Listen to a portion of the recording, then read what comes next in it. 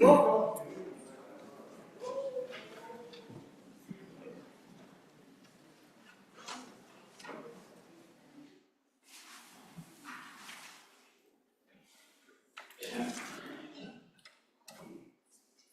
call for day 16, Monday, March 4th, 2024. Anderson? Here. Baldwin? Barlow? Present. Beitman? Boner? Bouchard? Brennan? Here. Case? Present. Cooper? Here.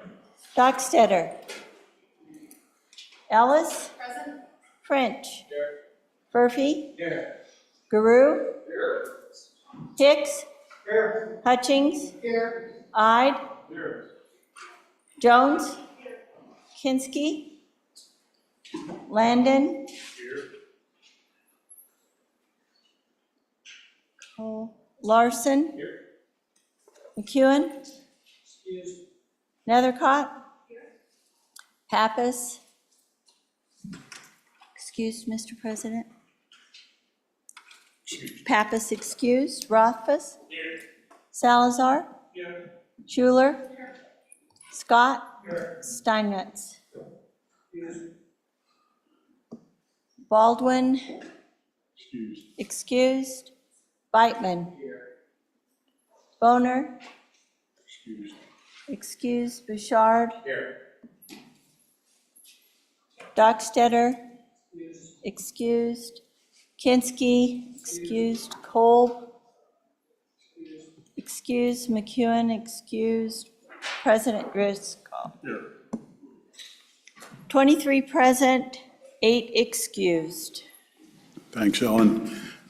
Chaplain today, Pastor Jake Merriman from Cheyenne Evangelical Free Church.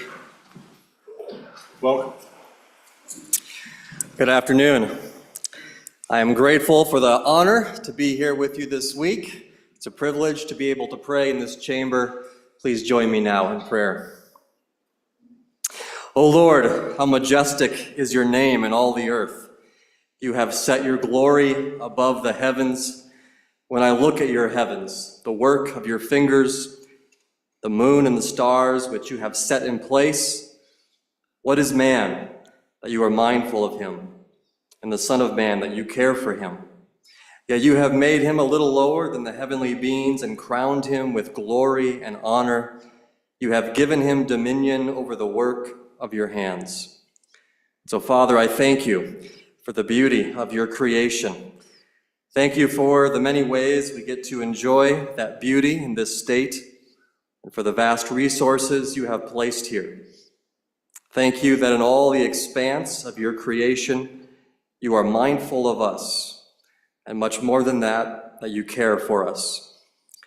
Thank you that though we are not worthy of it, you have given to us dominion over the works of your hands in order to reflect your dominion in this place. I recognize that this Senate is one of the ways that dominion is to be carried out. It is a great responsibility. I thank you for each member of this chamber who has taken on this responsibility. I lift them up to you and ask that you would grant to them wisdom, strength, honor, and resolve to be good stewards of all that you have entrusted to us for this time. Guide them to carry out their work in a manner that is pleasing to you. May the fruit of their work have the effect that your goodness would be experienced by the people of Wyoming through the duties carried out here. In Jesus' name I pray. Amen. Amen. Please join me in a moment of silence. Senator Landon, for your brother. And I don't know if you have a comment, but the body feels deeply. And if you'd like to say something, I'll put the mic on. If not, I'd ask everybody to join us in a moment of silence. I'm going to do that and then we'll do it. Mr. President, if you wanted to do a moment of silence, that would mean the world. I'd be happy to maybe do a privilege of the floor here in a minute or two, if that's okay. All right.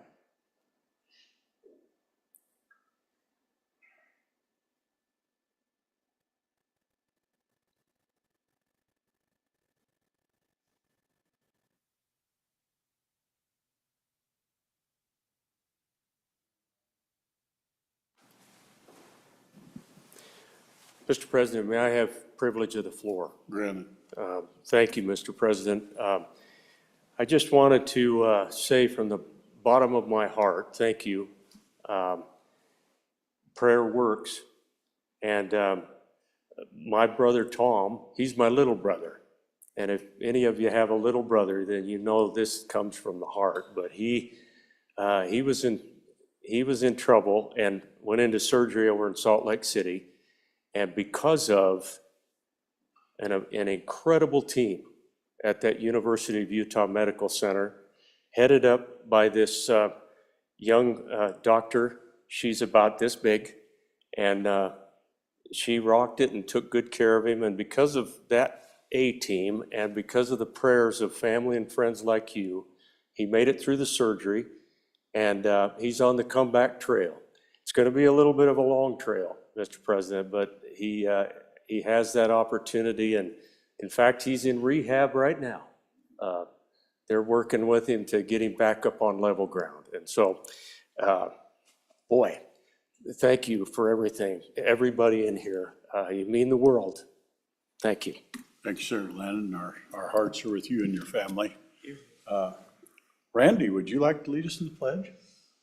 I pledge allegiance to the flag of the United States of America and to the republic for which it stands, one nation under God, indivisible, with liberty and justice for all.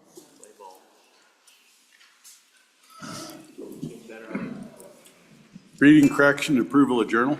Mr. President, your Journal Committee reports that the Journal of March 1, 2024 has been read and recommends that it be approved. Senator Larson, Chairman. Are there any objections? Being none, the report is adopted. Doctor of the day is Jody Cousins, MD, Family Medicine, Cheyenne. Is Jody back there? Looks like the other side, maybe. Okay. No nurse for the day. Today in Wyoming history, in 1886, Governor Warren authorized construction of a Capitol building as just approved by the legislature. Quote for the day, "Not everything that is faced can be changed, but nothing can be changed until it is faced." James Baldwin. This last day for bills to be reported out of committee in the second house. Budget bill adoption of JCC report deadline. Very good. And now we have a incredible special guest. This is a friend of mine, a friend of all yours, a great friend of Wyoming, kind of a piece of history. I've got a little piece to read, but we all know a lot more than that. Great honor and privilege to welcome back Senator Cynthia Lummis to the Wyoming Legislature. Prior to being elected to the U.S. Senate, she served 8 years to the U.S. Congress, 14 years in the Wyoming Legislature, and 8 years as Wyoming State Treasurer. She is currently a member of the Environment and Public Works Committee, Commerce, Science, and Transportation Committee, and in the Banking, Housing, and Urban Development Committee.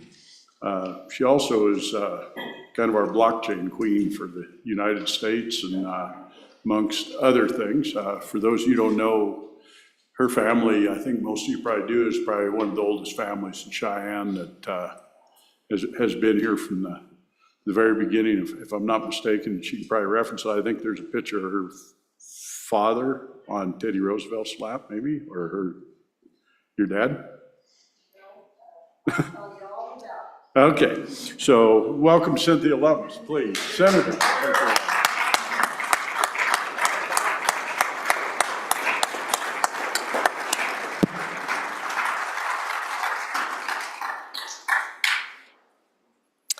Mr. President, may I have the privilege of the floor?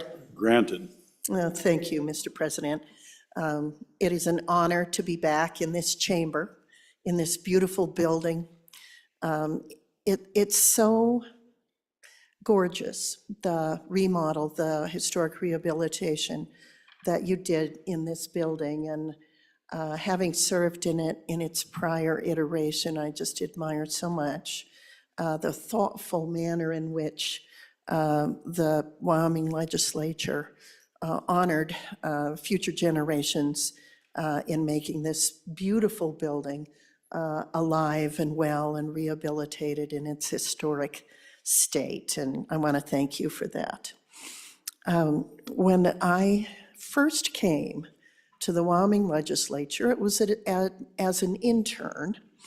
I needed an extra humanities credit to graduate in animal science from the University of Wyoming, and I found out you could get that credit by being an intern in the Wyoming legislature. So I came and interned. It was in 1976. It was the very first budget session ever, and I interned for the Senate Ag Committee. The chairman was a man named Earl Christensen, who was from Northwest Wyoming, and some of the other members were Don Kundal and Malcolm Wallop. And it was, they didn't know what to do with me because they didn't know what to do with themselves. They had, in that first budget session, they let the House start, and then the Senate just sort of twiddled their thumbs until the House passed a budget and sent it over here. Now you work simultaneously, which is much more efficient. But I fell in love with the place, and so I ran for the legislature, was elected. It was a year when there was probably post-Watergate backlash, in that in 1978, every single woman who ran in Laramie County was elected to office. So, you know, people were looking for non-traditional candidates, and I was certainly that.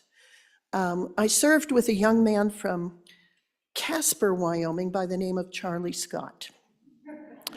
We were freshmen together, and seeing him here today and his continued presence in the history of our state is a great joy to me. Charlie, thank you for your many years of service and your thoughtful manner in which you apply common sense to the goals of our beloved state. And I also served with Cale Case. Is there anyone else here that I served with? I think now that you're the only two left that I served with. And I am delighted that so many thoughtful Wyoming people carry on the wonderful traditions of this state. I can tell you that what I learned, how I learned to legislate in this legislature, was the real deal. You actually legislate. Now, in Washington, it came as a big surprise to me that how difficult it is and how the rules are not followed. And when you don't follow the rules, things fall apart. The wheels come off. Truly, they do. And we are just now, this week, I'm heading back to Washington tomorrow, we will just now begin doing the appropriations bills that were supposed to be passed last September. But I do believe that in March, we will finally have appropriations bills passed, and we will be able to move forward. The Senate's tough these days. We have set a record for the United States. The Vice President of the United States has broken more ties in the last 3 years than ever in the history of the United States. And that just tells you how closely divided our government is. It's hard to get things done, but I'm having the opportunity to work on some things that are bipartisan. So if I might, Mr. President, I'd like to talk just about a few things that we're struggling with, that we're fighting against, and will continue to work against. The failure to export LNGs, liquid natural gas. We will continue to fight that. We will continue to fight not allowing natural gas stoves, being told what kind of refrigerators to have, what kind of dishwashers to have. It is a very strong environmental bent in the current administration that we're fighting back against. And the tide is a heavy weight on us, but we're all working together, especially your Wyoming delegation, John Barrasso and Harriet Hagan and me. We're also working to protect Wyoming's Second Amendment rights. I have filed amicus brief, friend of the court briefs in several cases before the US Supreme Court, including the one currently being discussed involving bump stocks being defined as machine guns. I led a amicus brief on that case with a dozen other members of the US Senate and filed in that case. We are monitoring several cases. We're also working as chairman of the Western Caucus in my particular case to protect Wyoming's natural resources.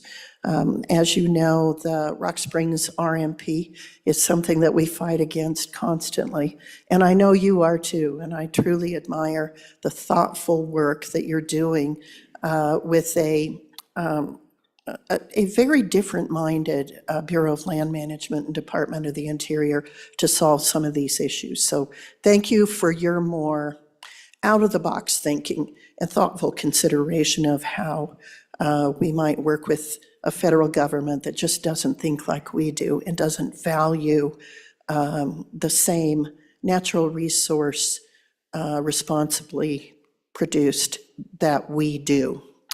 With regard to some things that are positive, I want to thank you for passing the bill that deals with nonprofit DAOs. That is another very far-reaching idea that the Wyoming legislature is putting through that will produce immediate results for businesses locating here and jobs locating here. As you know, I have teamed with Senator Kirsten Gillibrand of New York, who also is from a state that has a very robust state banking system. And so we have found that nexus as two states that are very thoughtful in the way they're moving forward on the digital asset front and on the state banking front to move into the future of banking, especially digitally platformed banking. And so she and I have the comprehensive digital asset bill and are moving forward with that to the extent that we can get some traction in a heavily divided Congress. But I can tell you that's one of those issues that's bipartisan. It's just not a partisan issue, and it's wonderful to work on things that are just not partisan to try and move into the 21st century of banking and recognizing what is a store of value, what is money, and what is a means of exchange. And we're seeing with, I think, Bitcoin's up around $66,000 for Bitcoin today, which is going to also contribute to the momentum that places Wyoming at the forefront in being a good home to the digital asset industry. This is your foresight. And I want to thank all of you that have been involved in crafting that very thoughtful and foresightful opportunity for Wyoming to move into the future. It will be followed very, very soon with artificial intelligence opportunities that we can't even imagine today. It's astounding. And one more thing, there's an opportunity for small and micro nuclear reactors, small modular nuclear reactors in this state that could help embed our ability to produce uranium with the opportunity to convert it, enrich it, and use it in a way that gives communities some options about how to use an important Wyoming resource and the human knowledge that is embedded in our state uniquely about how to use uranium in a way that is safe, thoughtful, environmentally sensitive. It's just going to be a big win-win for Wyoming. So I commend to your attention the opportunities that are coming for us there. And if I might say one more thing, Mr. President, I want you to consider, especially during the next year or two, the fact that you, as a state legislature, are going to grow in prominence as the federal government declines in prominence. I see the federal government exhausting itself. It has taken on responsibilities that the founders never contemplated it should have. And at the same time, it is shirking its duties to protect our border and other constitutionally mandated federal functions. We are leveraged to an unprecedented level.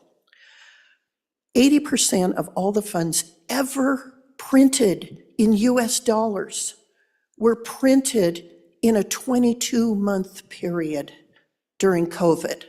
Let me say that again. 80% of all the US dollars that were ever printed in the history of our country were printed in 22 months during COVID. We're $34 trillion in debt.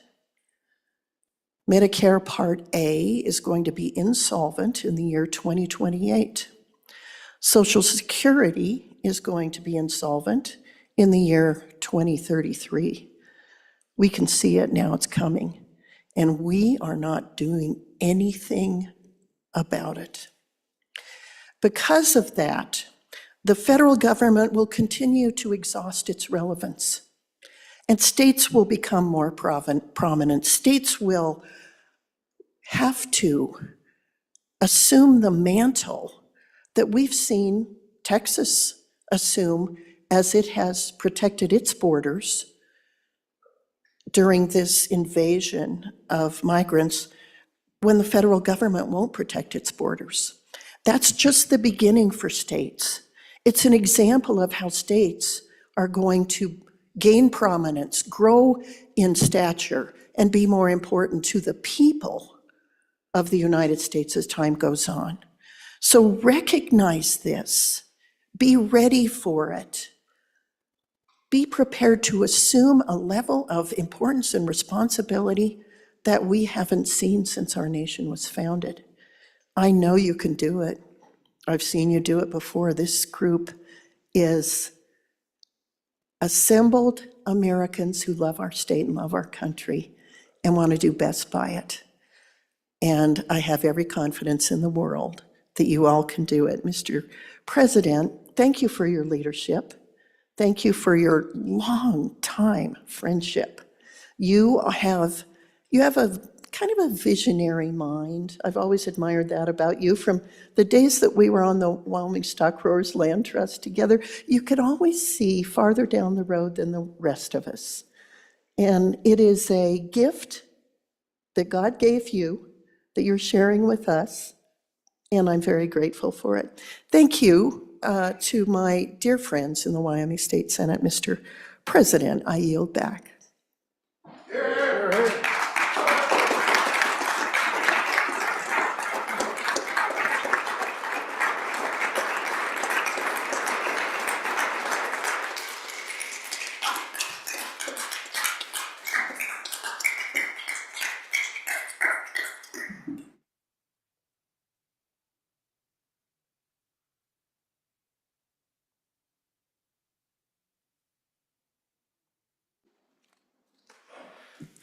Signing of enrolled acts.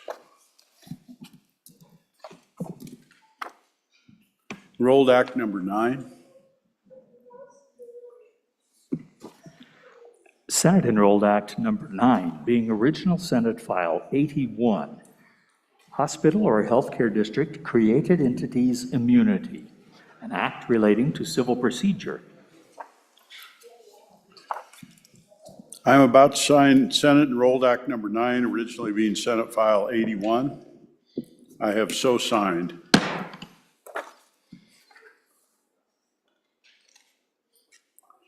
Senate Enrolled Act number 10. Senate Enrolled Act Number 10, being original Senate File 60, 2024 Large Project Funding, an act relating to the Wyoming Wildlife and Natural Resource Funding Act. I'm about to sign Senate Enrolled Act number 10, originally being Senate File number 60.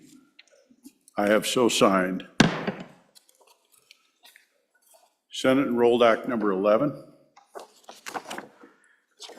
Senate Enrolled Act Number 11, being Original Senate File 59, Federal Unemployment Compensation Trust Fund Adjustment, an act relating to unemployment compensation. I am about to sign Senate Enrolled Act number 11, originally being Senate File 59. I have so signed. Senate Enrolled Act number 12. Senate Enrolled Act Number 12, being Original Senate File 58, Investment of State Unemployment Insurance Trust Fund, an act relating to unemployment compensation funds. I am about to sign Senate Enrolled Act number 12, originally being Senate File number 58. I have so signed.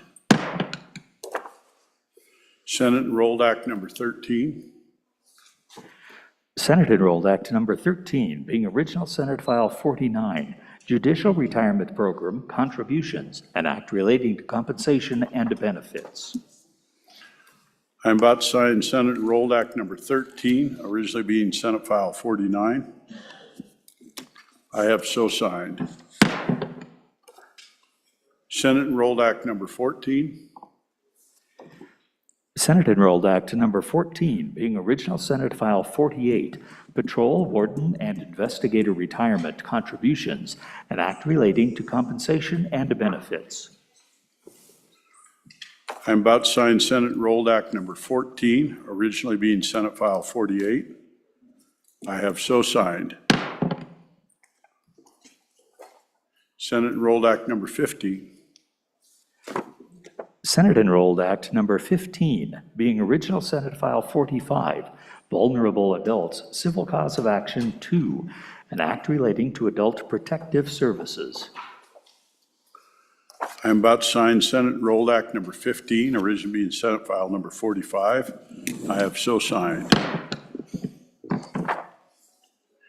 Senate Enrolled Act number 16. Senate Enrolled Act Number 16, being Original Senate File 38, Financial Reporting Amendments 2, an act relating to financial reporting to the Department of Audit. I'm about to sign Senate Enrolled Act number 16, originally being Senate File 38. I have so signed. Senate Enrolled Act number 17. Senate Enrolled Act Number 17, being Original Senate File 37, Indian Child Welfare Act Delinquency Amendments, an act relating to domestic relations. I am about to sign Senate Enrolled Act number 17, originally Senate File 37. I have so signed. Senate Enrolled Act number 18. Senate Enrolled Act Number 18, being Original Senate File 12, an act relating to hides and carcasses.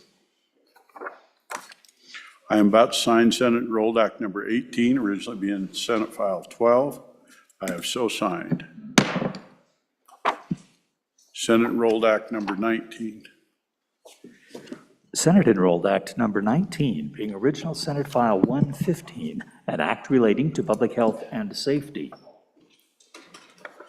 I am about to sign Senate Enrolled Act number 19, originally being Senate File 115. I have so signed. Senate Enrolled Act number 20. Senate Enrolled Act Number 20, being Original Senate File 79, an act relating to malt beverages. I'm about to sign Senate Enrolled Act number 20, originally being Senate File 79. I have so signed. Senate Enrolled Act number 21. Senate Enrolled Act Number 21, being Original Senate File 66, an act relating to water. I am about to sign Senate Enrolled Act number 21, originally being Senate File 66. I have so signed. Senate Enrolled Act number 22.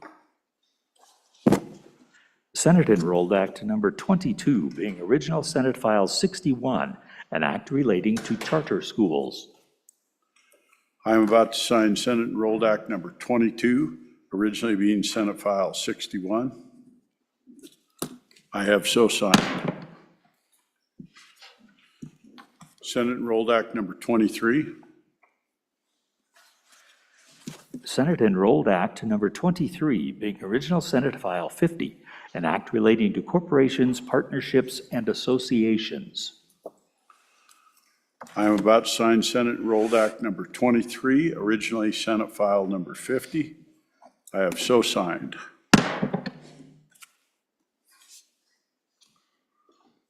Senate Enrolled Act number 24. Senate Enrolled Act number 24, an act relating to hemp production and controlled substances. I am about to sign Senate Enrolled Act number 24, originally being Senate File number 32. I have so signed. House Enrolled Act number 27. House Enrolled Act number 27, being original House Bill 67, an act relating to state lands. I am about to sign House Enrolled Act number 67. I'm about to sign House Enrolled Act number 27, originally being House Bill 67. I have so signed. House Enrolled Act number 28. House Enrolled Act number 28, being original House Bill 86, an act relating to personal property liens. I am about to sign House Enrolled Act number 28, originally being House Bill 86. I have so signed. House Enrolled Act number 29. House Enrolled Act number 29, being original House Bill 70, Local Government Distributions, an act relating to local government funding. I am about to sign House Enrolled Act number 29, originally being House Bill 70. I have so signed. House Enrolled Act number 30. House Enrolled Act number 30, being original House Bill 64, Fire Prevention and Electrical Safety Amendments, an act relating to public health and safety.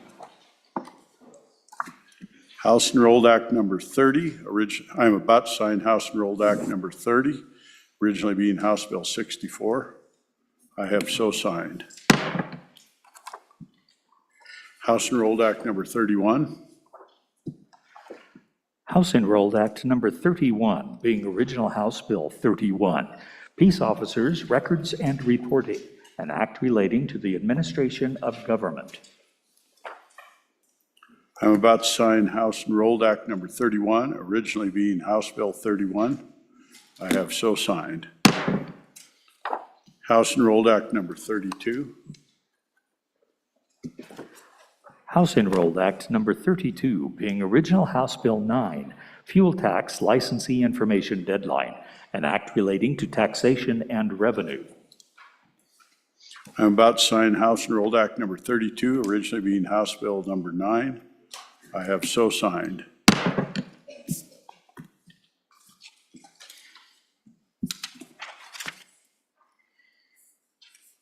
Messages from the House. From the House of Representatives, Message 216, third reading passed. March 4, 2024. Mr. President, the following bills passed the House on third reading by the votes indicated. Senate File number 32, Hemp Limitations on Psychoactive Substances, ayes 52, noes 8, excused 2. Message number 218, March 4, 2024. Mr. President, Senate File 50, Unincorporated Nonprofit DAOs, ayes 50, noes 10, excused 2. Message number 219, Senate File 61, Education Charter School Amendments, ayes 60, excused 2. Message number 220, Senate File 66, Water Exchange Amendments, ayes 60, excused 2. Message number 221, Senate File 79, Malt Beverage Franchise Agreements, ayes 60, excused 2. Message number 225, March 4, 2024. Senate File 115, Behavioral Health Redesign Amendments. Ayes 38, noes 22, excused 2. Message number 224, March 4, 2024. Mr. President, Senate File 70, Investment Modernization State Non-Permanent Funds 2, passed the House on third reading. Ayes 36, noes 24, excused 2. Message number 211, concurrence requested, March 1, 2024. Mr. President, Senate File 67, Public Employee Retirement Plan, passed the House on third reading in an amended form. House respectfully requests the Senate to occur by adopting amendments. Ayes 39, noes 19, excused 4. Message number 205, concurrence requested, March 1, 2024. Mr. President, Senate File 47, Law Enforcement Retirement Contributions, passed the House on third reading in an amended form. Ayes 43, noes 15, excused 4. House respectfully asks the Senate to concur. Message number 201, March 1, 2024. Mr. President, Senate File 18, Indian Child Welfare Act Safe Haven Amendments, passed the House on third reading in an amended form. Ayes 56, noes 2, excused 4. The House respectfully asks Senate to concur. Message number 208, March 1, 2024. Mr. President, Senate File 55, Board of Equalization, Questions Before the Board, failed to pass the House third reading. Ayes 30, noes 28, excused 4. Message number 200, March 1, 2024. Mr. President, Senate File 12, Meat Processing Plants, Hides and Carcasses, passed the House. Ayes 57, noes 1, excused 4. Message number 202, March 1, 2024. Mr. President, the following bills passed the House on third reading by the votes indicated. Senate File number 37, Indian Child Welfare Act Delinquency Amendments. Ayes 58, excused 4. Message number 203, Senate File 38, Financial Reporting Amendments 2. Ayes 58, excused 4. Message number 204, Senate File 45, Vulnerable Adults Civil Cause of Action 2. Ayes 56, noes 2, excused 4. Message number 206, Senate File 48, Patrol, Warden, and Investigator Retirement Contributions. Ayes 44, noes 14, excused 4. Message number 207, Senate File 49, Judicial Retirement Program Contributions. Ayes 42, noes 16, excused 4. Message number 209, Senate File 58, Investment of State Unemployment Insurance Trust Fund. Ayes 52, noes 6, excused 4. Message number 210, Senate File 59, Federal Unemployment Compensation Trust Fund Adjustment. Ayes 55, noes 3, excused 4. Message number 212, Senate File 81, Hospital or Healthcare District Created Entities Immunity. Ayes 37, noes 21, excused 4. Message number 213, Senate File 60, 2024 Large Project Funding. Ayes 49, noes 9, excused 4. Message number 201, March 1, 2024. Mr. President, Senate File 18, Indian Child Welfare Act Safe Haven Amendments, passed the House on third reading in amended form. Ayes 56, noes 2, excused 4. The House respectfully asks the Senate to concur. Message number 205, March 1, 2024. Senate File 47, Law Enforcement Retirement Contributions, passed the House in an amended form. Ayes 43, noes 15, excused 4. The House respectfully asks the Senate to concur. Message number 211, March 1, 2024. Mr. President, Senate File 67, Public Employee Retirement Plan, passed the House on third reading in an amended form. Ayes 39, noes 19, excused 4. The House respectfully asks the Senate to concur. Message number 215, March 4, 2024. Mr. President, Senate File 22, Public Service Commission Electricity Reliability, passed the House in third reading in an amended form. Ayes 60, excused 2. House respectfully asks the Senate to concur. Message number 214, March 4, 2024. Mr. President, Senate File 14, State Fair Board Powers and Responsibilities, passed the House on third reading in an amended form. Ayes 60, excused 2. The House respectfully asks the Senate to concur. March 4, 2024, message number 222, Senate File 7, Behavioral Health Redesign Vulnerable Adults, passed the House on third reading in an amended form. Ayes 38, noes 22, excused 2. The House respectfully asks the Senate to concur. Message number 223, March 4, 2024. Senate File 44, Limited Mining Operations Amendments, passed the House on third reading in an amended form. Ayes 38, noes 20, excused 4. The House respectfully asks the Senate to concur. March 4, 2024, message number 217, Mr. President, Senate File 34, Sex Offender Registration, Registrable Offenses, passed the House on third reading in an amended form. Ayes 60, excused 2. The House respectfully asks the Senate to concur by adopting amendments. Signed, Katie Talbot, House Chief Clerk. Thank you, Randy. Senator Barlow. Mr. President, can I have the privilege of the floor?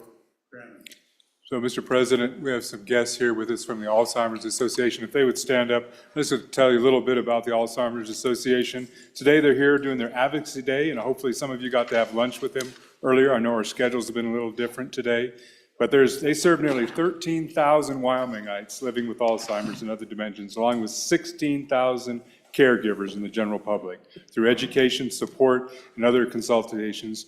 Ladies and gentlemen, I'm so pleased to have them here with us today. Please welcome the Alzheimer's Association of Wyoming. Thank you.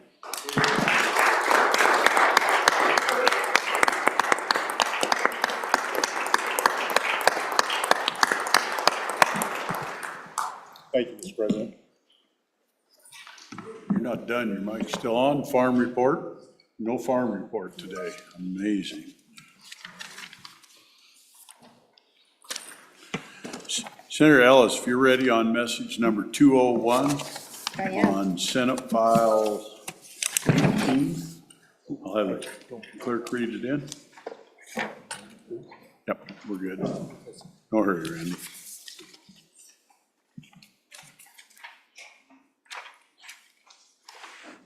Message number 201, referencing Senate File 18, Indian Child Welfare Act, Safe Haven Amendments. Senator Ellis. Thank you, Mr. Chairman. I would move concurrence on message number 201 to Senate File 18. And I ask you to vote aye. Senators, this, you'll recall, is the Indian Child Welfare Act Safe Haven Amendments Bill, where we are just asking our safe haven providers to, when they receive a child, to ask if the person relinquishing the child is aware if the child has any Native ancestry.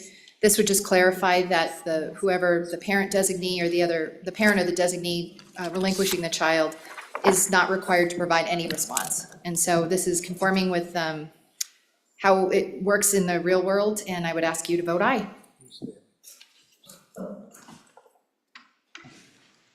Thank you, Senator Ellis. The motion is the Senate do concur on Senate File 18 and vote aye. Chief Clerk will call the roll. Concurrence vote, Senate File 18. Roll call, Anderson. Aye. Baldwin. Aye. Barlow. Aye. Beitman. Aye. Bonard. Aye. Bouchard. Brennan. Aye. Case. Aye. Cooper. Aye. Dockstetter. Aye. Ellis. Aye. French. Aye. Murphy. Aye. Guru. Aye. Hicks. Aye. Hutchings. Aye. Ide. Aye. Jones. Aye. Kinski. Kolb. Aye. Landon. Aye. Larson. McEwen. Nethercott. I, Pappas. Excused, Rothfuss. I, Salazar. Excuse. Excused, Schuler. I, Scott. I, Steinmetz. I, Bouchard, excused. Larson, excused. President Driscoll. Aye. Aye. Closing vote. Closing. Vote closed. Senate File 18, 25 aye, 6 excused. By your vote, you have concurred on Senate File 18, Indian Child Welfare Act Safe Haven Amendments.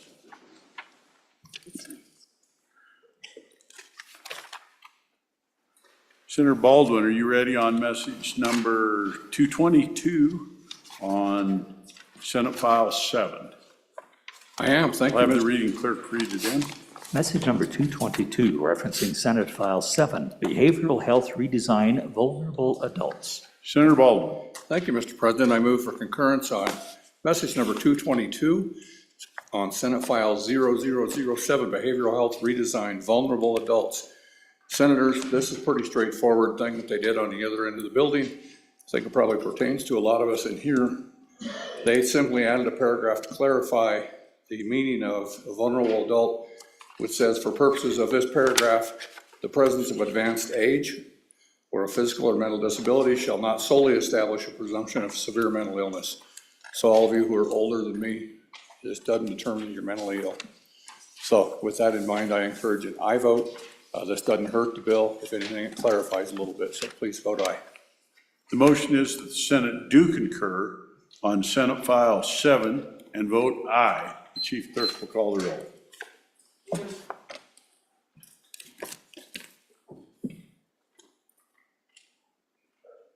Concurrence vote, Senate File 7. Anderson? Aye. Aye. Baldwin? Aye. Aye. Barlow? Aye. Beitman? Aye. Boner? Aye. Bouchard, excused. Brennan? Aye.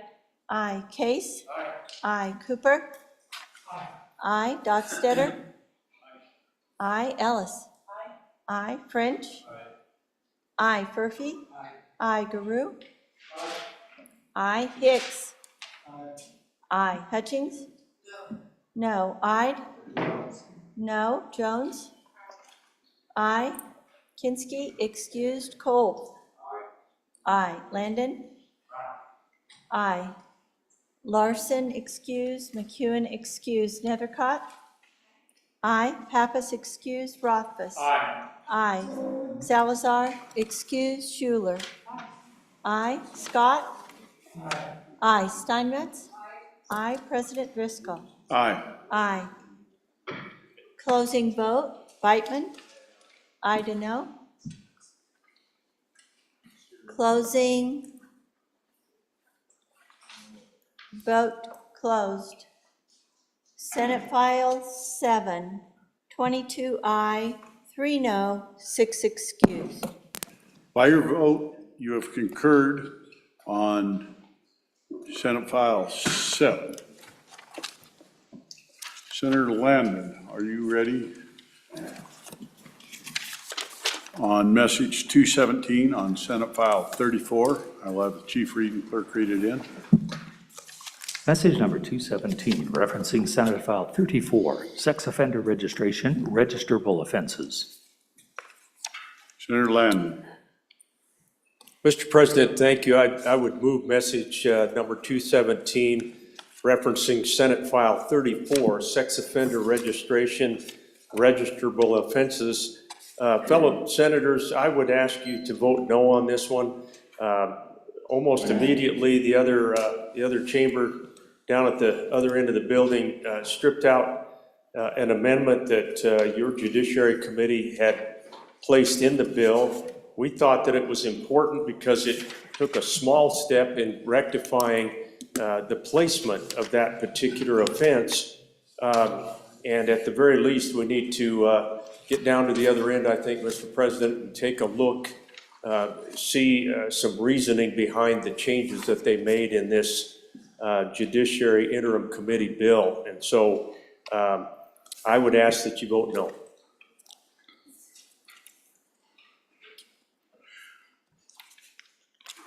The motion is that the Senate do concur on Senate File 34 and vote no. Chief Clerk will please call the roll.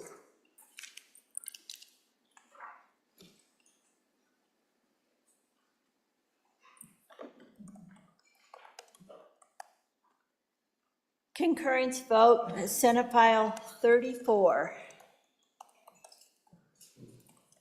Roll call, Anderson? No. No. Baldwin? No. No. Barlow? Nope. No. Beitman? No. Boner? No. No. Bouchard, excused. Brennan? No. No. Case? No. No. Cooper? No. Dockstetter? No. Ellis? No. No. French? No. Furphy? No. Guru? No. No. Hicks? No. No. Hutchings? No. No. Ide? No. No. Jones? No. Kinski, excuse. Cole? No. No. Landon? No. No. Larson? Excuse. McEwen, excuse. Nethercott? Aye. Pappas? Excused. Rothfuss? No. No. Salazar, excuse. Schuler? No. Scott? No. Steinmetz? No.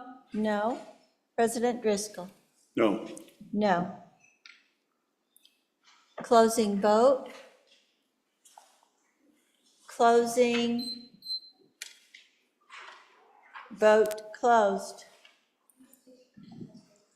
Senate File 34, 1 aye, 24 no, 6 excused. By your vote, you have failed to concur on Senate File 34. Joint Conference Committee will be Landon Chair, Nethercott, and Case. Have fun. Whoop. Game on. Game on.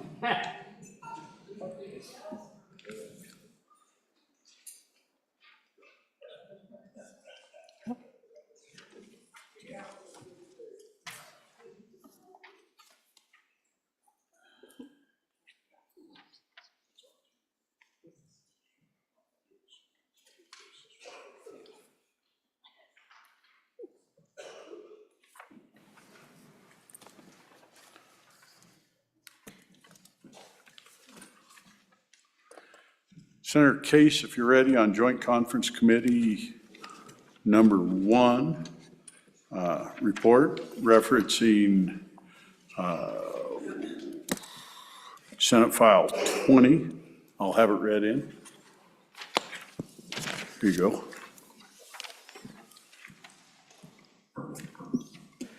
Joint Conference Committee report on referencing Senate File 20, electricity rates for costs that do not benefit Wyoming, referencing House Message Number 184. Signed, Representatives Olson, Haroldson, and Wiley. Senators Case, Anderson, and Rothfuss. Senator Case. Thank you very much, Mr. President. I would move the Joint Conference Committee report, number 1 for Senate File 20, electricity rates for costs that do not benefit Wyoming. We had a pretty tough committee, and but we actually did not meet, but we brought them to their knees, Mr. President, because we said that we would accept their effective immediately date, but we had to change one of their shalls to a may. And it was an important change in the sense of the legality of public utility law, where if we're not careful, we can get into having a takings. And so we were reinforced on our side by folks from downstairs and the agency. And as you can see, even the House member that made the amendment, the change over there, was forced to sign. He was in tears, Mr. President, but everybody signed this, and let's go for it. Ask for your aye vote. Even Anderson signed, Mr. President.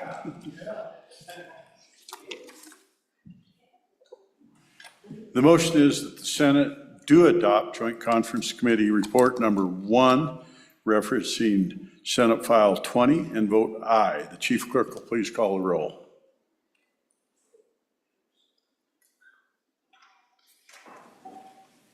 Senate File 20, Joint Conference Committee Report Number 1, roll call. Anderson? Aye. Baldwin?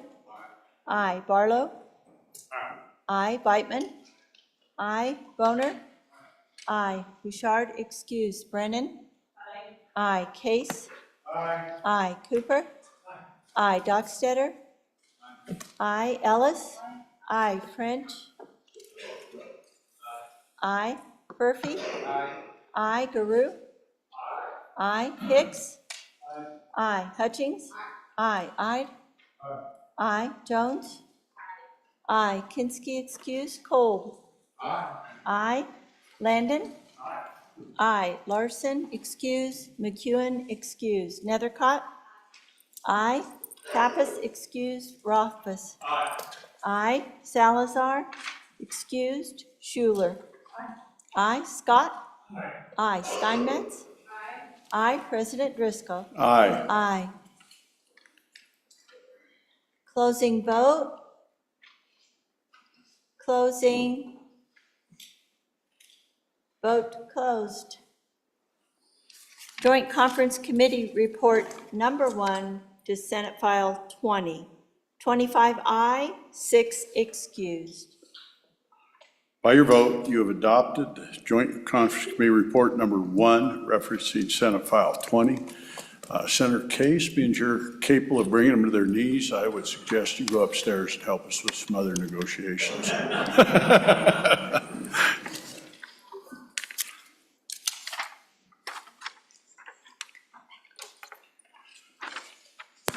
Senator Hicks, if you're ready on Joint Conference Committee Report Number 1, referencing House Bill, Senate File Number 2. Chief Clerk, will read it in. Joint Conference Committee Report Number 1, referencing Senate File 2, Legislative Budget, reference House Message Number 185. Senator Hicks.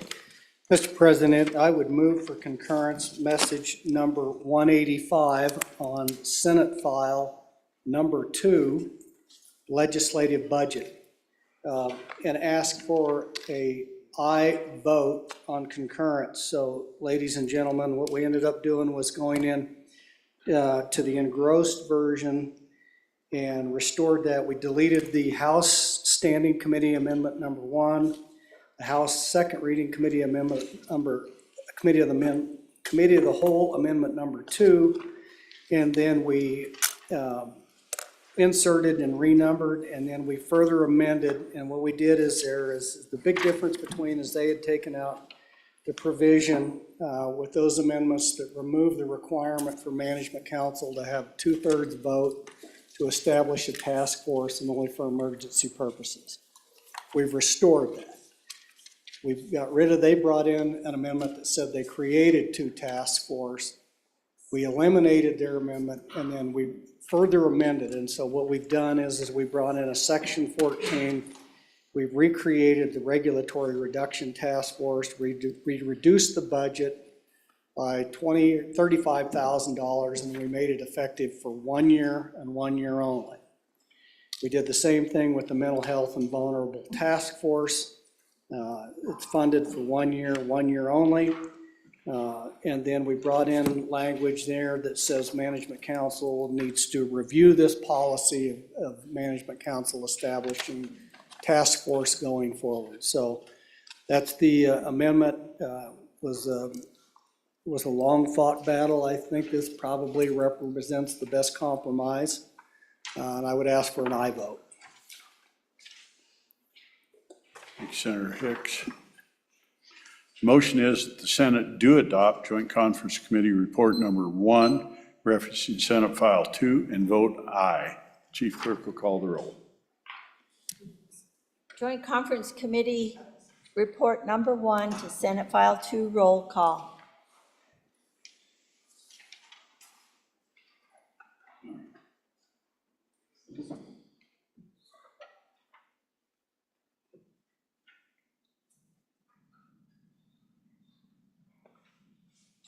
Anderson? I. Baldwin? I. Barlow? I. Beitman? I. Boner? I. Bouchard, excuse. Brennan? I. Case? No. Cooper? I. Dockstetter?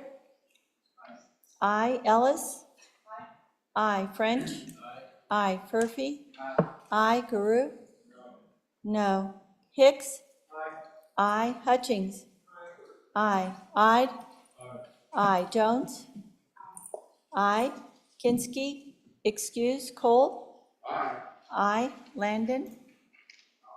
I. Larson, excused. McEwen, excused. Nethercott? I. Pappas, excused. Rothfuss? I. Salazar, excused. Schuler? I. Scott? No. Steinmetz? No. President Driscoll? Aye. Aye. Closing vote? Aye. Aye to no. Hutchings, aye to no. Closing. Vote closed. Joint Conference Committee Report Number 1 to Senate File 2, 19 aye, 16 no, 6 excused. By your vote, you have adopted Joint Conference Committee.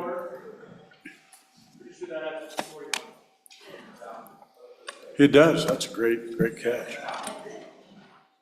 19 aye, 6 no, 6 excused. 16 noes was a good try. Did though. I say 6? Still prevailed. By your vote, you have adopted the Joint Conference Committee Report Number 1 on Senate File 2.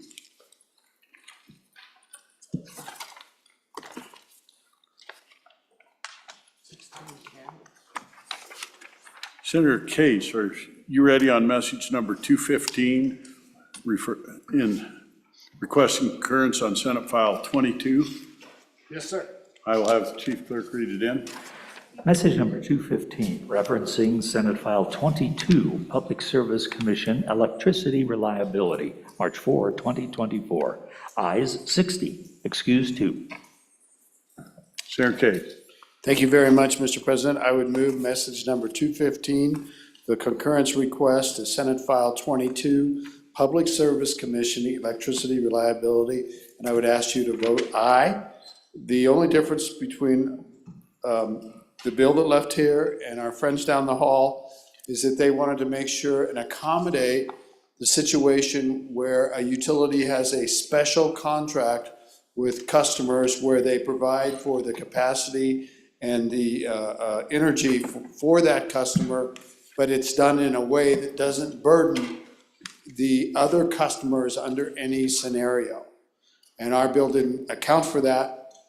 And this makes that possible so that utilities can still make a special arrangement with customers that might want a particular type of power that may not be that reliable, but yet that customer will bear all of the costs and suffer all the consequences of their choice.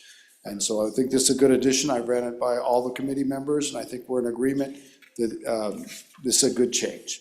Thank you, Mr. President. Ask you to vote aye.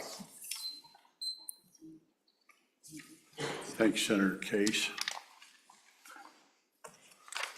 The motion is the Senate do concur on Senate File 22 and vote aye. The Chief Clerk will call the roll. Concurrent Senate File 22 roll call vote. Anderson? Aye. Baldwin? Aye. Barlow? Aye. Beitman? No. Boner? Aye. Bouchard, excuse. Brennan? Aye. Case? Aye. Cooper? Aye. Dockstetter? Aye. Ellis? Aye. French? Aye. Furphy? Aye. Guru? Aye. Hicks? Aye. Hutchings? Aye. Ide? Aye. Jones? Aye. Kinsky, excuse. Cole? Aye. Landon?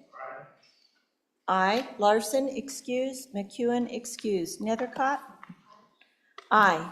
Pappas, excuse. Rothbus? Aye. Salazar, excuse. Schuler? Aye. Scott? Aye. Steinmetz? Aye. President Driscoll? Aye. Aye. Closing vote. Closing. Vote closed. Senate File 22 concurrence, 24 aye, 1 no, 6 excused. By your vote, you have concurred on Senate File 22. Reports from standing committees. March 1, 2024, Mr. President, Committee Number 9, Minerals, Business, and Economic Development, to whom was referred House Joint Resolution 3 engrossed, support for local input in federal rulemaking. Respectfully report same back to the Senate with the recommendation that it do pass amended. Ayes, Senators Cooper, Dockstader, Ellis, and Jones. No, Senator Rothfuss. Senator Dockstader, Chairman.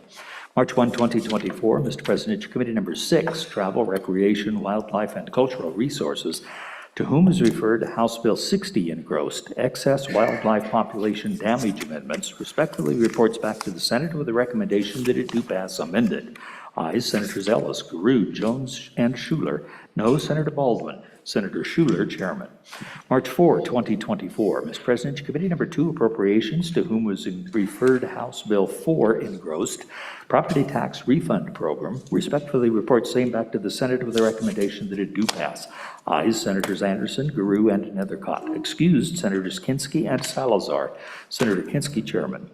March 4, 2024, Mr. President, Committee Number 2, Appropriations, to whom was referred House Bill 58, Forensic Genetic Genealogy Pilot Program, respectfully report same back to the Senate with a recommendation that it do pass. Ayes, Senators Anderson, Guru, and Nethercott. Excused, Senators Kinski and Salazar. Senator Kinski, Chairman. March 4, 2024, Mr. President, Committee Number 2, Appropriations, to whom was referred House Bill 29 engrossed, Cold Case Database and Investigations, respectfully report same back to the Senate with a recommendation that it do pass. Ayes, Senators Anderson, Guru, and Nethercott. Excused, Senators Kinski and Salazar. Senator Kinski, Chairman. March 4, 2024, Mr. President, Committee Number 1, Judiciary, to whom was referred House Bill 90, Newborn Child Safe Havens, Age of Child, respectfully report same back to the Senate with the recommendation that it do pass. Ayes, Senators Case, Cooper, Furphy, Landon, and Schuler. Senator Landon, Chairman. March 4, 2024, Mr. President, Committee Number 1, Judiciary, to whom was referred House Bill 92, Protection of Parental Rights, respectfully report same back to the Senate with the recommendation that it do pass amended. Ayes, Senators Case, Cooper, Furphy, Landon, and Schuler. Senator Landon, Chairman. March 4, 2024, Mr. President, Committee Number 2, Appropriations, to whom was referred House Bill 166 engrossed, Education Savings Accounts 1, respectfully report same back to the Senate with a recommendation that it do pass amended. Ayes, Senators Anderson, Guru, and Nethercott. Excused, Senators Kinski and Salazar. Senator Kinski, Chairman. March 4, 2024, Mr. President, Committee Number 1, Judiciary, to whom was referred House Bill 134 engrossed, Property Tax Deferral Program Amendments, respectfully report same back to the Senate with a recommendation that it do pass amended. Ayes, Senators Case, Cooper, Landon, and Schuler. No, Senator Furphy. Senator Landon, Chairman. Thank you, Randy. Senator Schuler. Thank you, Mr. President. I was asked that House Bill 60 be referred to appropriations. Without objection, so ordered. Senator Landon. Mr. President, I would ask that House Bill 134, Property Tax Deferral Program Amendments, be re-referred to appropriations. Without objection, so ordered. Bills on second reading. House Bill 43, second reading of the House Bill. House Bill 43, State Forestry Good Neighbor Position, sponsored by S-Farm, an act relating to state lands.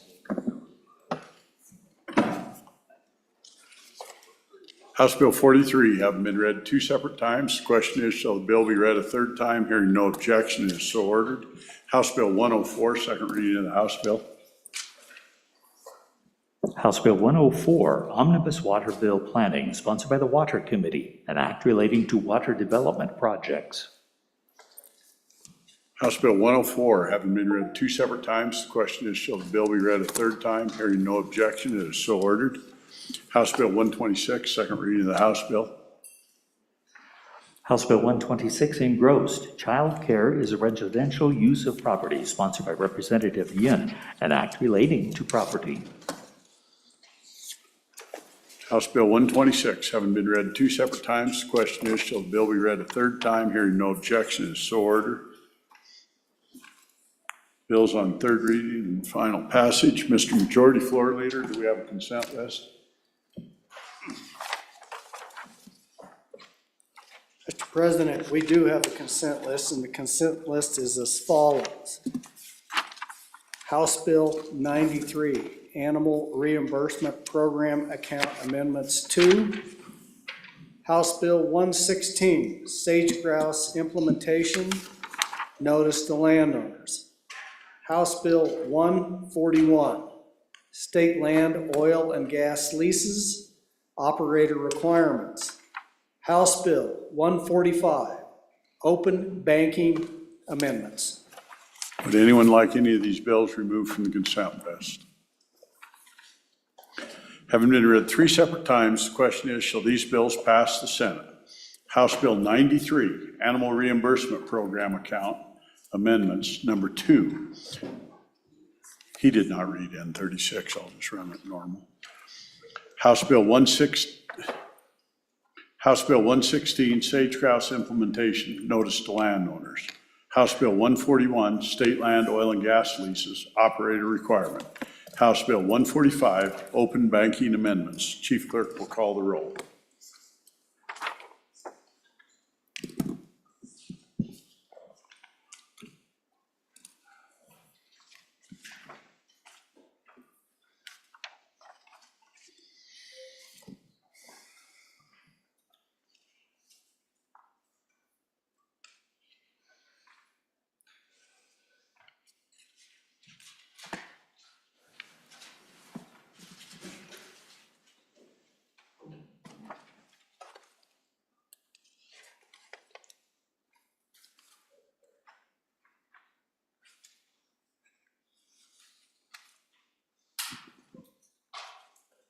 On the consent list, Anderson.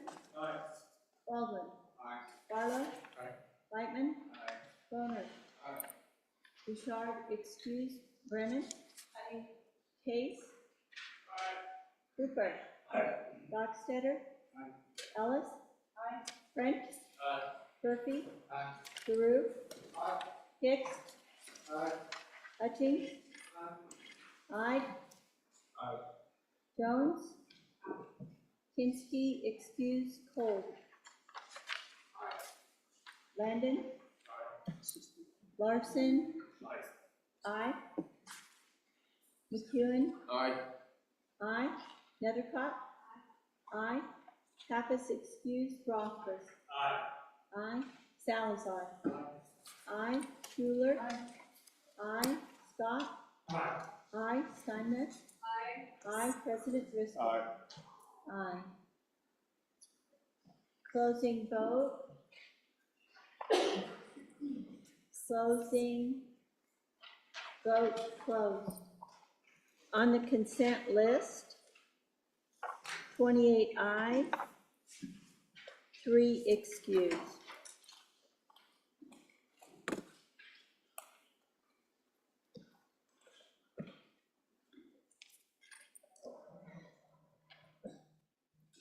Senate File 93. Are there any changes? Closing vote. Closing vote closed. Senate File 93, 28 aye, 3 excused.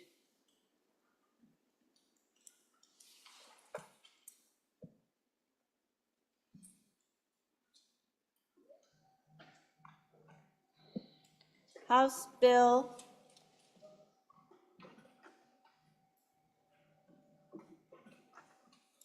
116. Are there any changes? Closing vote. Closing. Vote closed.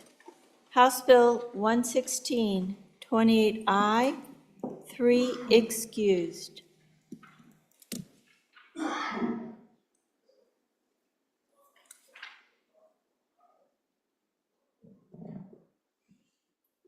House Bill 141. Are there any changes? Rothfuss, I to no. Barlow? No. Case? No. Closing vote. Closing. Vote closed. House Bill 141, 25 aye, 3 no, 3 excused.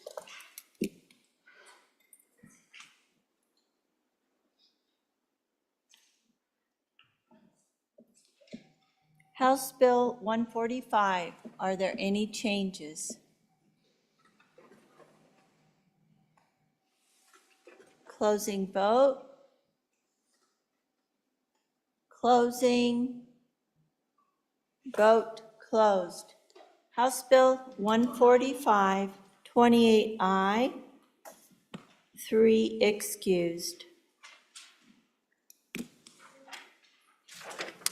Having received the affirmative vote of the majority of members elected to the Senate, House Bill 93, Animal Reimbursement Program Account Amendments, number 2, House Bill 116, Sage Grouse Implementation, Notice to Landowners, House Bill 141, State Land, Oil and Gas Leases, Operator Requirement, and House Bill 145, Open Banking Amendments have passed the Senate.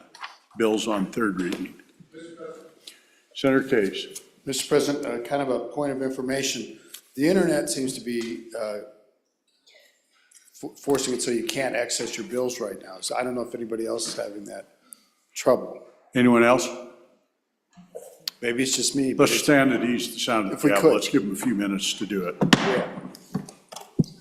It's just turning its brain.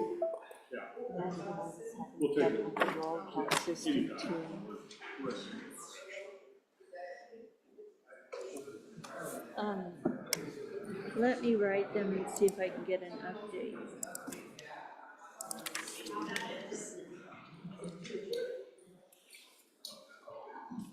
I think we want to reject this. I'm trying to remember the procedure when we reject. You just give this back to me, and it's a no, I assume, because you've got some names written down there? Okay, so you can keep the concurrence request, because you'll need that. And then I'm gonna put no on here for the president.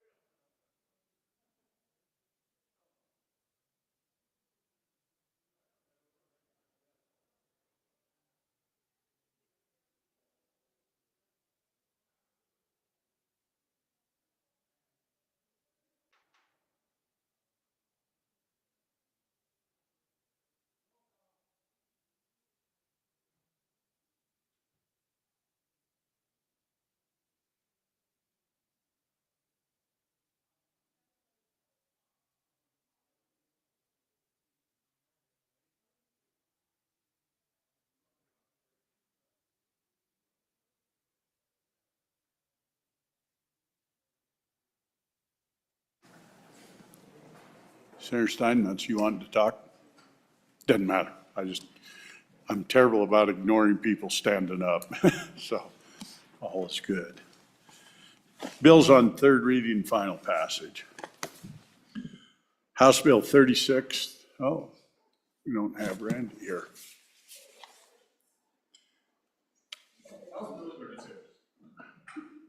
You want to be the reader? Senator Barlow, you'd be a great reader. House Bill 36, third reading of the House Bill. House Bill 36, engrossed, Natural Resource Protection Act, sponsored by S-Farm, an act relating to protection of constitutional rights.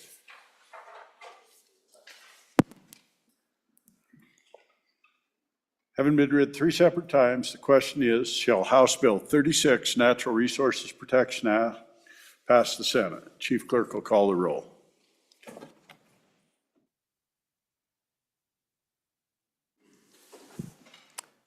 House Bill 36, third reading, roll call. Anderson? Aye. Baldwin?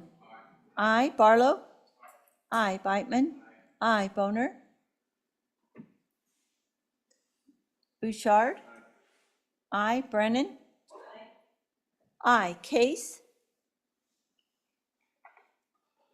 Excused. Cooper?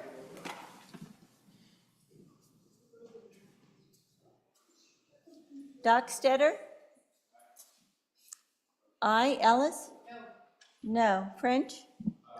Aye. Furphy? Aye. Guru? No. Hicks? Aye. Hutchings? Aye. Ide? Aye. Jones? Excused. Kinski excused. Cole? Landon? Aye. Larson? Excused. McEwen? Aye. Nethercott? No. Pappas excused. Rothfuss? No. Salazar? Aye. Schuler? Aye. Scott? Aye. Steinmetz? Aye. Salazar? Aye. Cole? Aye. Boner? Aye. Cooper? Excused. Excused. Larson? Aye. President Driscoll? Case? Case, no. No. President Driscoll? Aye. Aye. Jones? Aye. Closing vote. Closing. Vote closed. House Bill 36, 23 aye, 5 no, 3 excused. Having received the affirmative vote of the majority of the members elected to the Senate, House Bill 36, Natural Resource Protection Act, has passed the Senate. House Bill 75, third reading of the House Bill. House Bill 75, engrossed, Public Property Amendment, sponsored by the Appropriations Committee, an act relating to public property and buildings. There is an amendment. Can we have the amendment read in, please? House Bill 75, third reading amendment number 1 to engrossed copy, corrected copy. Page 8 after line 10, insert. Senator Nethercott. Thank you, Mr. President. I move third reading amendment number 1 to House Bill 75, corrected copy, and ask for your favorable consideration. Good senators, what this does is provide some additional clarifying language for this really good bill. And you can see there we insert into what is considered the campus site map to include roads or streets, which would be part of the infrastructure and planning. So I just want to make sure that roads get to be included as part of the overall maintenance of the institution. Then we are striking on page 21, lines 1 through 5. That is new language that has been added into our statutes regarding public contracting. It doesn't quite work for how that practice is currently required under different areas of our statutes and how it serves the public's interest to get the lowest bidder as well. Then we provide some additional clarifying language regarding major maintenance versus renovation to provide clarification regarding some similar language associated with that, particularly as it applies to systems maintenance, to make sure that there's a distinguishing feature of when you're modernizing some system maintenance versus when you are fully modernizing it and replacing it. So just so we know when the funds would apply, just clarification there under the two separate sections in the statute that are fairly similar. That language there in the big, on the amendment page, on lines 17 through 24, that is how the statute currently reads, so nothing is being changed there. This is just kind of cleanup in how the statute reads from this bill in restructuring it in a way that's consistent with current statute. So even though that looks in that Romanet A like a lot is going on there, it's actually current statute. And then on page 21, we're adding the additional language there to include that an emergency contracting can occur for public work when when there's something that's endangering the health, welfare, or safety of the public, or needed to protect public property. More often than not, if you're needing to contract for public work, you're dealing with protecting of the property as opposed to people. But just adding that clarifying language. Happy to stand for questions and asking for your favorable consideration. Further discussion on the amendment? Seeing none. For voting on third reading amendment number 1 to House Bill 75, all in favor say aye. Aye. Those opposed, no. Third reading amendment number 1 to House Bill 75 is passed the Senate. We are back on the bill. Seeing no discussion. Senator Rothfuss. Thank you, Mr. President. Mr. President, I have concerns with this bill. We talked about it in committee of the whole, and I just wanted to reiterate some of those concerns. This is an awful lot of additional bureaucratic requirements, reporting, keeping track of things, to file reports.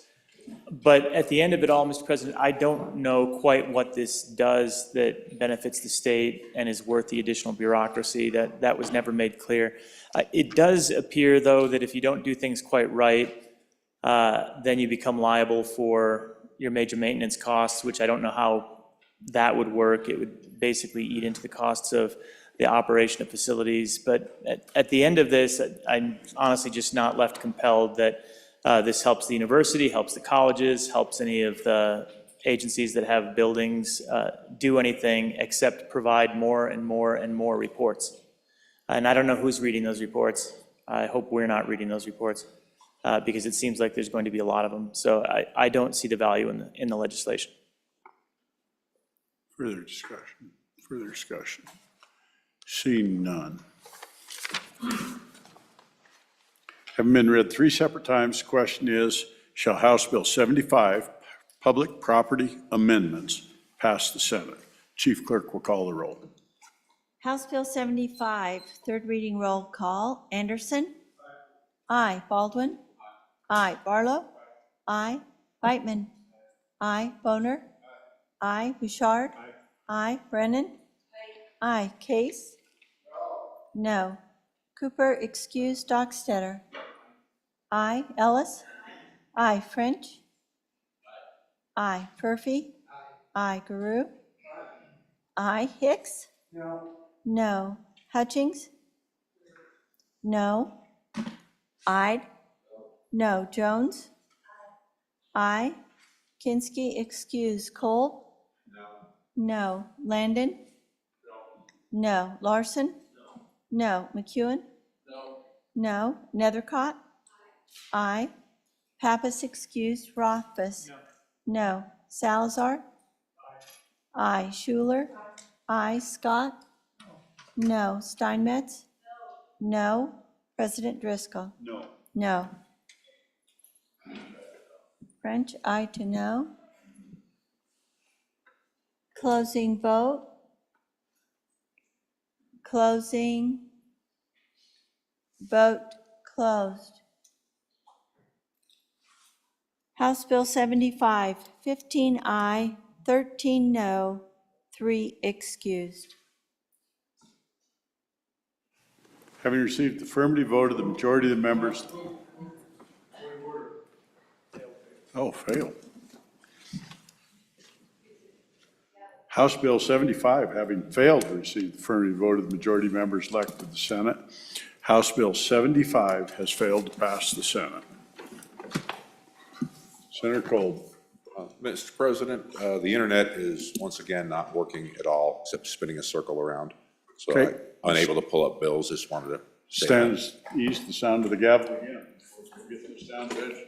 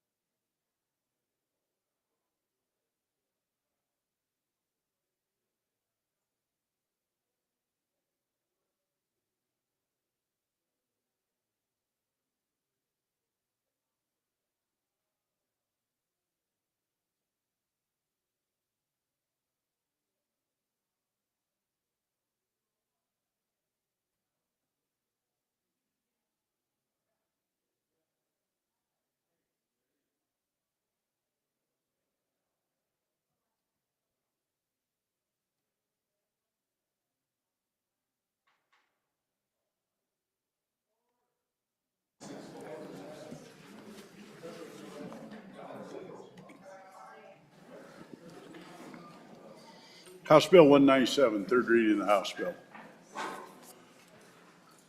House Bill 197, Sales Tax Administration Revision, sponsored by Representative Harshman, an act relating to sales Move tax. That's 197, engrossed. Senator Biden. Thank you, Mr. President. Without objection, I would ask that House Bill 197 be laid back for an additional day. Well, that saves time. Without objection, House Bill 197 is laid back for one day. Thanks.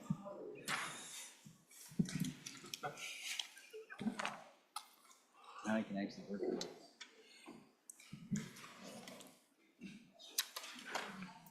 Senator Dockstetter, if you're ready on message number 223 on Senate File 44, I'll have that read in. Yes, Mr. President. Message number 223, referencing Senate File 44, Limited Mining Operations Amendments. Yes, Mr. President, I move message 223, Senate File 44, and ask the body to vote no. There's a lot of tinkering around after we sent it down that way. We need to have some people around the table and figure out just exactly what they did, and I ask for your no vote on that.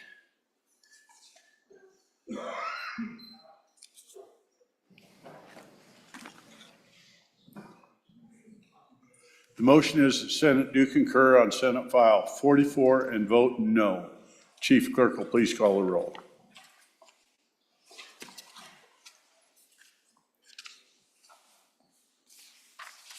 Senate File 44, concurrence roll call. Anderson? No. No. Baldwin? Nope. No. Barlow? No. Beitman? No. Boner? No. Bouchard? Brennan? No. No. Case? No. No. Cooper? Cooper? No. Dockstetter? No. No. Ellis? No. French? No. Furphy? No. Guru? No. Hicks? No. Hutchings? No. Ide? No. Jones? No. Kinsky, excuse. Cole? No. Landon? No. Larson? McEwen? Nethercott? No.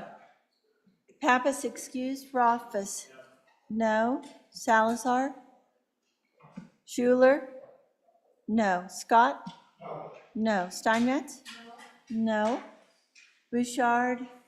Excused, Mr. President. Excused. Larson? Excused. McEwen? Excused. Salazar? Excused. President Driscoll? No. No. Closing vote. Closing. Vote closed. Senate File 44, concurrence. 0 ayes, 25 noes, 6 excused. By your vote, you have failed to concur on Senate File 44. Conference Committee, Cooper Chair, Ellis, and Jones.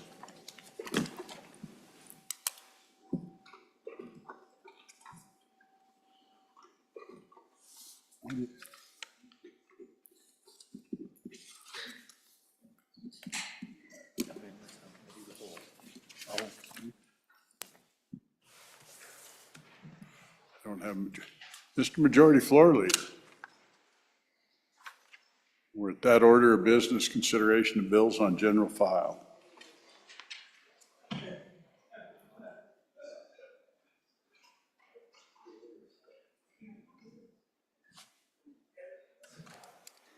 Mr. President, I move the Senate resolve itself into committee of the whole.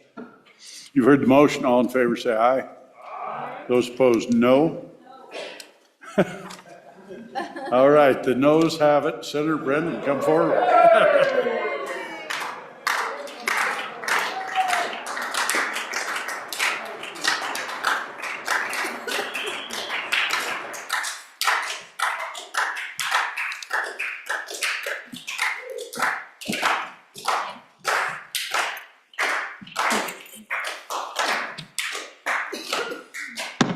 The Committee of the Whole will please come to order.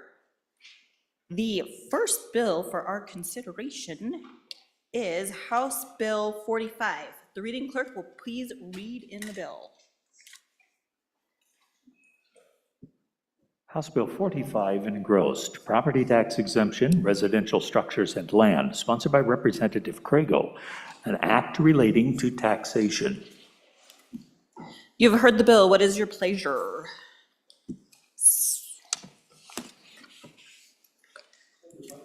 Senator Beitman.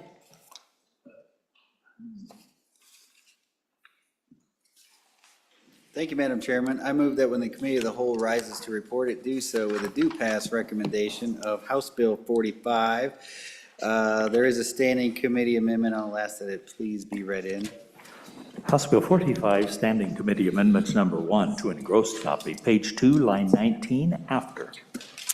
Thank you, Madam Chairman. I would defer to the good Senator Nethercott for a good explanation of the bill, and we'll dispense with the standing committee amendment at the proper time. Senator Nethercott. Thank you, Madam Chairman. Good senators, I bring to you House Bill 45, another property tax solution for your consideration. Good senators, how this bill differs from the previous property tax relief options that we have passed through this body is that this provides a long-term solution to property tax increases by having a tax exemption structured as a cap. And essentially what the bill does is it limits any property tax increase to 5% in any preceding year. Now, the standing committee amendment did change that down to 3%. So we'll get to that in a minute, but want to just bring your attention to that standing committee amendment, that's what it does. But the historical value of this bill was that 5% piece. Important information for your understanding of had this bill been in effect last year, it would have saved the taxpayers approximately $50 million.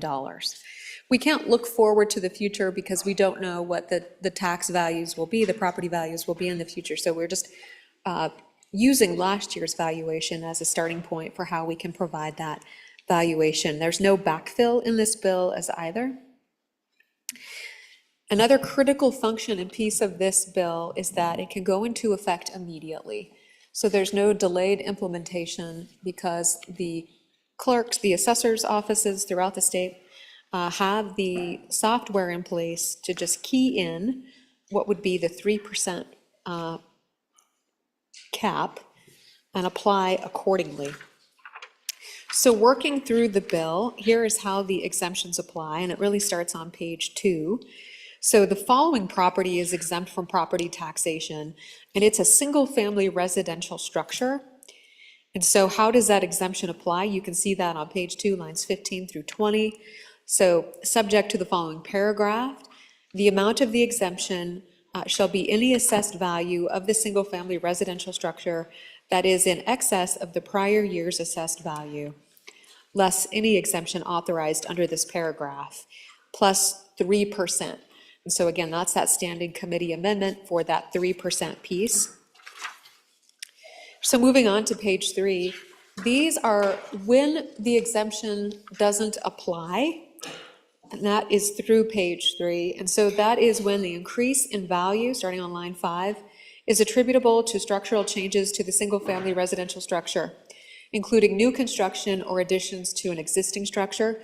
So if you scrape it and build a new place on the property, you don't get the exemption.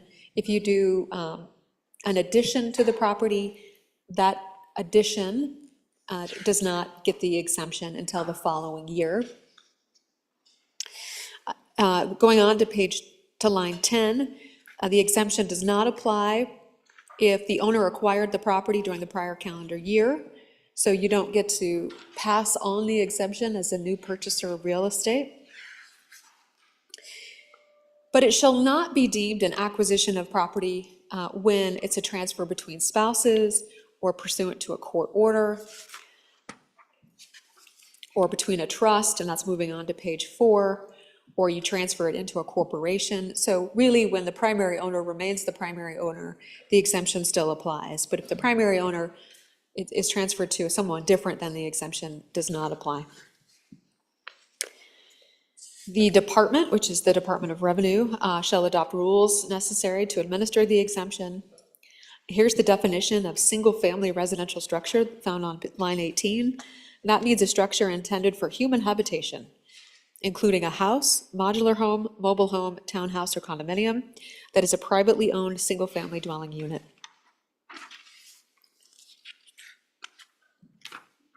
So this is a two-part bill. The one associated with single-family residences begins immediately in 2024. Here's the second part of the bill, which begins in 2025, which applies to a portion of improved land. So this would include shops, outbuildings that apply on the property. And the reason for that is that's a much more complicated analysis for the assessors to do right now and requires additional evaluation from them moving forward. And so the exemption would apply immediately in 24 on the house. The rest of the land and the property would apply in 25. So again, it's this two-part exemption, and that would go into effect in 25. The same analysis applies here for the value of the improved land associated with a residential structure. And the reason why that causes question is the shop on the land really associated with the residential structure, or is it associated with the auto mechanic business that takes place there? Is the barn really associated with the residential structure, or is it associated with the ranching operation on the land? And so the assessors make this determination all the time, and they would need to do this in this case, and that takes a little bit longer. But they would receive the exemption in 25 if it's associated with the residential property. So again, those same applications for when the exemption does not apply continue through page 5 and 6. Then on page 7 is how the basis of the tax is calculated. This requires that the assessors to send out a notice of what is saved and how the cap works. That's found on page 8 as well. The assessor starts sending out their notices within the next month, like almost beginning now. And so, as we all know, they are anxiously awaiting to see what this legislature does in order to provide those tax relief options we're considering, so that they can inform the citizens of our state how these exemptions and caps may work, and how they can provide that relief to our constituents. With that, I would explain the standing committee amendment, which I did, which is really that 3% cap. And then we have some clarifying technical amendments there on page 4 and 5 on the amendment. But really, the purpose of the amendment is to reduce it from 5% to 3%. With that, I'm happy, I would move standing committee amendment number 1 to House Bill 45 and ask for your favorable consideration. Will the reading clerk please read in the amendment?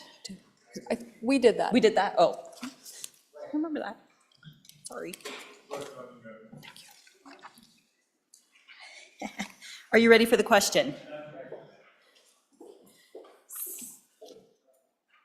Senator Rothfuss. Thank you, Madam Chairman. On the amendment, it's, so as I understand it, it's changing the 5% to 3% as the maximum change in a year. I guess I'd like a little more context in what the discussion was.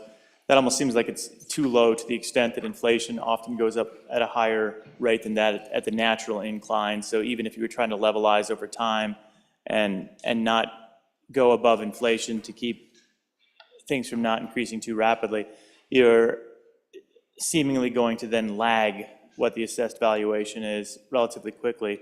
So I guess I'd ask, what was the discussion on that? This is an important amendment, obviously. And second, what would be reasonable as you looked back over the last 10 or 20 years when you simply account for inflation? It seems like it would have to be higher than 3%, but I'm wondering if that analysis was done or if this was just a change that was, well, let's lower it.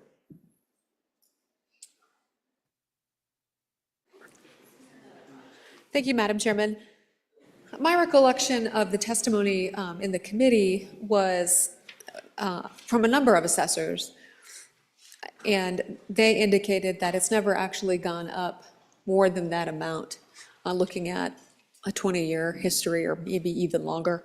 But the significant review of that history would indicate that it's really never gone up more than 3%. So maybe a surprise to us here now in the last couple of years, that exception of that 3% having just occurred in these last couple of years. But the long-term historical picture of property tax increases has been less than 3%.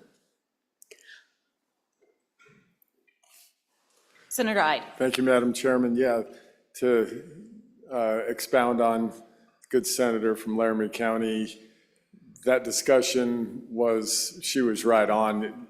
Sort of, I'm looking at it right now, 20-year average inflation rates, 2.5% or so. So if you take out the last, if you just use pre-COVID, essentially, the average is always, or for the most part, there was even a couple of years where it was negative inflation, like great financial crisis and those sorts of things. So kind of looking at that, and my commercial real estate business, we've always kind of used the 3% as the lesser of 3% or the lesser of CPI or 3%. Thank you, Madam Chairman. Thank you. Anyone else on the amendment? Sensing you are ready for the amendment, all those in favor of Senator,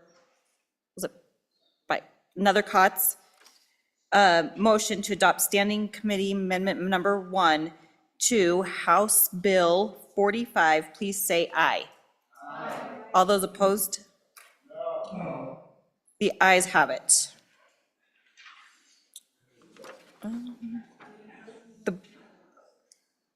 The motion to adopt Standing Committee Amendment to House Bill 45 has passed. We are back on the bill.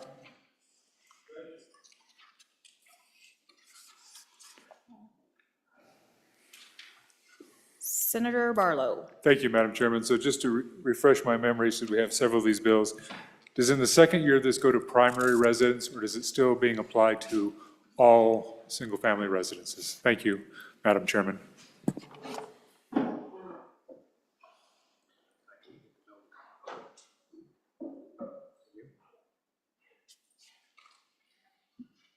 Senator Nethercott. Thank you, Madam Chairman. So the cap would apply to all single-family residences in 2024 and every year thereafter.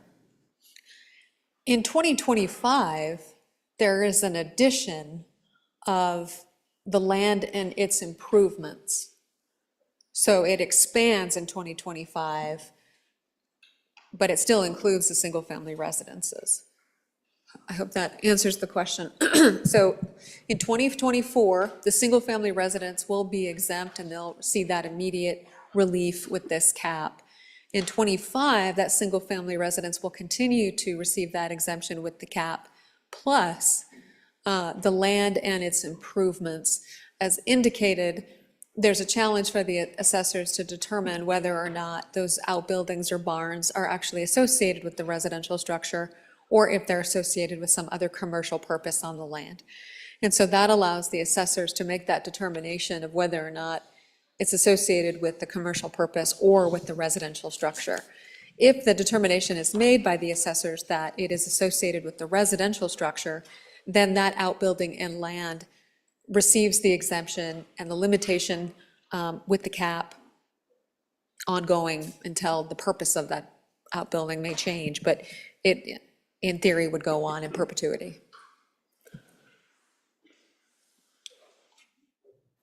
Senator Hicks. Yeah, so a tag on with my colleague from Campbell County there.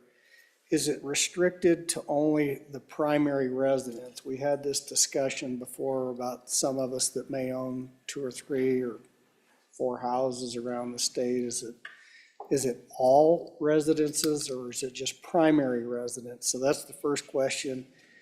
And then is there even a residency requirement? So is this, I get a property tax for my primary resident or every home that I may or own in the state?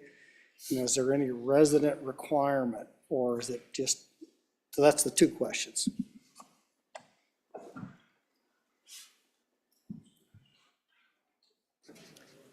Senator Nethercott. Thank you, Madam Chairman. It applies to everything. And so that's the only way that this process can go into effect in 2024. And really the only way for its kind of equitable application across the board. And we've seen that with, I think, all of the bills that have come through. And without that broad-based application or application of the bill, of the law, there would then have to be an application of the residential homeowner to the assessor's office in order to prove that it's their primary residence or some other type of mechanism that would verify that it's not a secondary home or a secondary rental property. So it has broad application, which is a significant policy consideration. All of the bills that we've reviewed have had that same concern. There is a very limited ability for us to provide immediate relief without that broad applicability. Because as indicated, the assessors have to get this out the door and applied today, essentially. I mean, as soon as they reasonably can.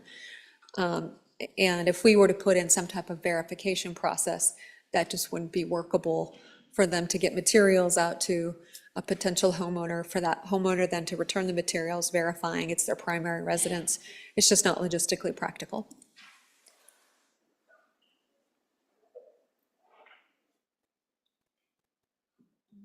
Senator Ellis. Thank you, Madam Chair. May I have privilege of the floor? You may. Thank you, Senators. I wanted to draw your attention to the gallery. We have a friend of mine named Molly Hughes from the Hughes Charitable Foundation. If you're not familiar with this organization, they do some pretty amazing things. They've worked on food and housing insecurity. They're supporting our at-risk youth. They've helped out our Indigenous communities on a number of initiatives, and they also support arts and education in Wyoming. Molly will be at an event tonight with other nonprofit leaders. You should have received details about that in your email inbox, as well as a hard copy in your mailbox. So join them if you can, but for now, let's give a warm welcome to my friend, Molly Hughes.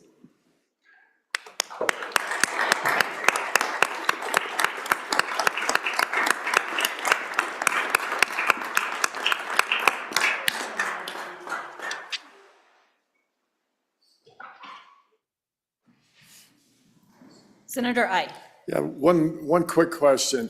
I've had a lot of people ask me about it, and I just want to, since we have everybody in the body here, I just want to understand precisely that, for instance, if you had a $100,000 home and the next year it was taxed at $100,000, the same assessed value or even less, I just want to make sure that that's not an automatic 3% increase.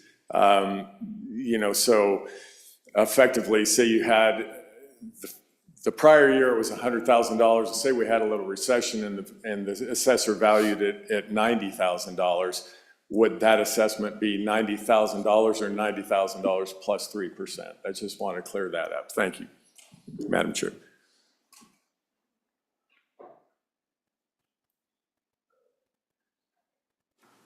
Senator Scott. Madam Chairman, the language that you see on page 5, where you're talking about other structures associated with the residential structure, including garage sheds and other outbuildings. Madam Chairman, in my district, there's a number of people that will have a horse barn on the property that associated with the house. Does that count or does that not count? I've been trying to read this, Madam Chairman, and going back and forth in my mind as to what does this really apply to and what doesn't it?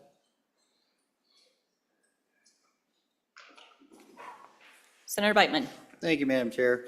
I'll help out the floor manager on this. That, for the last question, that was struck during the standing committee amendment, the top of page 5 and the bottom of page 4. So that language you were referring to is gone now. Because that was confusion in committee, and it sounded like a good idea to loop that in on the other end, and then they had buyer's remorse when they found out there was some complications to implementing that. So they asked that that be removed, and it's been removed in the standing committee amendment.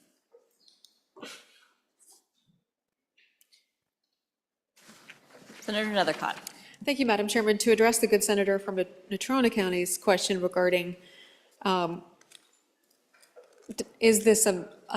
does this bill put in an automatic increase in property tax not to exceed 3%? And the answer is no. So if the property value goes down, then it is the assessed value of the reduced property value. And we can see that language on page 2, line 18, specifically that it says is in excess of the prior year's assessed value. And so it only if the property value is going up is it then capped at that 3%, not if it goes down.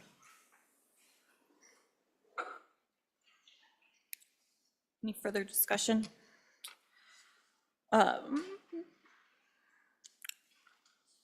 All those in favor of Senator Beitman's motion. Oh, there's another, my bad. Senator Hutchings. Thank you, Madam Chair. I've asked this question before and haven't received an answer. I just want to know what the difference is between the assessed value of a home and the market value. If someone could help me with that, I'd appreciate it.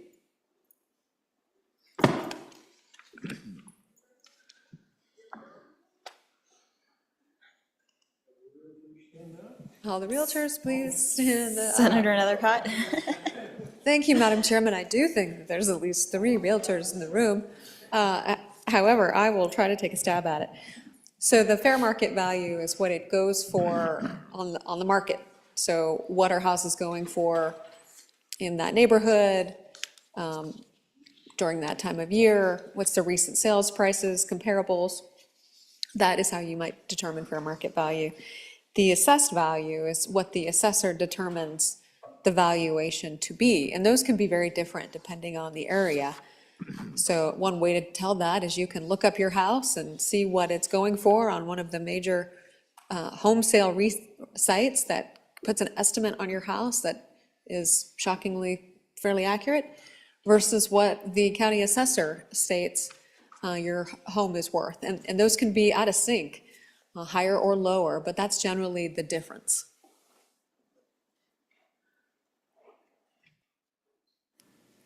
Senator Scott. As Madam Chairman, as I understand the question, it's what's the difference between fair market value and assessed value? The assessed value will be 9.5% of the fair market value. And that's what the mill levy will be applied to. And that's a statutory thing, that it's set at that rate. And it's done that way so we can use fair market value, but if we just put the mills to fair market value, you'd radically alter the amount of revenue we get in from mineral property, industrial property, and residential property. And so that's why we've got this assessed value system.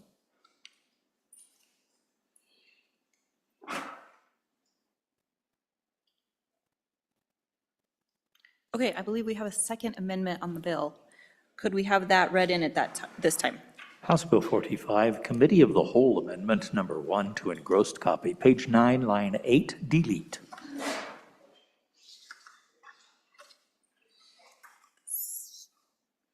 Senator Landon.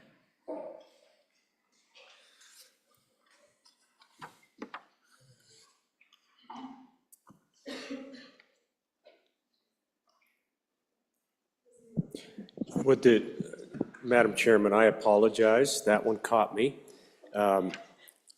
Thank you very much. My apologies. I would move Committee of the Whole Amendment Number 45 to House, or Committee of the Whole Amendment Number 1 to House Bill 45. Fellow Senators, this came to our attention from our helpers in the back. This is a technical correction. Just a moment. Yes, Senator Baldwin. That amendment is not available online, and I don't have a hard copy of that one. I don't know if anybody else. Yeah. For those that don't get hard copies, we don't have it. It's not available online.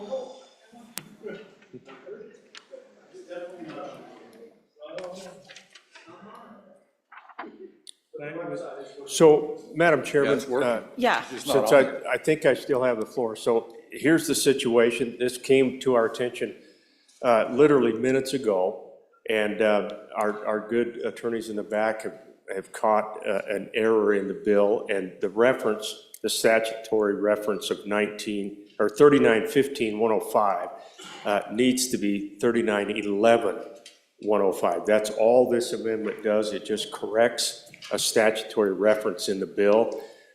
Again, that's on page 9, line 8, and they asked if I would sign on, and that's what caught me unaware, Madam Chairman. I hope you'll support the amendment. Thank you. Senator Case. Madam Chairman, I don't doubt that for a second. But in order to serve the public and everything, I think we could withdraw this amendment and bring it on second reading, and then it would be available online to members of the public. I'm sure it's perfectly innocuous. I'm not even going there. But it'd be cleaner and fair to the public that's watching. And some of our members, they can't use the computer very well, so we'll have to go with that. Okay. Senator Landon. Madam Chairman, I would ask that the committee, the whole amendment number 1 be withdrawn. We'll bring it back tomorrow. Hearing without objections, so ordered. Whew. Okay. Any further discussion on the bill? Sensing you are all ready for the question, all those in favor of Senator Beitman's motion that when the committee of the whole rise to report that it do so with a favorable recommendation of House Bill 45, say aye. Aye. Opposed, say no. No. House Bill 45 has passed the committee of the whole. The next bill for our consideration is House Bill 3.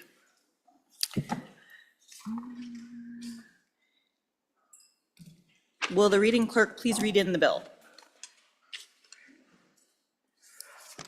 House Bill 3 engrossed, property tax exemption. House Bill 3 engrossed, property tax exemption for long-term homeowners, sponsored by the Revenue Committee, an act relating to taxation. That is House Bill 3 engrossed. You have heard the reading of the bill. What is your pleasure? Senator Beitman. Thank you, Madam Chairman. I move that when the committee of the whole rises to report it, do so with a due pass recommendation of House Bill 3. For an explanation of the bill and the standing committee amendment, I'll turn it over to the good Senator French. Senator French. Thank you, Madam Chair. House Bill number 3, property tax exemption for long-term homeowners, sponsored by the Joint Revenue Intercommittee. This is an act relating to taxation, establishing a tax exemption for long-term homeowners, providing a penalty for false claims, providing a sunset date, and providing for an effective date. This is something that came up in the summertime, the interim committee. Most of us had heard from the senior citizens, probably everybody in the room has heard from the seniors, especially those on fixed income. They're struggling. So this is where this bill has come from. On page 1, exemptions, 13, the following property exempt from property taxation. And if we go over to a portion of property used as a primary residence by long-term homeowners, as provided in this paragraph, the following shall apply to this exemption. For residential real property used as a primary residence, if the owner or their spouse is 65 years of age or older, and the owner or their spouse has paid residential property tax in Wyoming for 25 years or more on any residential property, the amount of exemption shall be 50% of the assessed value of the residential real property. During the summer, the Joint Committee, Revenue Committee, we started out, that was 35 years. And then as we discussed it, we decided 30 years would be better. And then the House amended it down to 25 years. So that's where we're at right now. Not more than one exemption, page 2, line 14, not more than one exemption under this paragraph shall apply to the same property in any year, and no owner shall claim more than one exemption under this paragraph in any year, including property that houses more than one family. Continuing on, to claim an exemption under this paragraph, the owner of the residential real property shall submit a claim to the county assessor not later than, now this is where the amendment comes in. In the bill, it says not later than the fourth Monday in May each year. Well, the assessors, Dixie Huxtable, I believe her last name is, she asked that that be amended to March 1st. Point of order. Pardon? No names, please. Scratch that name.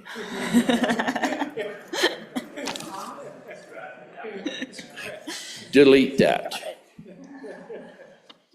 DH. So that's part of the amendment. The person felt that they need a little more time. So that's why they asked for the March 1st date. And going on,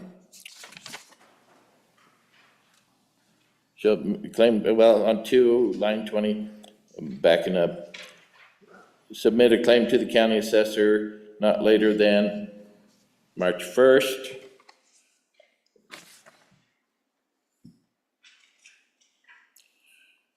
On forms provided by the Department of Revenue demonstrating that the person is the owner of the property, that the person or the person's spouse is 65 years of age or older and has paid residential property tax in Wyoming for 25 years or more on any residential property, and that the property is the person's primary residence. A surviving spouse of a person who qualified under this paragraph and who would not otherwise qualify under this paragraph shall continue to qualify for the exemption under this paragraph. False claims are punishable as provided by Wyoming Statute 65303. And then you can, I don't need to go every word on this thing, I don't believe. If you follow along, it's doing definitions basically and who can occupy. Then you go over to page 4.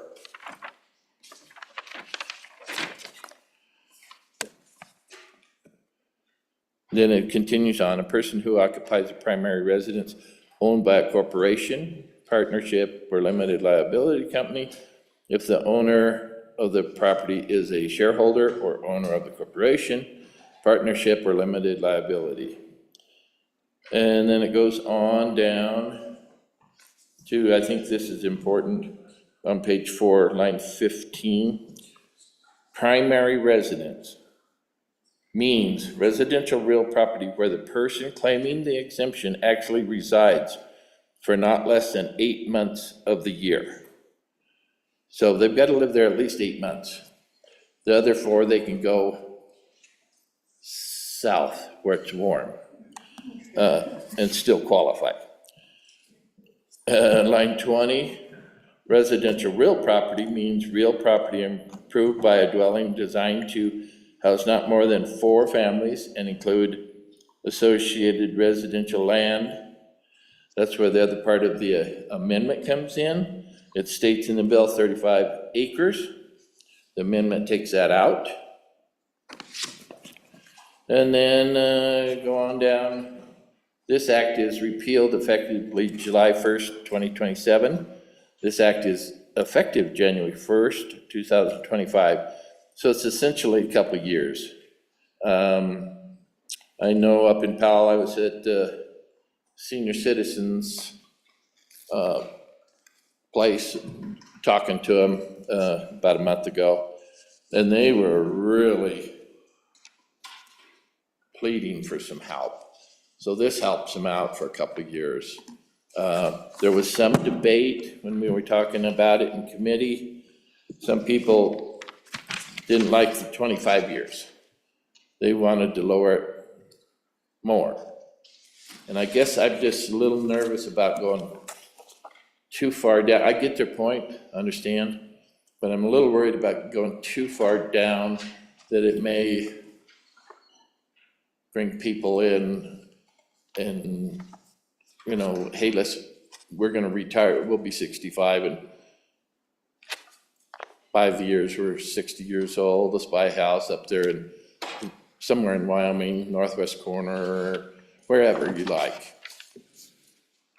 Knowing that in a few years, we might get half their taxes repealed, but this pretty much kills that, I guess, which is for 2 years. So anyway, that's the bill. Do you want me to read you an amendment? All right, Standing Committee Amendment number 1 to House Bill 3. We need, just a minute, we need the reading clerk. Will you please read in the amendment? House Bill 3, Standing Committee Amendment Number 1 to engrossed copy, page 2, line 20, delete. I move that it be read, I move Standing Committee number 1 to House Bill 3. And ask for your aye vote. What it does, page 2, line 8, delete whose interest and insert that. Sorry, wrong. Sorry. Forget that. Page 2, line 20, delete the. Page 2, line 21, delete fourth Monday in May and insert March 1st, like I talked about. Page 4, line 23, delete up to 35 acres, as I mentioned in the bill. So I encourage an aye vote. Senator Barlow. Thank you, Madam Chairman. So on the amendment, the 35 acres, I'm interested in that because on line 23, it says associated residential land, and there was a limit there's a limit in the bill of 35 acres. So now it could be 3,500 or 35,000 or unlimited number of acres associated with the residence. Is that the intent of striking this? Because it seems to me, many folks have a lot or something like that associated with it. There are residences out there, and quite a few of them are agricultural residences with long-term owners, and that would qualify, and they might have many more acres, which, since there is no definition of residential land, could be a farm, a ranch, it could be things. So what was the discussion on removing the 35 acres? Thank you, Madam Chairman. Senator French. Pardon? Oh, go ahead, your mic's on now. From what I recall, it was, they just didn't want any more than the residential property, not any land associated with that, no ranch land, or if I'm getting your question right, maybe one of my committee members can help me out on that. Senator Ide. Thank you, Madam Chair. Yeah, it's a good question. The way I understand it in the discussion, and it came up with some of the assessors and having issues of, where do you draw the line on the amount of land? And I think from my experience, having a structure on an agricultural zoned piece of property, I think they just wanted to make it so it was effectively, if you had more than 35 acres, you still qualify effectively on this. So you're not limiting this this refund to only people that have 35 acres or less. And, you know, the good chair could probably expound on that a little bit as well.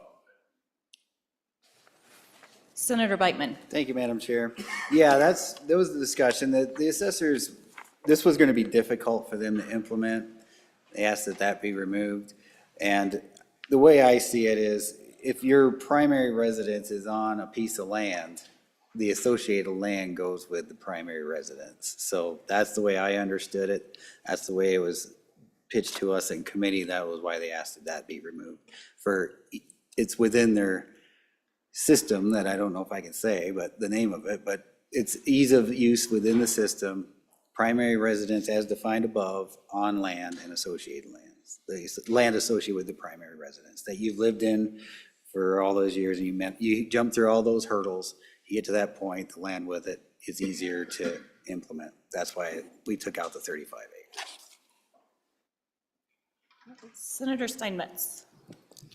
Thank you, Madam Chairman. Just a couple of questions about the residency requirement. So the 8 months, say someone's trying to scam the system. Okay, so that's what my question's about.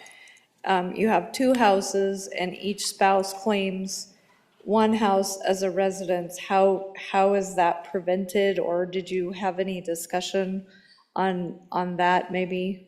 Or is it a black helicopter? Thank you.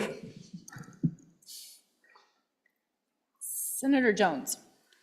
Madam Chair, I just had a question. So what about the veterans benefits? Is that considered an exemption so that you couldn't claim this exemption along with the veterans exemption?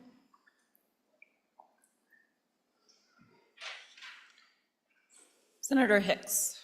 Yeah, Madam Chairman, on page 2 and then subsection A, and when we talk about the owner and their spouse, and just keep in mind, what I'm trying to figure out through here is, so it could be your ex-spouse, but at one point in time, they were here for a number of years and they were paying property tax, but you weren't necessarily on the name of that title. Would you be able to claim the time that you were married to your ex-spouse, who may have qualified at the time as paying residential property tax, to get that 25 years in there, even though I may not have personally lived here 25 years, but my ex-spouse did live here 25 years, and now we're no longer spouses. Do I now have a house, but because it says owner or spouse, do I get to claim the time that we were cohabitating and paying property taxes together on that residence? So how does that work? Senator Barlow. Thank you, Madam Chairman. On the amendment, which I don't think we've closed out the amendment, so I just want to be clear from the explanation that the good chairman of the Revenue Committee gave was, now there's no limit on the amount of land.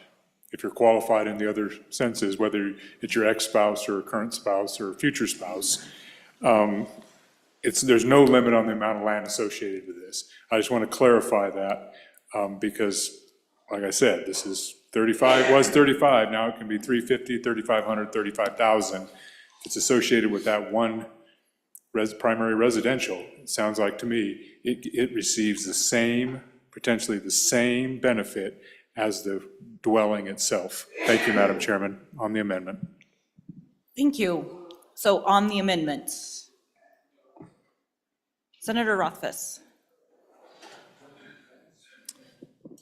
Thanks, Madam Chairman. And, looking at the assessments, it looks like you've got residential land associated with a residence, and then you've got residential improvements as 2 separate categories.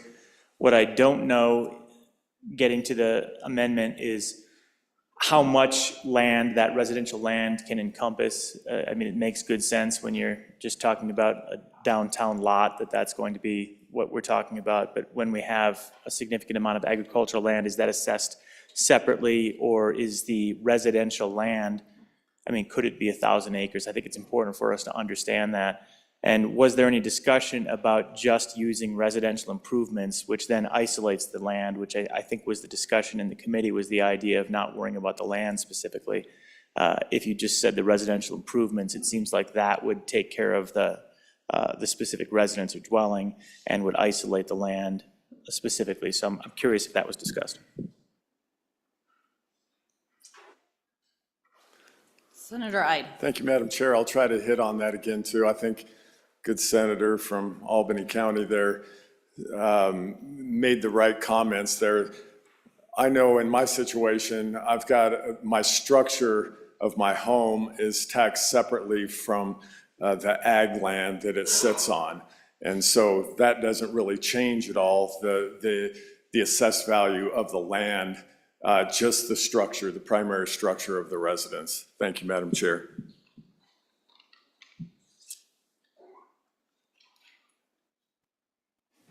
Senator Scott. Madam Chairman, as I look at this bill, I've got a bit of a problem. I represent a district that has a significant turnover in population, part of it. Some of the neighborhoods, people move in and out, often associated with the oil business. I understand that we're always talking about people 65 and older, but it still makes quite a difference. And some parts of the district, people live there a long time and would qualify. Other parts of the district, people move in and out, and fairly similarly situated people would not qualify, Madam Chairman. And I really wonder about the basic fairness in this, because there is quite a bit of difference in how stable people are depending on what line of work they're in. In our town, oil and gas business does tend to move people. And this bill seems to me like would discriminate against them. On the other hand, it is a benefit to some of our long-term residents. So how do we trade those off? How do we be fair with everybody with this bill?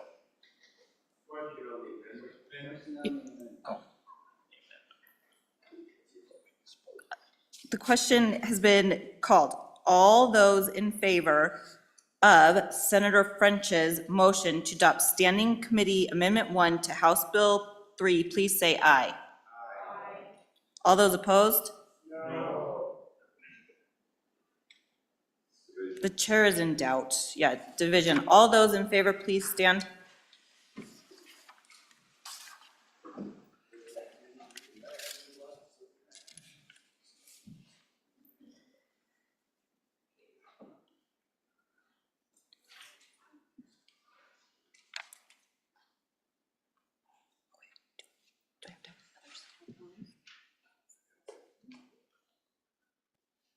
All those opposed, please stand.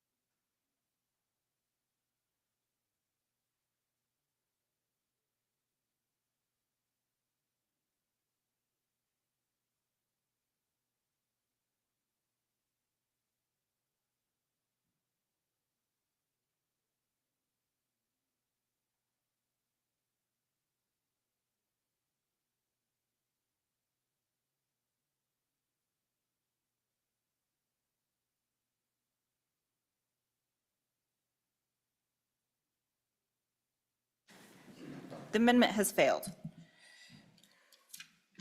We are back on the bill. Senator Landon. So, Madam Chairman, thank you. To pick up on where the good senator from Natrona County was, I've been sitting here wondering the same thing. And really, I speak with a little bit of trepidation on this bill because of that. But I also have some questions with regard to, as I understand this bill, it would put a blanket over the entire state. Anyone who has lived in their home for 25 years and is 65 years of age and older, I wonder if there was any conversation in committee about, do we cap that at all? It doesn't seem to be a terrible fiscal impact, so I'm thinking that it maybe doesn't hit that many homes, Madam Chairman, but it doesn't really qualify how big that home can be either. So I guess maybe a little conversation about that might be helpful to me. But I would say this, when we talk about 65 years of age and older, we do that all the time in our game and fish statutes. And through the years, we've argued, Madam Chairman, that these are our residents who have paid Wyoming taxes for a long time. So I'm not so much concerned to those who have just come on board as I am those who have paid the taxes here in Wyoming for a long, long time. To me, that's a parallel to some of the other statutes that we've enacted through the years. So, but I would like a little conversation about, was there any talk about levels of homes? A $10 million home will get this exemption just the same as a $100,000 home. Thank you, Madam Chairman.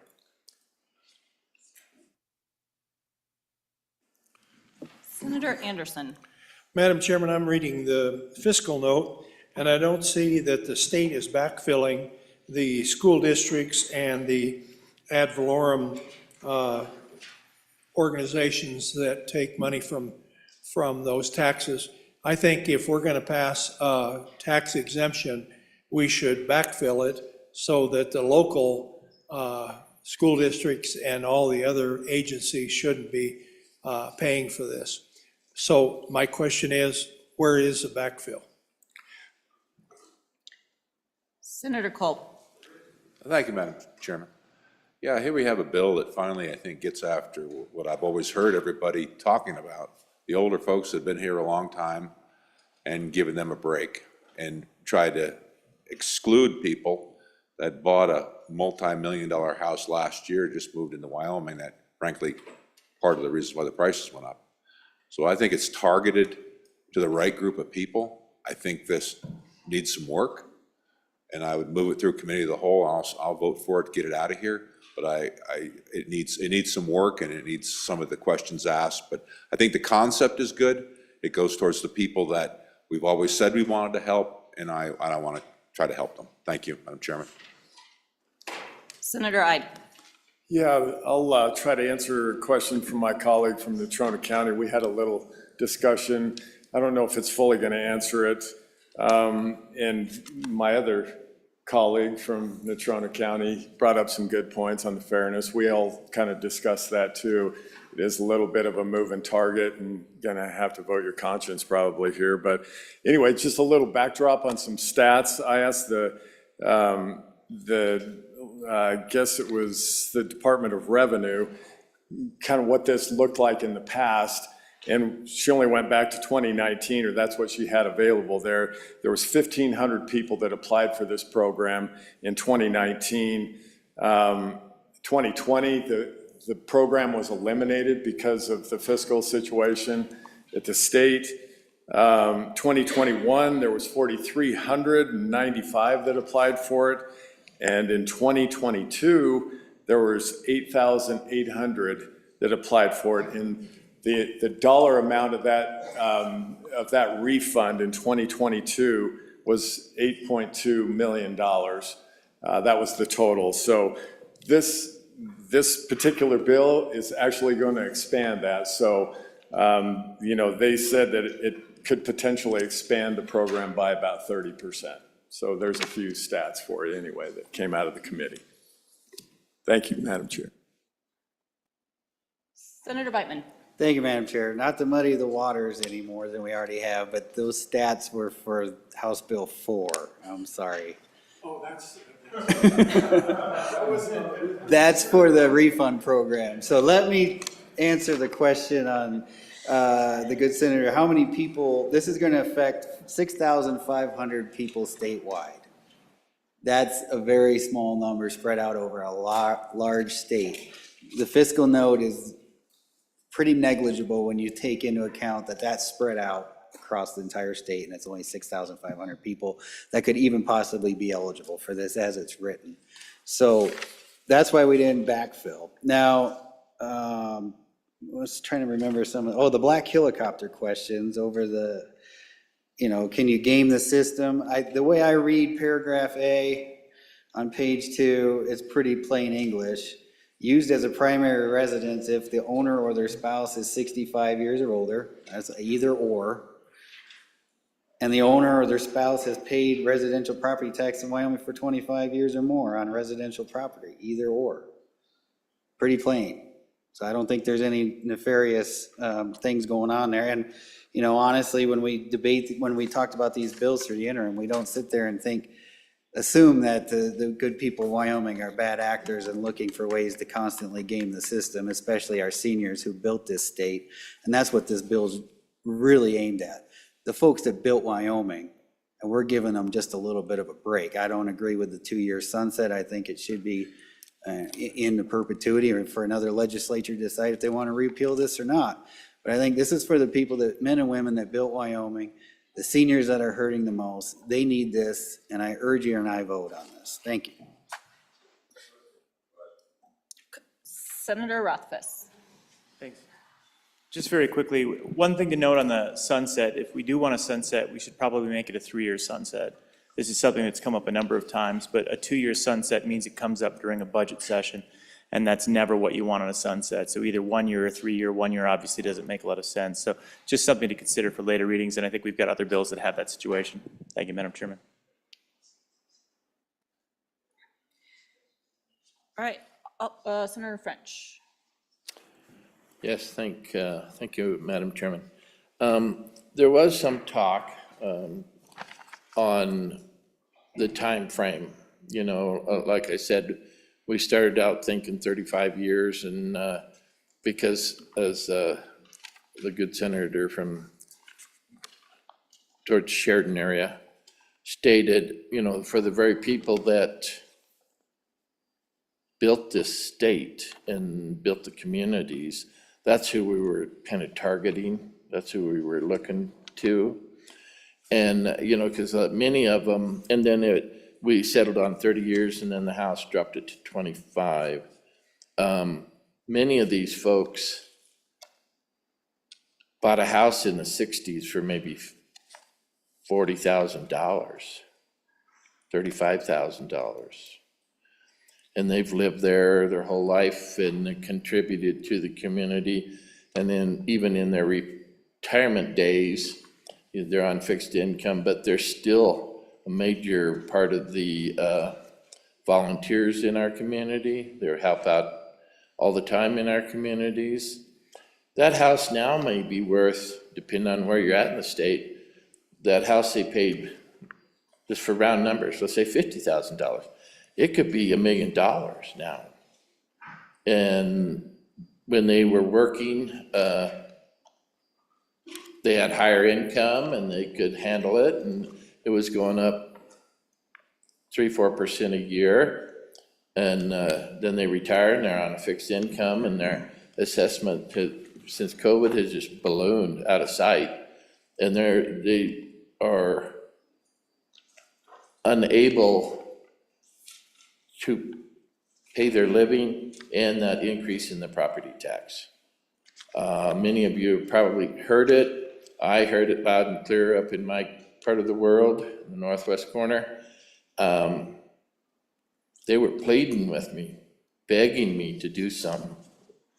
And I said, we're trying our best. Many of them call me, I gotta sell my home and move to a community that I don't know. I've been in this area 60 years, now I gotta move to a place that I can afford, sell my house. So that's where this is coming from. I would encourage an aye vote. Senator Hicks. Madam Chairman, just one question, and it's just because I look around this body and I think, many of us are probably at the same stage of life or something. So why the number 65?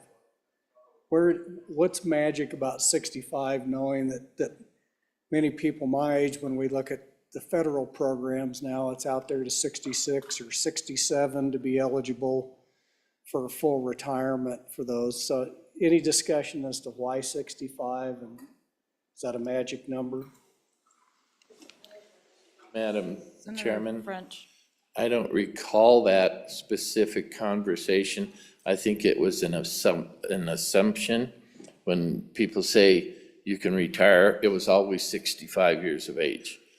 I know when I was eligible for Social Security, it was 66 and a half years, I think.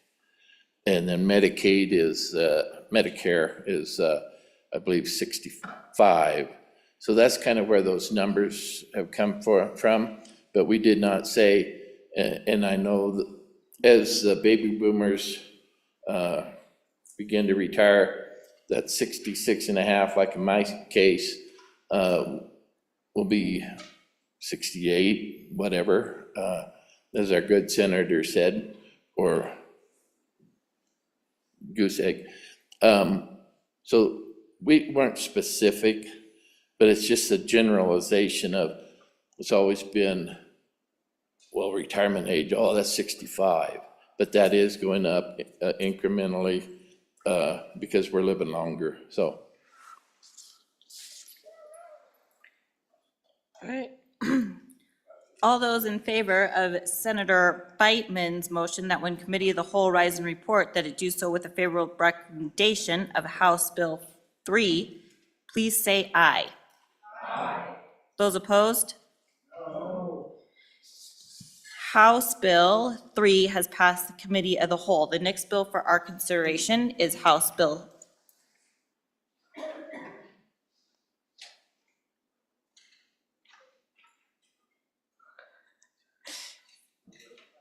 Majority Floor Leader. Madam Chairman, I move the committee of the whole, they leave and rise to set again. You've heard the motion. All those in favor say aye. All those opposed?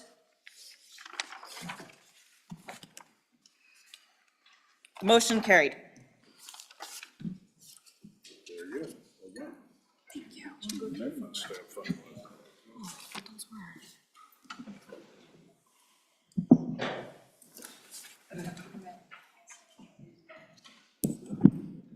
Message from the House. From the House of Representatives, February 4, 2024, message number 226.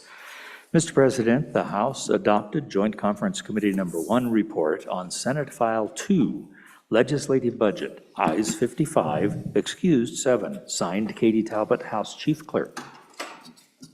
Thank you, Randy.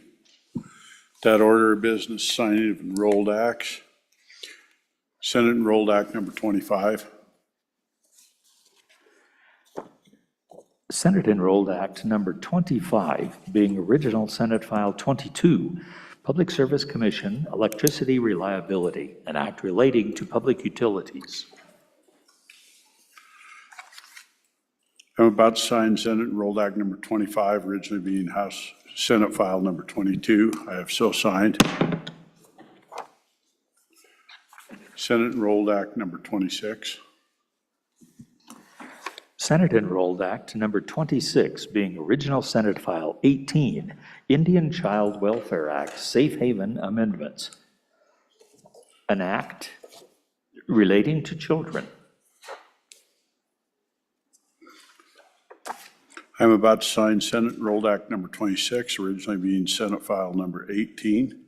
I have so signed.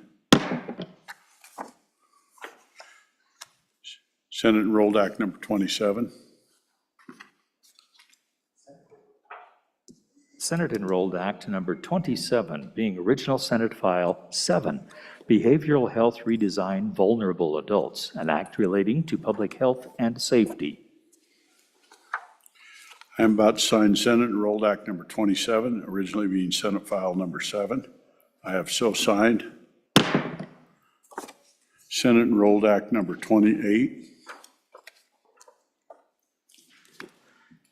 Senate Enrolled Act Number 28, being original Senate File 2, Legislative Budget, an act relating to appropriations for the legislature. I am about to sign Senate Enrolled Act number 28, originally being Senate File number 2. I have so signed.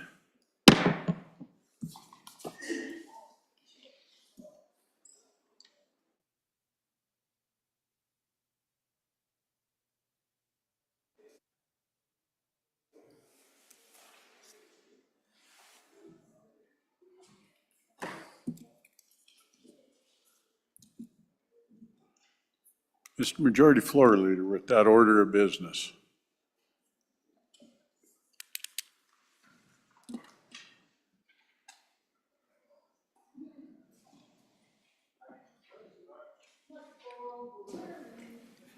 He doesn't get it. Mr. Majority Floor Leader, with that order of business. I heard that, Mr. President. I move the Senate resolve itself into committee of the, or no, in, Yeah, you got it. in the committee of the whole. All those in favor say aye. Those opposed, no? No. Senator Brennan, back again. Behave yourselves this time, you can stay for a while.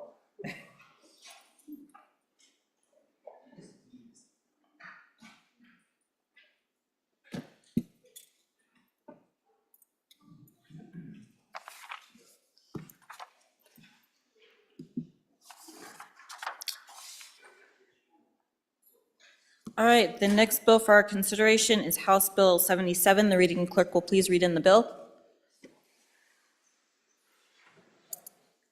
House Bill 77 engrossed, simple assault menacing, sponsored by Representative Washut, an act relating to crimes and offenses.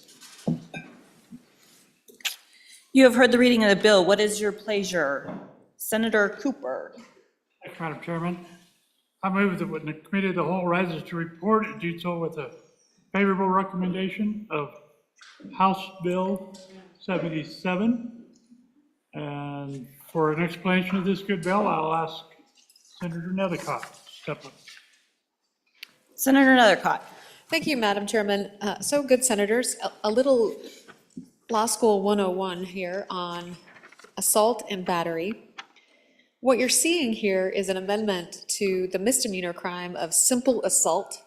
And in Law School 101, you learn that assault actually doesn't have to do with striking a person or actually touching them, but rather battery is that.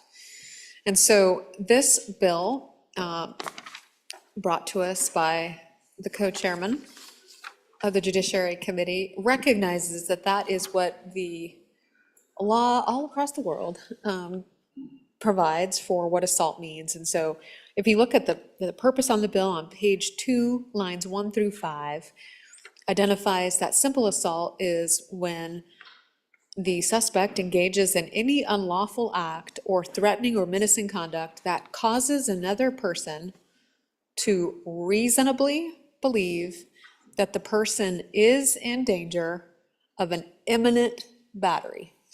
And so key pieces there that simple assault can include if someone comes up and threatens you and that's reasonable for you to believe that they're going to harm you, and that threat is imminent, that is a simple assault. That is consistent with the common law, that is consistent with all of the historical law associated with simple assault. And battery means when you actually touch someone and bruise them or cause some other type of physical touching, and that's a battery, and that's a difference between assault and battery, and provides for those protections. Again, those people always go down the rabbit hole of joking around and, playful conduct. When it's playful conduct, there's a reasonable person standard associated with this criminal crime, and then it's also imminent battery that would result in danger to the person. So there are some protective measures, and of course, law enforcement would have to provide that citation and understand the facts of the case before anything moves forward. So urge your favorable consideration of this good little House bill.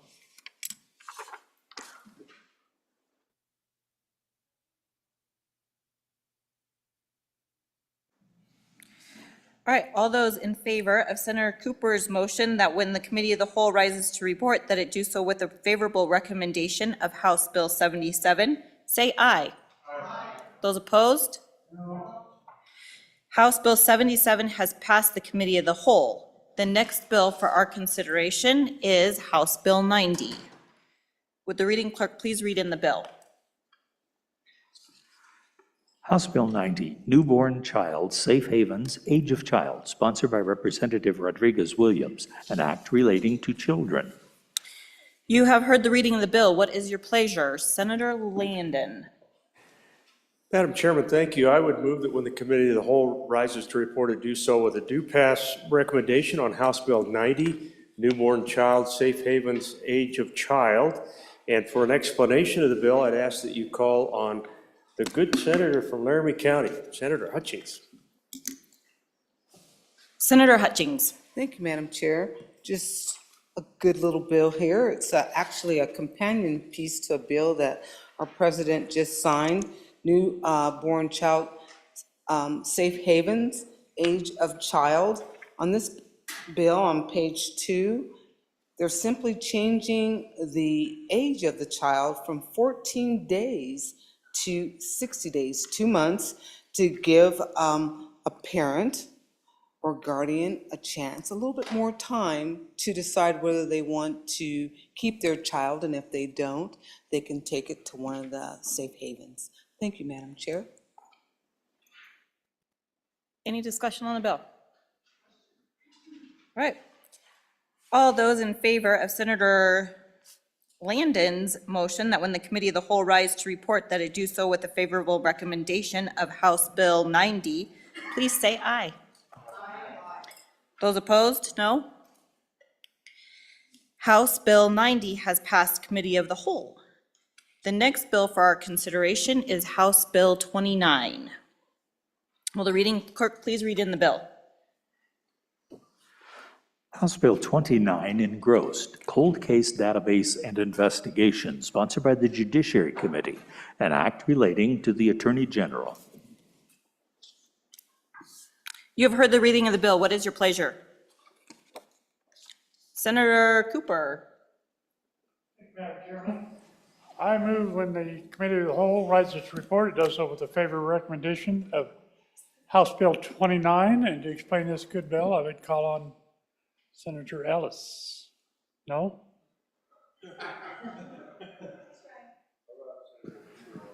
Okay, then how about Senator Landon? Thank you, Senator Cooper. Senator Landon. I think he meant Senator Landon. That's Mr. Chairman. So, folks, not having done a lot of preparation, this comes from memory throughout the interim. This was an interim topic for the Joint Judiciary Committee. We worked this at some length and learned a lot about this cold case database and investigations piece. And what this bill does is requires the Division of Criminal Investigation to develop and maintain a database. The idea being, and that committee may take up as we go along, more issues related to some of these cases that have never been solved, Mr. Chairman. And so if you go to page 2, what this bill does, the engrossed version, spells out exactly, what the expectations are for this database. We define cold case, paragraph A, paragraph B. We ask the division to adopt rules specifying that information. Each of the law enforcement agencies in the state, we talk about, the expectations there. As you go over onto page 3, we ask for the Attorney General to promulgate these rules and then to report back to the legislature exactly where we stand with respect to all of these cases out across that have not been solved. The committee was quite concerned about that, and we are hopeful that Wyoming can put a little bit of energy into this, fellow senators. We appropriate $150,000 with this bill to the Attorney General. And the effective date is right away this July to get started on this effort. So that's a quick overview, Madam Chairman, from somebody who didn't really prepare that bill, but that's on memory, and I'm proud of the work we did, and we certainly learned a great deal. So hope you'll support the bill.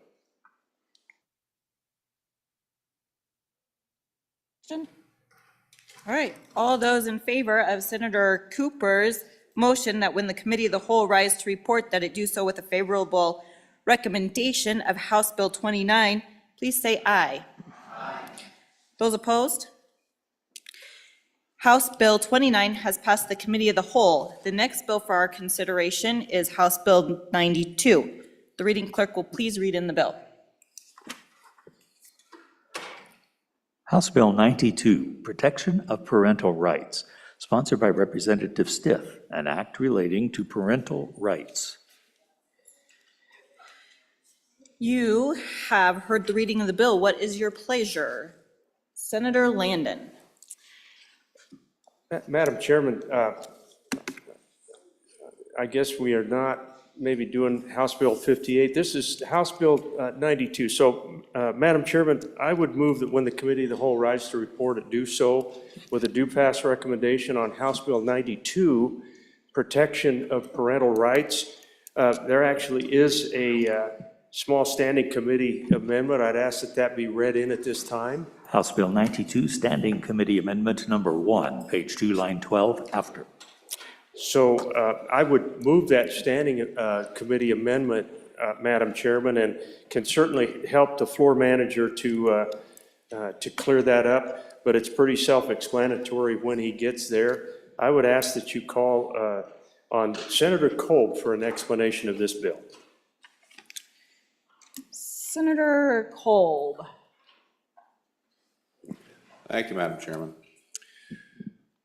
This is an act relating to parents' rights, clarifying all courts in the state shall not infringe on parental rights.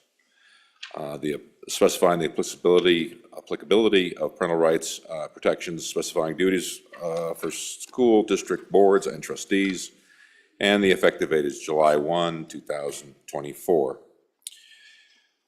The meat of this bill is on page 2 under B, and it clarifies the state or any agency or political subdivision of the state, including all courts in the state, shall not infringe on parental rights, as provided under this section, without demonstrating that the interest of the government as applied to the parent or child is compelling state interest addressed by the least restrictive means.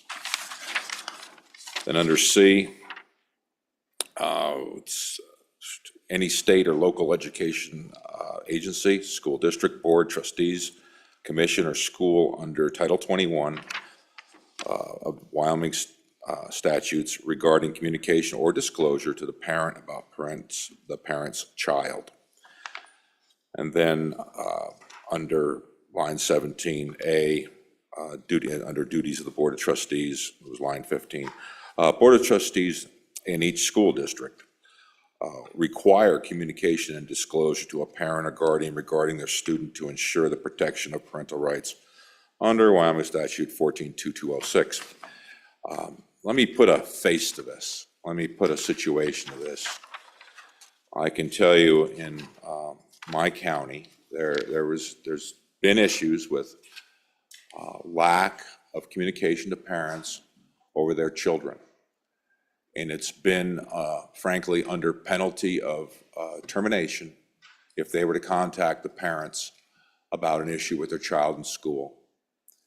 And it didn't involve the courts. It was a Title IX issue. And the parents were left in the dark over their child, which they deeply care about. Now, there's an ongoing litigation with this. It's in the federal courts as we speak.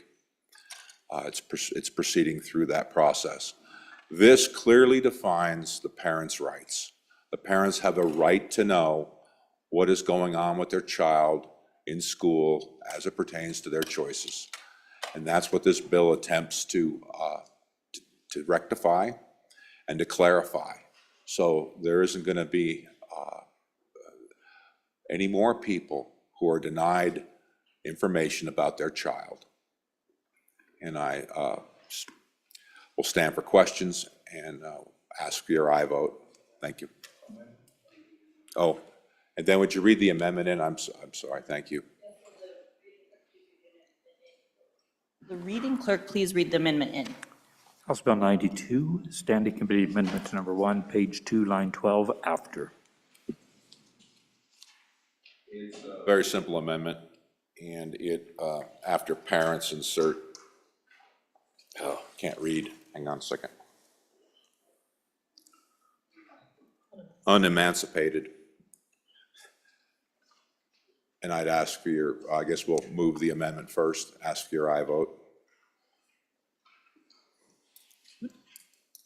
Okay, the amendment's been moved, and did you read it into the bill? Okay, all right, any discussion on the amendment?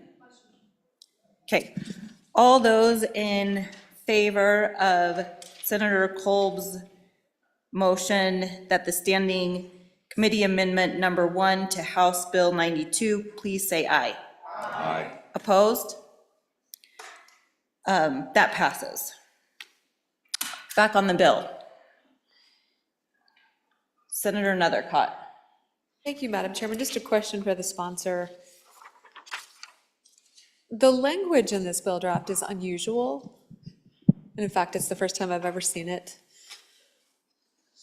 which would be that the courts shall not infringe on the parental rights. And the courts, I think we're eroding into a separation of powers issue in a pretty significant way. I want to make sure that by the courts are the branch of government that determine what is constitutional and who actually infringes on those rights. And so it's somewhat nonsensical here that we would be including them. And I guess what would the remedy be?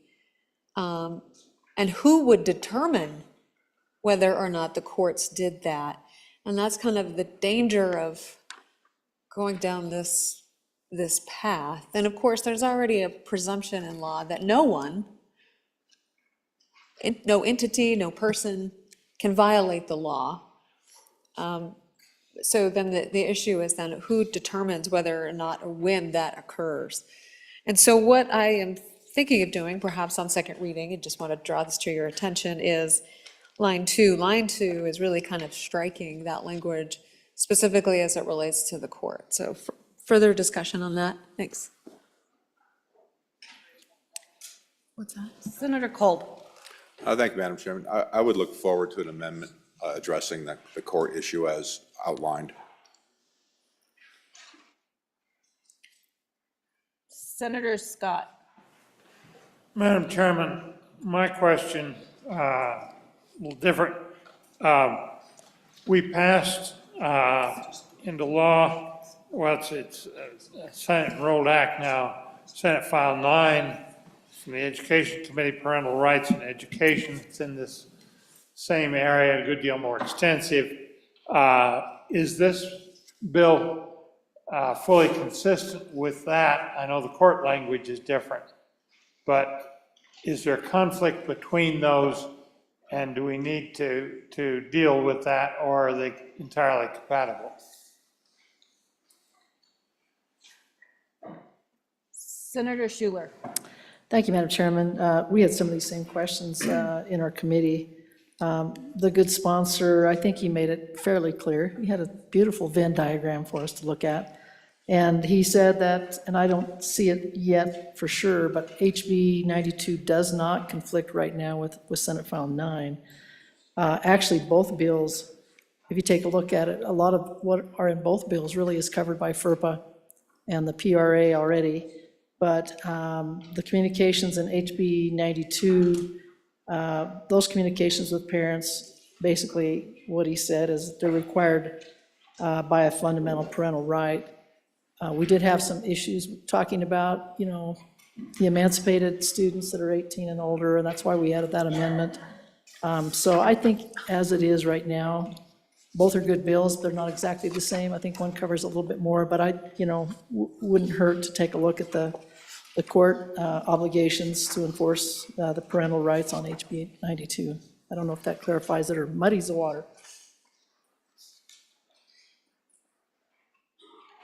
Senator Nethercott. Thank you, Madam Chairman. I jumped the gun a little bit here, Madam Chairman, good senators, and there's an amendment not ready for prime time yet, so I would request to withdraw Committee of the Whole Amendment number 1 to House Bill 92 without objection. Without objection, so ordered. What's that? Oh, it was not read in.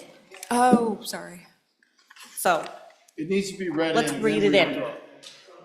Will the reading clerk please read in the amendment? I'm jumping House all Bill kinds of guns. 92, Committee of the Whole Amendment number 1, page 1, line 1, delete.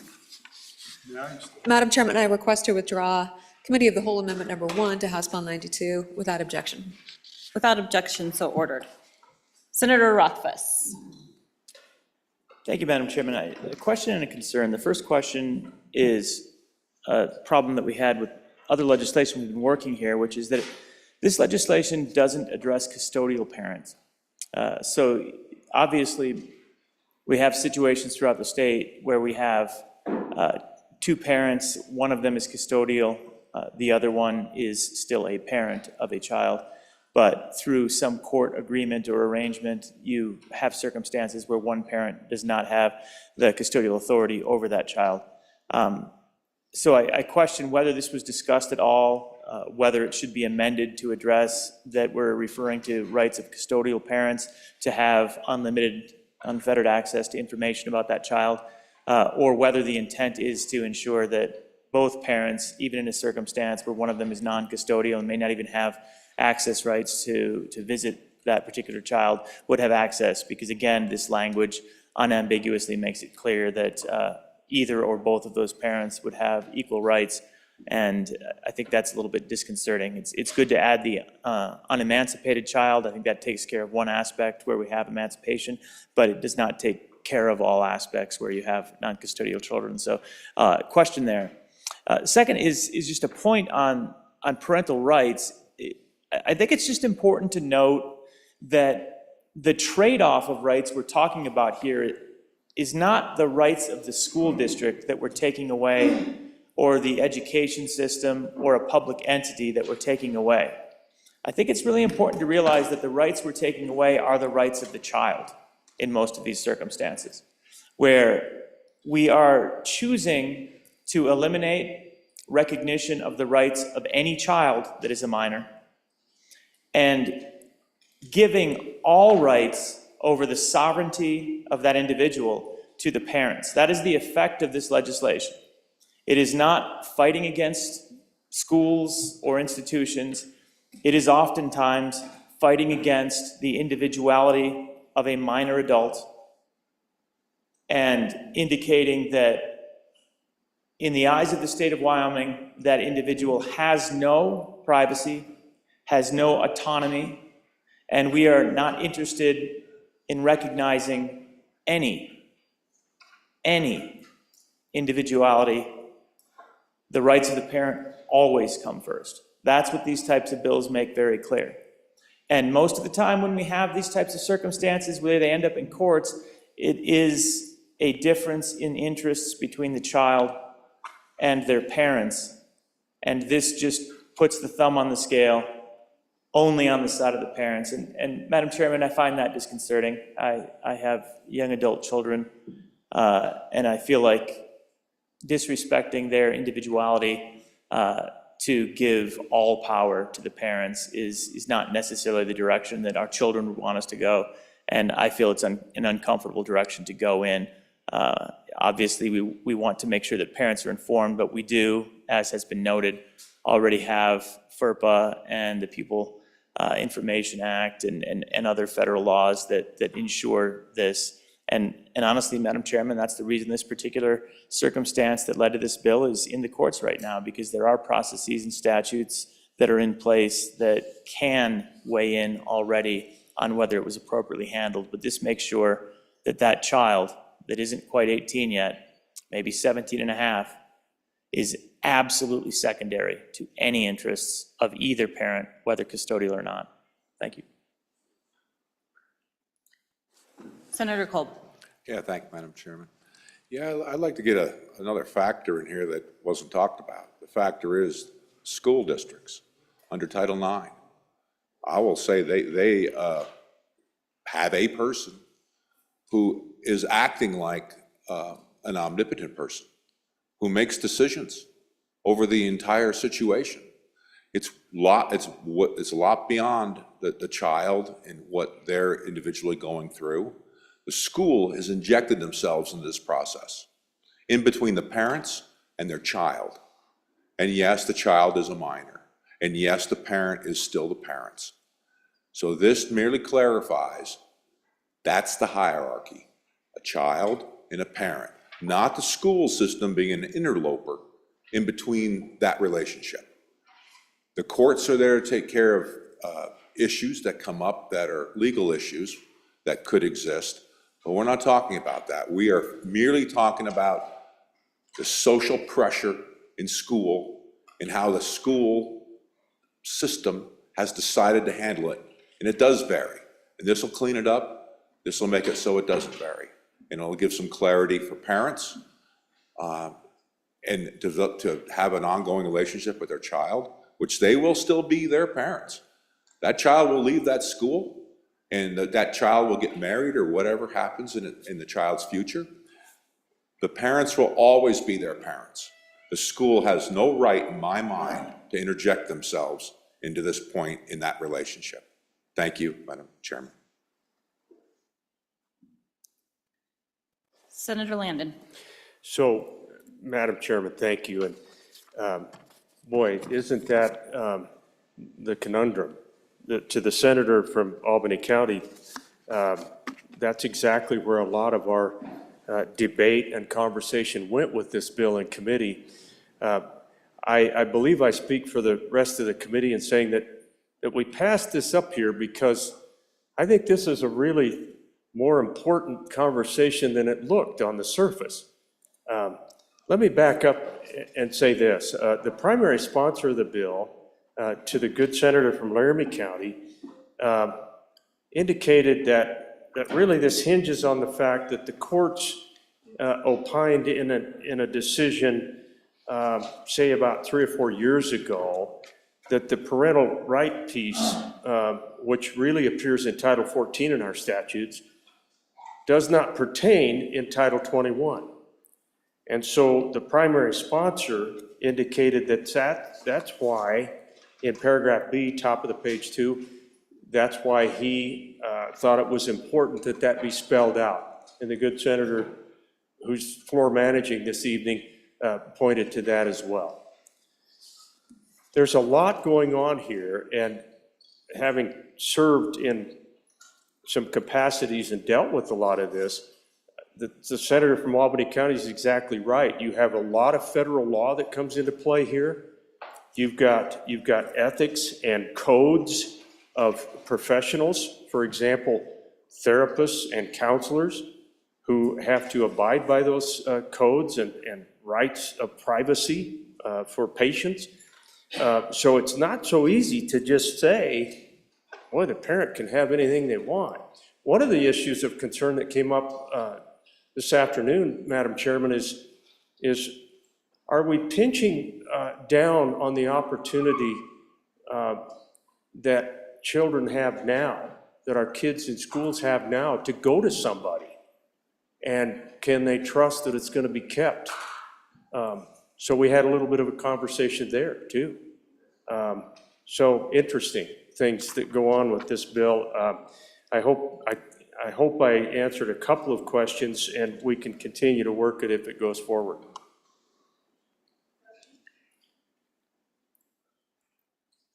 All those in favor of Senator Landon's motion that when committee of the whole rise to report that it do so with the favorable recommendation of House Bill 92, say aye.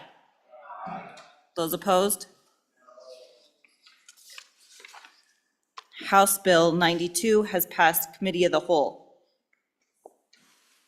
And I'm going to apologize, my stack was mixed up from what's online. So our next bill up for consideration is now House Bill 58. Will the reading clerk please read in the bill? House Bill 58, Forensic Genetic Genealogy Pilot Program, sponsored by the Tribal Relations Committee, an act relating to law enforcement. You have heard the reading of the bill. What is your pleasure? Senator Cooper. Thank you, Madam Chairman.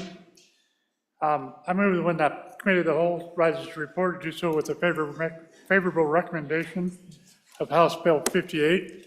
And for this bill, I'll call on Senator Ellis.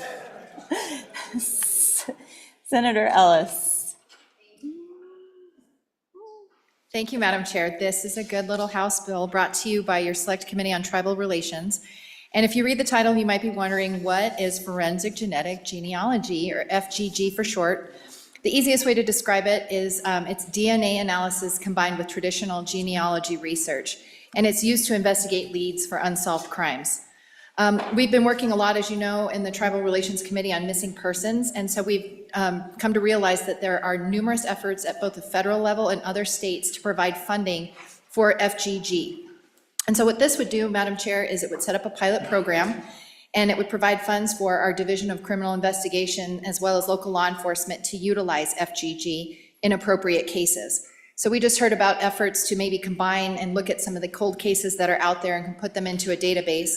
As local law enforcement is doing that work, as in reviewing the cases, they might see certain cases that would be eligible, and this FGG protocol would be very useful. And so what they would do is apply for funding. We thought this would be a nice solution that wouldn't require any additional FTE. Our local law enforcement agencies would continue to focus on their work of investigating cases, but this would be one piece that they could outsource to experts. And Madam Chair, there are a number of FGG companies out there that do this work. And so in looking at the need in the state, it's difficult to quantify exactly how many cold cases are out there. Even further, more difficult to quantify how many of those cases have enough DNA markers that would make FGG suitable.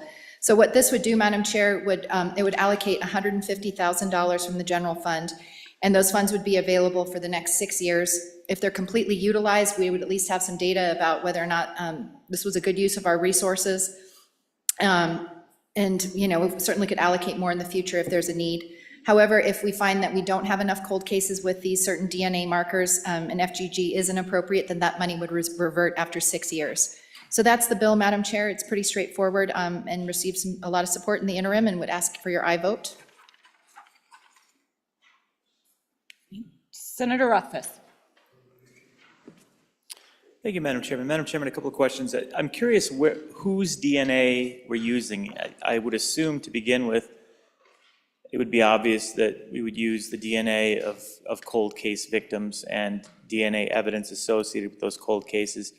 Typically, though, when you're building a genealogical database, you want a broad range of data and additional DNA sources. I don't see anything in this legislation that looks to genetic information privacy in any way, and I guess I'm a little bit concerned that this might be provide some phishing opportunities, I guess, for DNA sampling. I don't see that it will, I don't see that it won't, but I'm curious if there was discussion about that, or what genetic information privacy protections are in place to ensure that those individuals that do not want their genetic information as part of this pilot program would have that interest respected.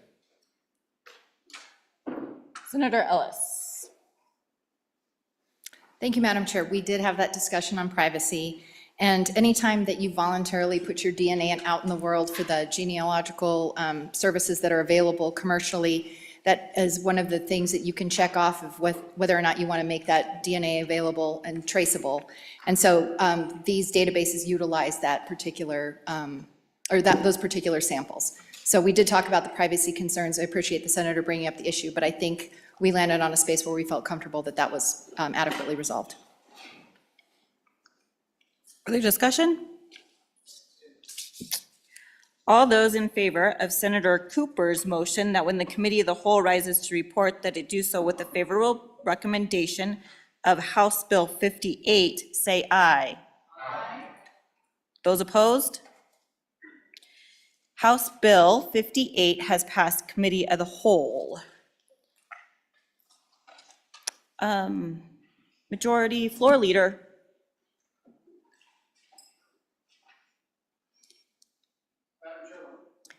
Senator Case.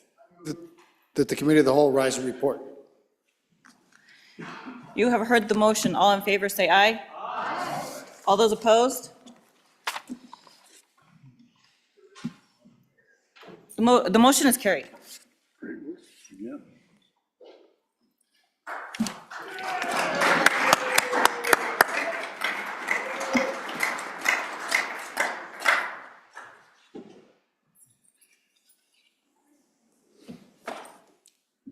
Committee clerk will read in the report. Mr. President, your committee of the whole, having had under consideration bills on general file, begs leave to report as follows. House Bill 45 engrossed, do pass amended. House Bill 3 engrossed, do pass. House Bill 77 engrossed, do pass. House Bill 90, do pass.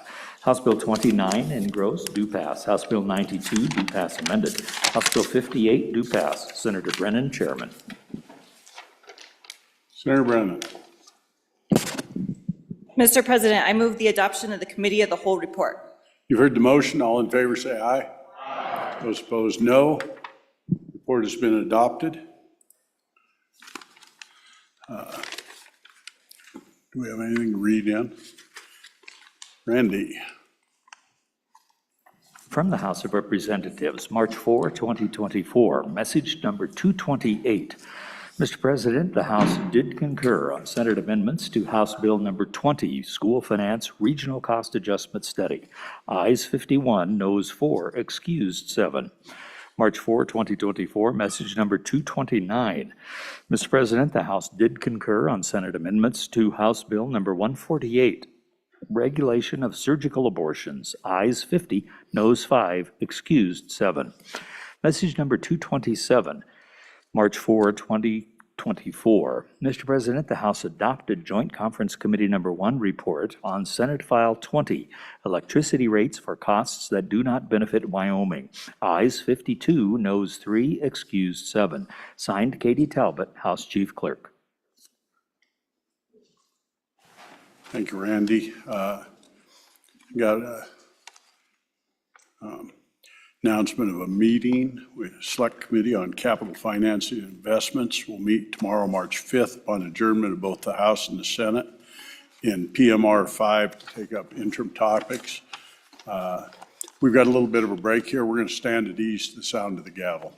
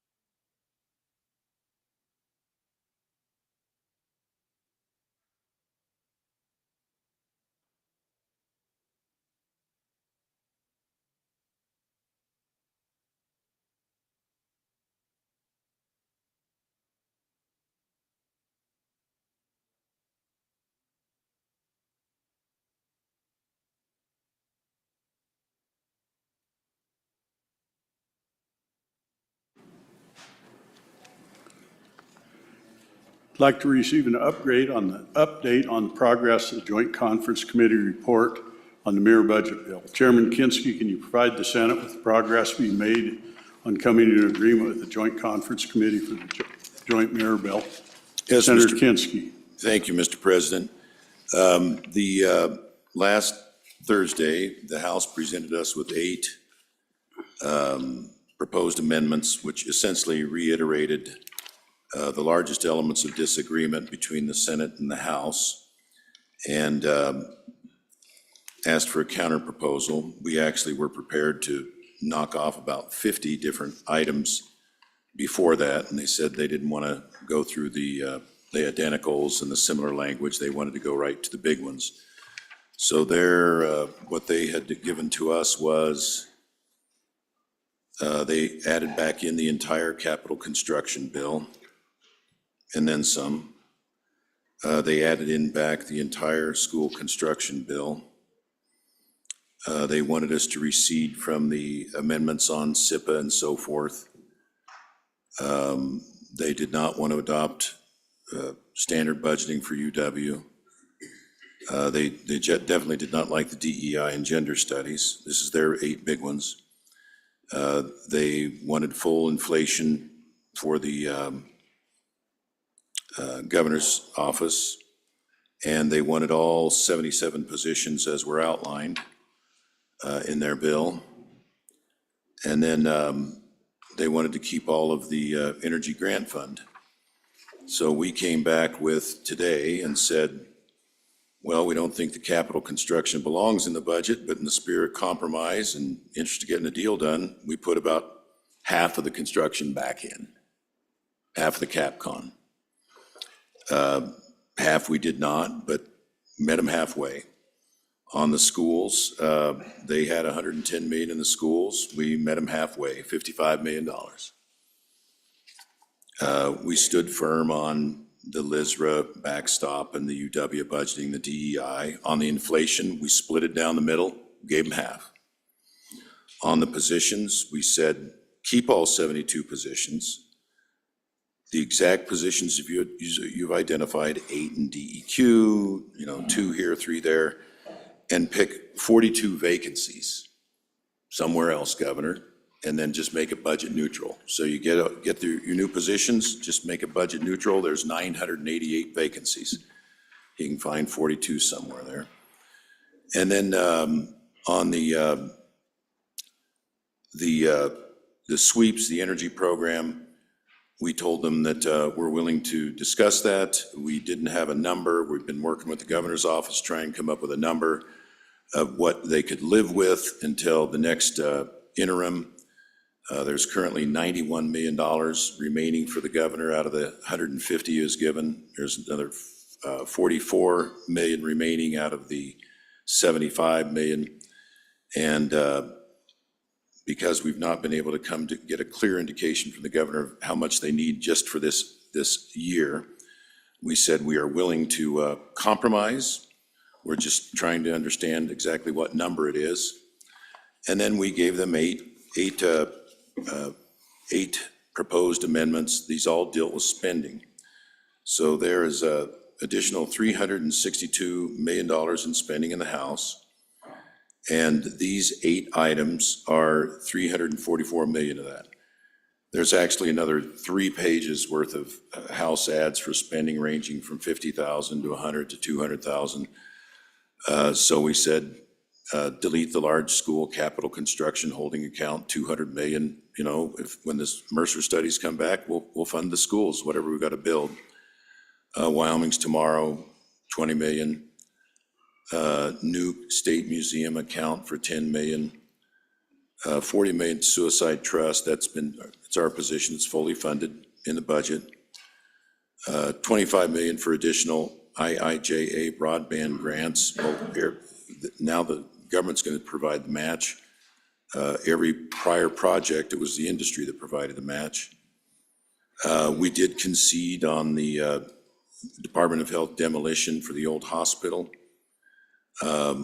We didn't feel we needed to employ another raise of 18 million phase 3 after we've just had 2 rounds totaling 18%. And there was a bill that failed over there to create a new mental health benefit in the school districts that failed, and it was put into the bill at 18.5 million. We said that's the subject for a bill. So then we had hoped that we could proceed to the identical amendments and the similar amendments, which is about 40% of the remaining work to be done on the budget.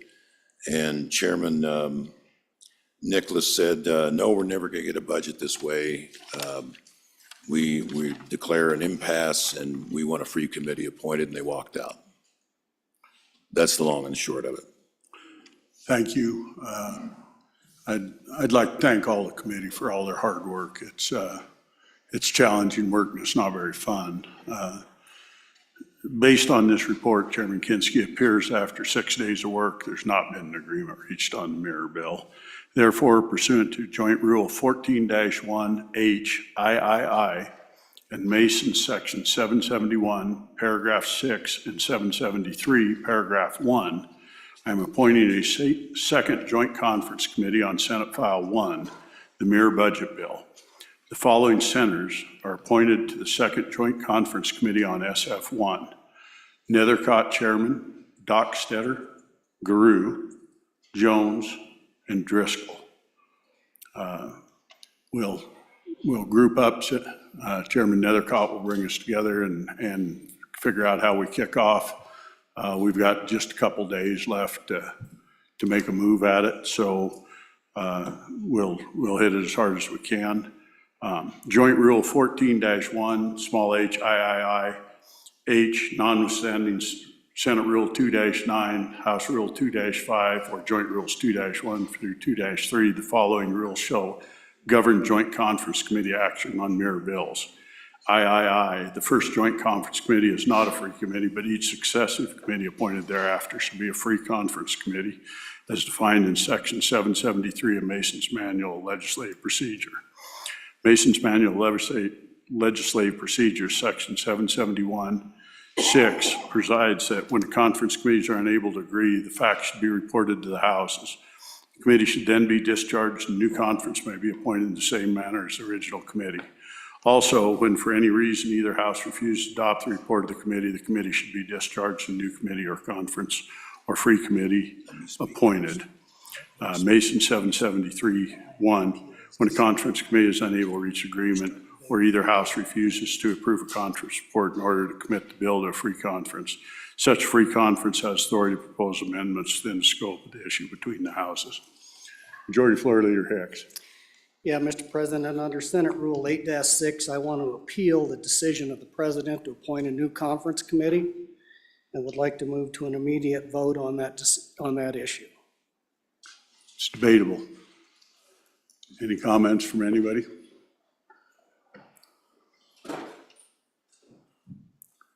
Chief Clerk will call the roll. Well, Mr. President. Excuse me. What do we got? Senator Kinski. Yeah, Mr. President, your conferees absolutely disagree with the concept that we were deadlocked or that we can't reach a deal. These are people that have come to the table, made it clear that we're willing to compromise, have showed compromise, and we'd like to continue the job that we started. We've got a lot of time, a lot of hours into it. Thank you, Mr. President. Senator Barlow. Thank you, Mr. Chairman. So I want to be clear about what a vote aye or no is on an appeal of your order. Thank you. Further comment, Senator Hicks. Yeah, Mr. President, for clarification, not on the vote, but on the process. So we have 23 days in a budget session. This Friday would have been the 20th. Today's Monday. The JCC can continue to meet all of Tuesday, Wednesday, Thursday, and Friday. That doesn't account for the 3 days that we have remaining to use if we so choose to, which means that they could continue to meet on Monday and Tuesday. We would have to come back in and vote on Wednesday. So in my opinion, there's more than ample time to have this committee to continue to work with the like committee of the House to try to come up with a resolution to a budget. We have time. It's not like this is going to fall apart right now. And so for that reason, I think we need to let this committee continue to work on the budget. So on the question, Senator Barlow. Thank you, Mr. President. So both houses appointed JCC ones. If our colleagues down the hall go on to a JCC 2, then we do not have a committee if this motion fails. Is that my understanding? And I still want a clarification on what an aye and a no is in the context of the motion that the majority floor leader brought. Thank you. Thank you. Senator Landon. Mr. President, I just heard that we very likely will extend this session for 3 more days. That gives me some concern. I'm not thrilled about sticking around another 3 days, much as I love all of you. That doesn't pique my interest at all. So I'm wondering how hard and fast our deadline is on 20 days. And I'm just curious, how much more time should we give this committee? I mean, I'm all for them. Go get them. I'm good. But how much more time? Because I can remember over in that other box house that we were in before this Capitol was done, Mr. President, we stayed until midnight about 5 nights in a row, and I'm not interested in doing that either. That's not good governing. So I guess a little clarification. How much longer do we want to go? Till Friday night at 10?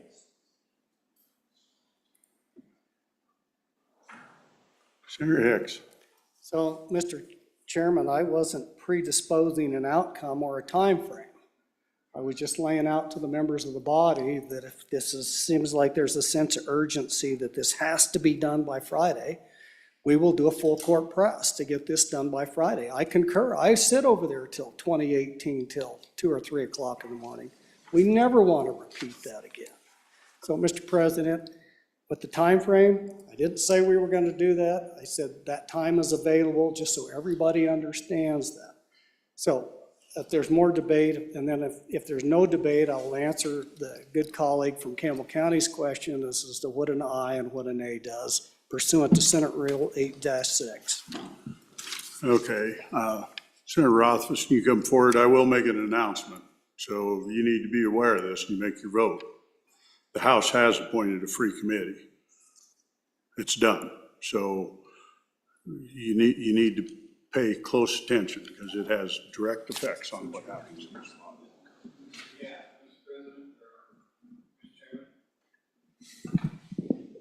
Further discussion, Senator Dockstader. The names of that free committee on the other side of the building? Mr. President, to you. What was the question? The question, to repeat, was what were the names of those appointees on the other side, if we have that? I don't think we have. Did not come to me. Received that announcement Said yet. that they'd appointed. So, Mr. Chairman, Go ahead, Mr. President. if they've got them, go ahead and name them. They don't yet, but they're getting them. We'll get that. Mr. Chairman, you know, I beg to differ where we're at, and it's kind of interesting, is folks, the body spoke, and we appointed a committee that represented the views of the body on the floor. And I will point out to you, we knew today at this time was our deadline to override vetoes. I don't think anybody in here wants to stay more days. The first offer from the House came on February 27th, 5 days ago. There's been no response from our side, none whatsoever. And I will tell you from my end, there's been some scuttlebutt go around. No hands on the committee. I gave no guidance. I gave it to the chairman of the committee, gave him a committee and told him to go to work on it. I've watched. The only question I've asked was what the executive committee was today. I've gave free rein. We see where we're at. And if we go 3 more days, I can assure you we go another 3 days. And if that fails, folks, you're virtually assured that we all get to come back down here later in the season. And knowing what we know about the other body and the way they go. I won't make a prediction, but I would be shocked if we come out.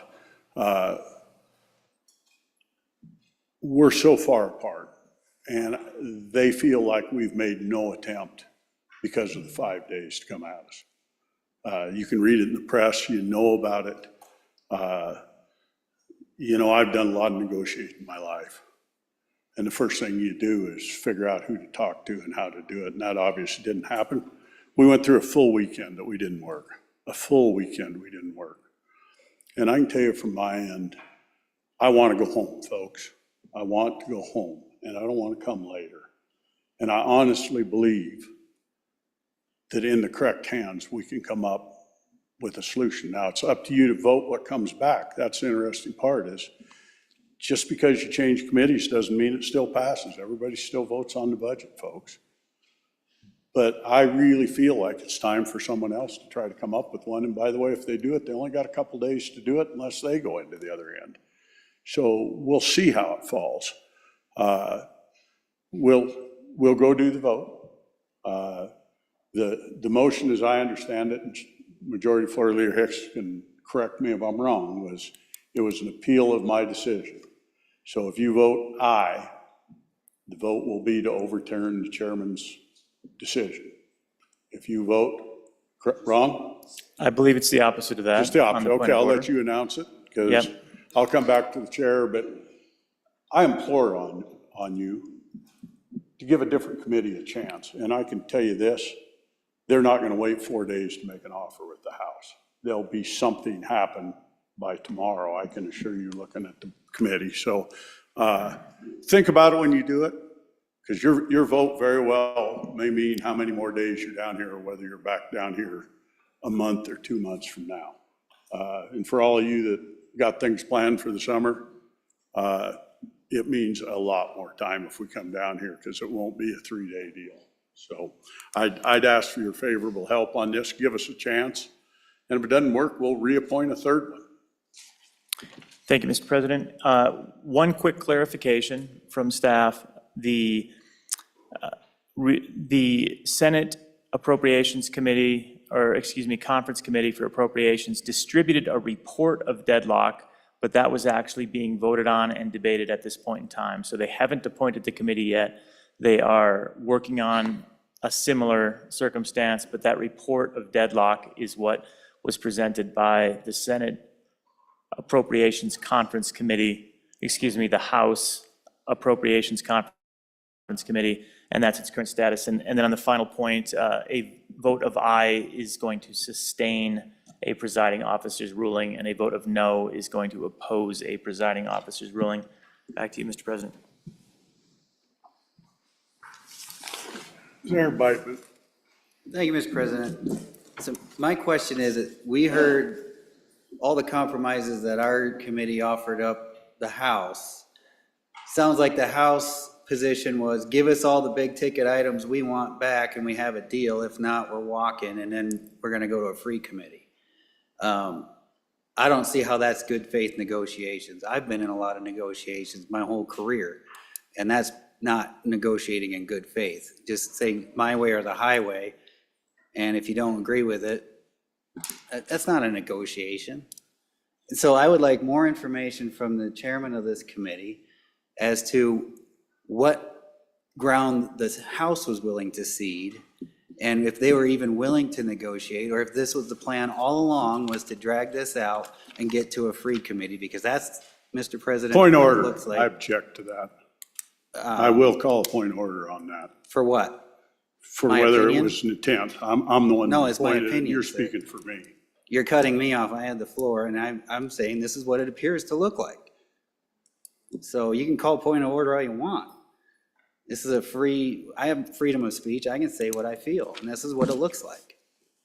It looks like that's the plan. So my question to the chairman, what were the House willing to negotiate on, if anything, big ticket wise? I'll stand for an answer. Senator Kinski. Thank you, Mr. President. First of all, I would take issue with the fact that no work is done.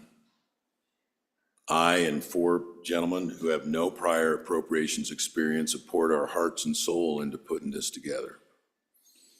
I had some reservations at first when you gave me a committee of people without experience but with real conservative credentials, and then I came to see it. It's been a blessing. Because we know we have to compromise.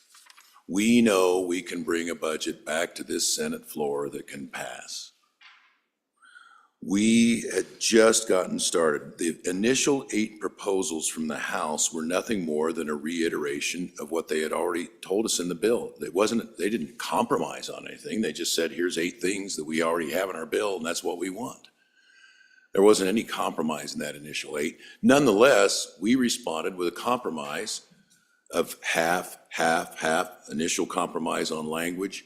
We had 2 pages of similar language where we had a number, we were going to adopt a number of House positions. And so I think at first I thought, these guys don't have experience, they've got conservative credibility, and they've been doing the job. And we went in there today and we made a good faith offer with giving substantial ground.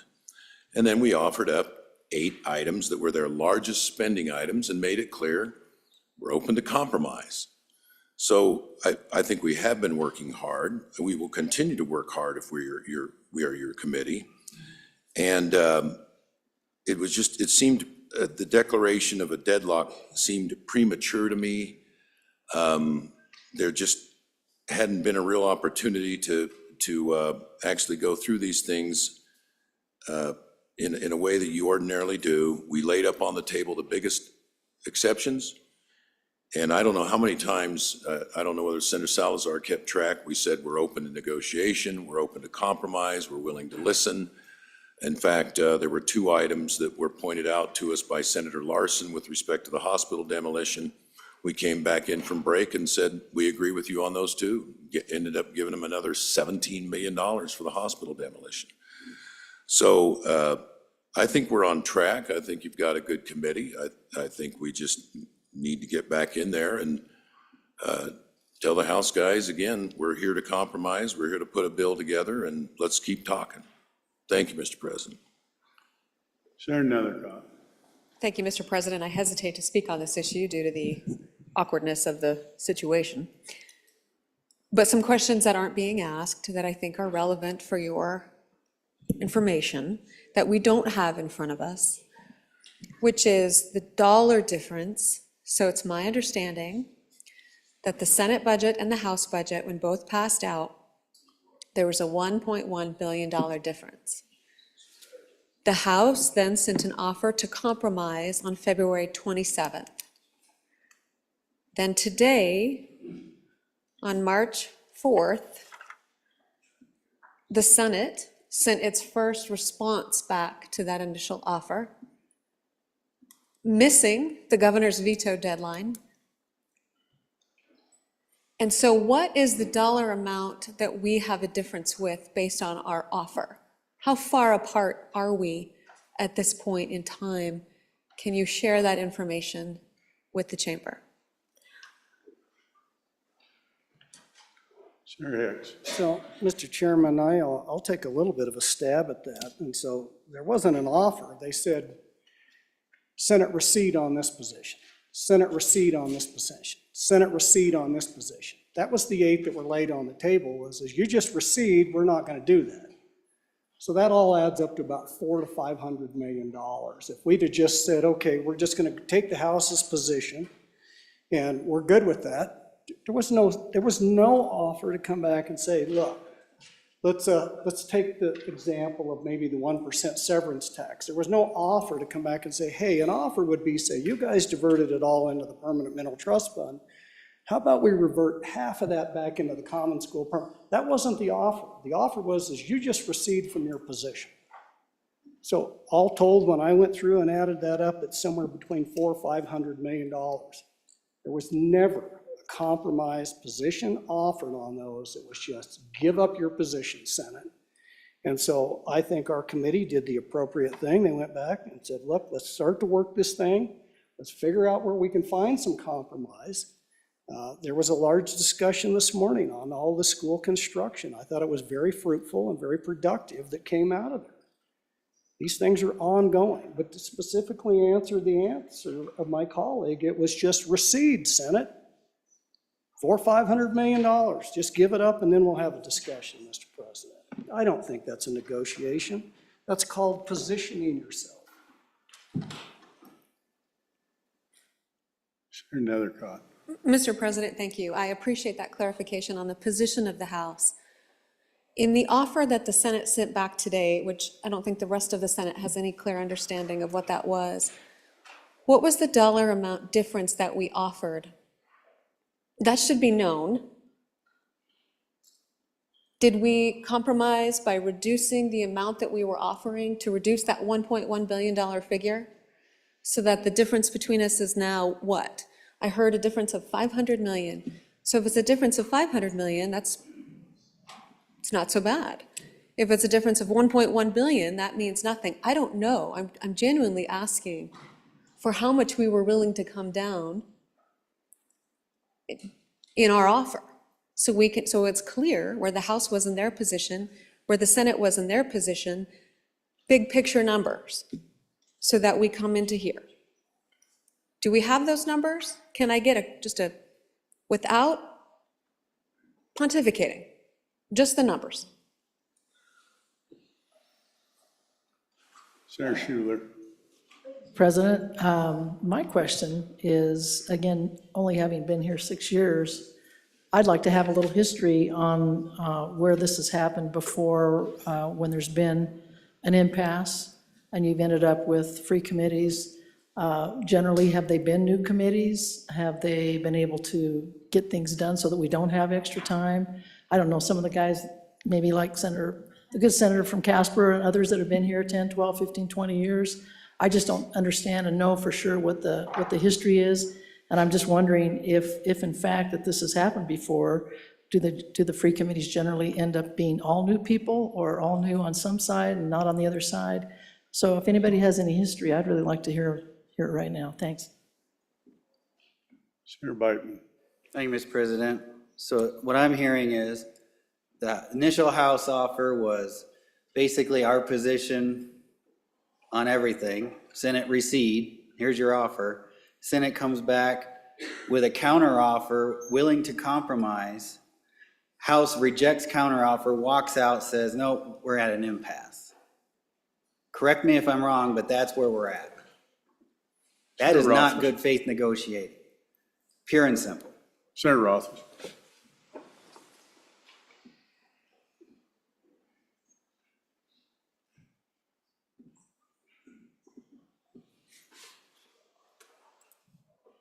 Mr. President.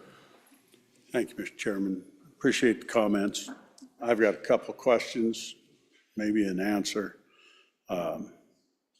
First, are we on agreement on any point with them? Because I'm not sure from what I've heard. They made an offer, and we're hearing it's bad faith. Anybody that's dealt on anything is used to ridiculous offers. The first one is nearly always ridiculous. I've done it all my life. And the first offer that comes in is, if you're buying a ranch or a house, the first offer is silly, stupid. But you counter, and you usually counter right away. And our counter didn't come for 5 days. And that'd be different if we were dealing with a 6-month window. But the 5 days came when we knew we had a deadline of today. And now we're saying, well, deadline really wasn't today. Let's move it a few more days. And if they lock up again, what are we going to do? Move it a few more? Because I'm going to tell you this, if you don't put another committee up today, you're very likely to end up in a special session. Because if you're locked again, and we don't know, but it appears the personalities don't match real well. Either something happened and I don't point any fingers on either side. But for whatever reason, they didn't do what usually happens, which is sitting down over a cup of coffee and saying, what do we do to figure this out? And I don't see where that happened. I see where we went back and worked really hard, but I don't see where we could have even countered with a counter that said, we counter with where we're at. but we didn't. And what we did was waited for them to deal against themselves. And that's probably where we're gonna be at again, is deal against themselves. We don't know, name me the hard points they have that are sticking points, because I can tell you, if I'd have been on here, we'd know which points were the sticking points right now, today. I'd be able to stand in front of you and say, this, and this are things they won't negotiate on. What are we gonna do to solve them? This, and this are things they give on, which we heard a little of that. What we offered was halfway, and we said, well, you know, we did a deal and now we made an offer to come halfway. And I'm not thinking that they think, being we cut $1 billion, that halfway is a good, fair offer to them. So you've got to find where that middle ground is, and that's incumbent on the committee to do that. And it's pretty evident with what happened today. They're not going to come crawling back on their hands and knees to you. They're not.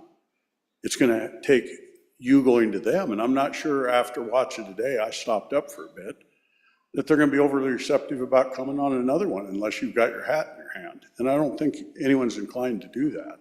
So for all of you, and I'm being pretty sharp about this, think very hard if you want to come back for a special session, because that's really what you're rolling the dice on. Vote how you may, but you're rolling the dice on a special session. And looking at the way that the body's split, what happens when we don't come together on a special session? Now you're making Wyoming history, folks. Thank you, Mr. President. For the discussion, Senator Dockstader, then Senator Scott. Thank you, Mr. Chairman. I don't think special sessions are effective. Just don't believe that. So make the transition from Mr. Chairman to Mr. President. Mr. President, could we have the names of that special committee? There was a reference to personalities. Could we have the names of the special committee from the other side of the building, the free committee? I don't believe we do. No. Yeah. Senator Scott. Mr. President, questions asked about the history. I will say I know of 2 instances where we've gone to a special session over budget issues. One was 1978, and the issue was spending money to start a Wyoming medical school. And what had happened was there were 15 senators, 13 Republicans and 2 Democrats, who decided they would not, under any circumstances, vote for that money. And they defeated the University of Wyoming budget entirely. Those were the days of separate budget bills. And they came back in May, after everybody had time to cool off, Mr. President, and reached a compromise deal that had worked very well for the state. It was an issue of principle. The second time was dispute really between the legislature and the governor over some spending issues, and came back, my memory is late April, but I could be wrong on that. But again, after significant time and after a compromise was reached. And we may have spent too much money, but there was a compromise reached and it worked. I can remember a few other free committees where there was some kind of technical holdup. They had basically had an agreement. Needed to go to a free committee to implement the agreement. I have never seen a difference between the 2 houses that approaches the magnitude of this one. It seems to me, Mr. President, that there's some issues of principle at stake here. That with the drive for the larger spending, we have the money to do that this year. But I've been told by numerous sources that I've put credibility in, that the current surplus is not likely to last. And the way, Mr. President, a number of other states have gotten themselves in trouble, bad trouble, is by spending everything they could lay their hands on in the good years, and then the bad years come and you can't fund it. We can think of the largest state on the West Coast as an example of that. it seems to me that we need to get away from the personalities involved here and realize that this is an issue of, are we going to continue this state on a fiscally sound basis that recognizes that our revenue sources are very volatile, and that to keep our taxes in line and keep the size of our government reasonable, we're going to have to say no in these hard times, in these good times, so that we have the money to get through the hard times. And so, Mr. President, I hope we get away from the personalities here and realize that if we're going to continue the kind of state that we've had all these years, that has dealt rationally with the major fluctuations we have in our revenues, we need to stand tight and negotiate a reasonable compromise. I think that's where we were headed. I suppose you could appoint a new committee and vote down the product if they surrendered too much. But I think the other way is to continue where we are. And if the other body doesn't want to agree, then maybe everybody does need to go home and cool off a bit. But it's a fundamental question and a magnitude I have never seen before. So, Mr. President. Senator Cooper. Thank you, Mr. President. I'm less worried about the days than I am about the fact that I have a constitutional obligation to pass a budget. And I think all of you do too. And I think we take that pretty seriously. When I looked at the House budget proposal, that's got to have some major trimming in it. It has to. It's just excessive as it is. But I never did hear the number about as far as how far apart we actually are. Is it $400 million that we gave? Is it $500 million? Those are just round numbers. That doesn't mean anything. Where are we at? What dollar-wise did we offer, and where are they at dollar-wise? I think those are questions we have to ask. And if we're still relatively $700 million apart, we need to go a different direction. If we're, within $200 or $300 million, probably we can work this out. But without those numbers, I don't know how we make an honest effort to keep this committee in place. I'm not against keeping this committee in place if we're making progress. But if we're still that massive number apart, I think we have to do something different. I think about an old man in a well control situation there a few years ago that I ran into. He showed up on location, and the young buck on location said, "What do? Every time we pump water in it, it blows it all out." And that old man said, "Well, first thing I do is quit pumping water in it. If what you're doing isn't working, do something else." We've been 5 days, and if we have zero progress, maybe it's time to do something else. But we don't know what that progress is. Senator Barlow, can you come to the chair? Senator Hicks. Yeah, Mr. President, it's my understanding that the House has appointed a free committee, and I would like to know who that committee is.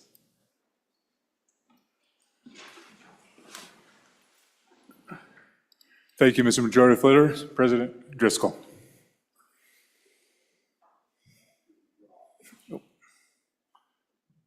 Wrong chair. At Roth, this is Chairman. Being we're going to facts and we're talking about it, and I'm going to address the great senator from Bates Creek and talk a little about where we're at and where we've been. And got to agree with him to a large degree. We know where we're heading. But let's talk about what got us here. Folks, our Appropriations Committee spent an entire interim. They built a budget. This is probably a little bit of where the heartburn across the aisle comes. Our current chairman and another member were part of that committee, and they voted yes, and they put no objections into it whatsoever that I could find. We developed a budget, and it was a budget that represented our body. Regardless of where you're at over there in Bates Creek or where we're at somewhere else, they developed that budget. Our members didn't come and complain about it. Our members on the committee didn't complain about it. And both sides passed the budget. And we came here, and then we got where the good senator talked about, is we decided that we were going to be much more conservative than the budget that we'd done. You know, folks, that committee represents us. And we did them a huge disservice. And the people on the committee that didn't speak up did even a bigger disservice. So let's go back and talk about where the state's gone and where it's come. And I'm going to go back, we're talking about spending policy. Let's go back to when the good senator from Casper here, senator in the corner over there from up in Star Valley, and a number of us were on, and guess what the state budget did that year? We cut just shy of $400 million out of it. We cut 500 jobs out. And over the next couple deals, we cut almost $1 billion out of the state budget. Almost a full billion, almost 700 jobs. Came back, we've had some pretty good years. Did we spend it the way we heard on the floor? That we just piddled our money away? No, we actually didn't. What did we do last year in the supplemental? Think back, folks. And a bunch of you voted against that budget in here. We put $1.4 billion aside. Biggest amount in Wyoming's history. 700 plus million into permanent funds, 700 into reserve accounts. What did this year's budget do? Further funded the reserve accounts to 5X, puts a couple $100 million more in savings. Kind of pulls it all together. Doesn't sound quite so crazy, does it, when you start looking at that? And maybe, just maybe, we are obligated to build some schools and do some things that help infrastructure in Wyoming. And that's what you do. My friends out here that are ranchers, my friend from Bates Creek, when you sell a big calf crop like this year, you're going to. That's when you buy the new swather. It's when you buy the pickup. Does it mean you're spendthrift? Generally not. When you have to tighten your belts when it comes, and we know it's coming, folks. But we also know if you don't take care of your needs, it costs you more in the end. We also know from the school standpoint, cut the schools out and see what'll happen to you, because there's a building across the street over here that's going to tell you whether you have money or not, you're going to do it. And I'll represent to you that what we're doing is an honest push and shove between bodies. But there is no way, as I look around this gallery up here, that you're ever going to get the other side to come 2/3 down. And if you want them to take that path, take it. And you're going to go down as history as the legislature that didn't pass a budget, because you've got to find where the happy medium's at. Folks, we didn't attempt to, from what I can see, and you're going to hear some people stand up and say otherwise. We didn't make an offer that says, where's the next halfway at? We didn't make an offer. And generally, when you don't make offers, you find out someone else bought what you were dealing on, or the deal went away. I question very strongly, and I will see how time tells on this vote, because we all kind of know what's going on. This is going to be very telling for this body, because we're putting ourselves in a position that we can either succeed or fail. And I pray that you do the right thing and we do what the Constitution requires, and that's to come up with a budget. That doesn't mean you cave. I think you guys have got some of you folks talking have got a base thought that it's just going to cave and be a wreck. I beg to differ. I've sat on a number of these committees, and I'm going to talk about myself a little. We helped pioneer what made that other body move quite a little bit. I'm looking at the corner at Star Valley. I'm looking at the chairman. We've moved bodies before, and it's style and personalities. And I think we've got a problem here with style and personalities both. Thank you. Further discussion, further discussion. Chairman Kinski.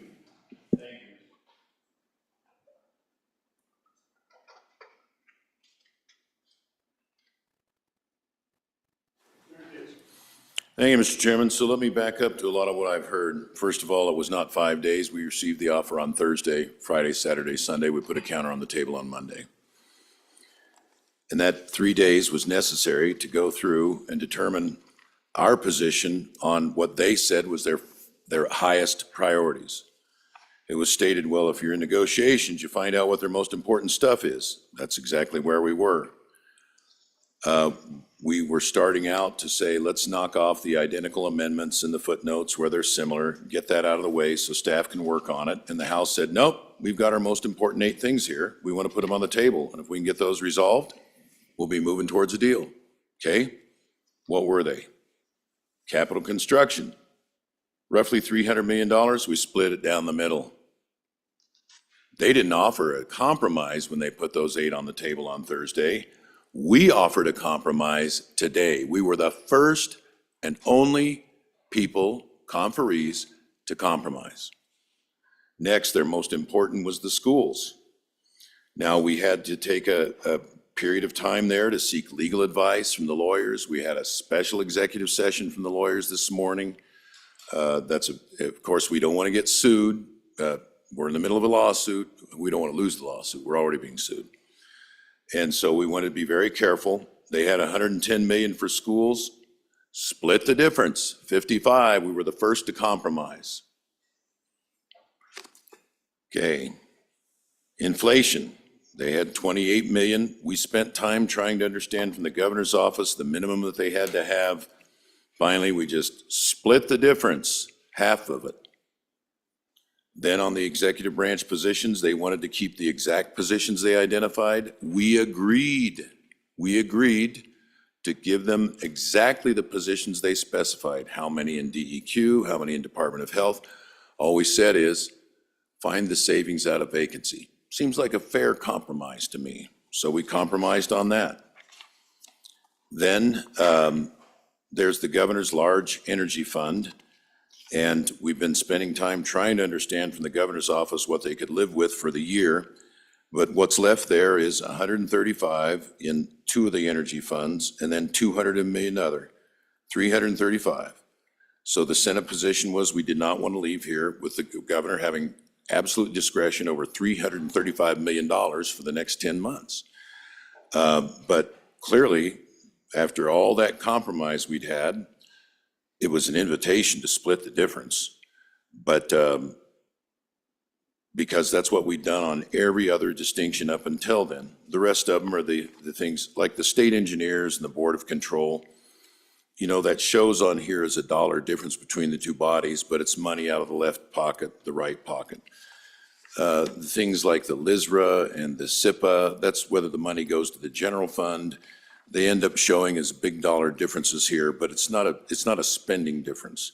That spending difference between us and this House, they laid out their 8 most important, we split the difference. And we're ready to come to some kind of accommodation if we can get some information from the governor's office so we clearly understand on the energy. But I told them today in no uncertain terms, we are ready to compromise on that. Then we laid our 8 most important on the table to us, which is spending. We went through them, clearly an invitation to split the difference. I did everything but say split the difference. They got them walked out. So it's not personality. It's not clash. It's not, it's just simply negotiating. And why they did what they did, I don't understand, because we have been there in good faith. We were the first one to put compromises on the table, and we made clear that we're willing to continue to compromise, Mr. President. So I think the thing to do is to send the 2 committees back to the table and tell them, come out when you got a deal. We're getting closer. So, Mr. President, I just want to talk just a little bit about the process and what came out of JAC, and you give a very eloquent discussion. As you know, we had members that voted for it, and we come out here to the floor, but I'm just curious as to why that doesn't pertain and is not applicable to our friends down the hall, because we did from the budget that was presented, the JAC budget, so we decreased that by $776,000. Our friends, $776 million. Our friends down the hall increased it by $362 million. So my point is here, is JAC comes out with a recommendation to the body, and then each body will either cut or appropriate, add, subtract, whatever they did. We should not hold ourselves to a different standard than our colleagues down the hall. They didn't hold the line on the JAC budget. They increased expenditures by $362 million. And so this whole discussion about, we should hold the line of what the JAC did. In my time here, which is getting to be too long, I can tell you that, we have always had a difference between the House and the Senate. That has never changed. This is a magnitude of difference than we've not seen in history, but it doesn't mean that we can't come to a reasonable compromise as long as people are willing to get in their room and roll up their sleeves. Mr. President, I think we can get a budget. I've told everybody I think we can get a budget. Timing is important. We've got a little bit of time. Let's let the process work, folks. So that's all I'm saying is we still have a little bit of time here. Let the process work. I have no idea what a free committee is even going to start at. If is the free committee, if they looked at the 60-some proposals that the Senate committee has already put on the table, or do they just go start all over and ignore all the work the previous committee's done? I know the committee has done a lot of work because I've looked at all those. In fact, they were up there for hours presenting those to our colleagues on the other side. I don't know where a free committee is going to start. Don't have a clue. I know where we're at right now in the process. We got a number of offers on the table. We can move this process forward. We can reevaluate in another day or two, but we have to have a partner on the other side of the building. Mr. President, I would still like to know if they appointed a free committee of different individuals or it's the exact same committee. No. Anyway, Mr. President. Chairman Hicks, I'm going to speak from the chair. I do not believe they have. Senator Grew.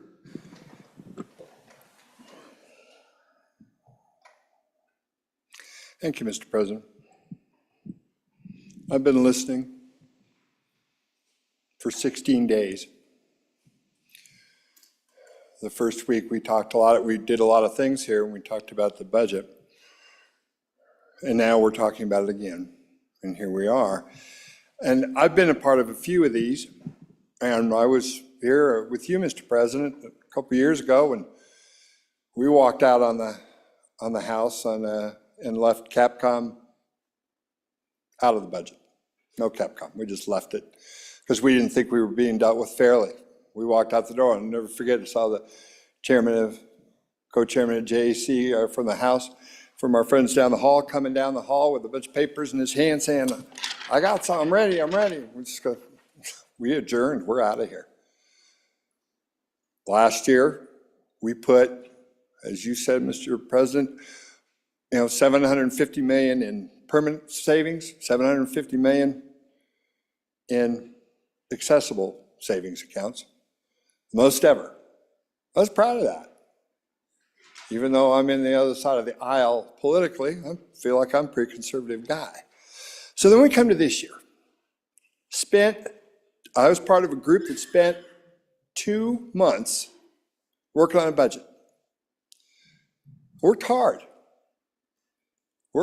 cut and cut again. Talked to the folks down on the first floor, talked to the folks across the aisle, worked to come up with what we thought was a reasonable solution. No one on the committee, no one in this body ever picked up a phone, ever called, ever said, boy, I think you're going in the wrong direction. I think you ought to look at something else.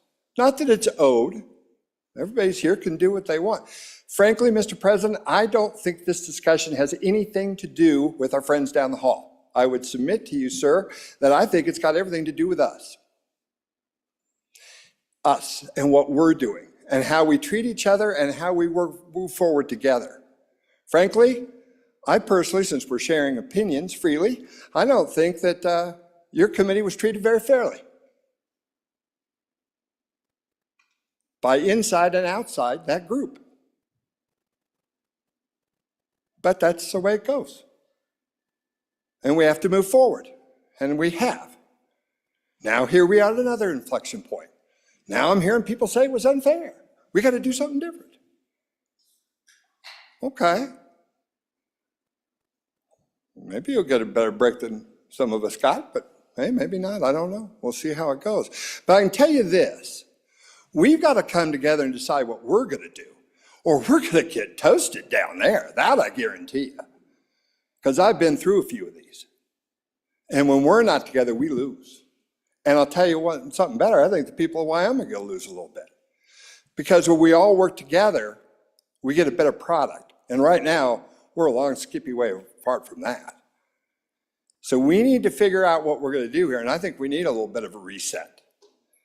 I was as hopeful as anyone in this building that folks would come down and say, hey, we got it. We got it figured out.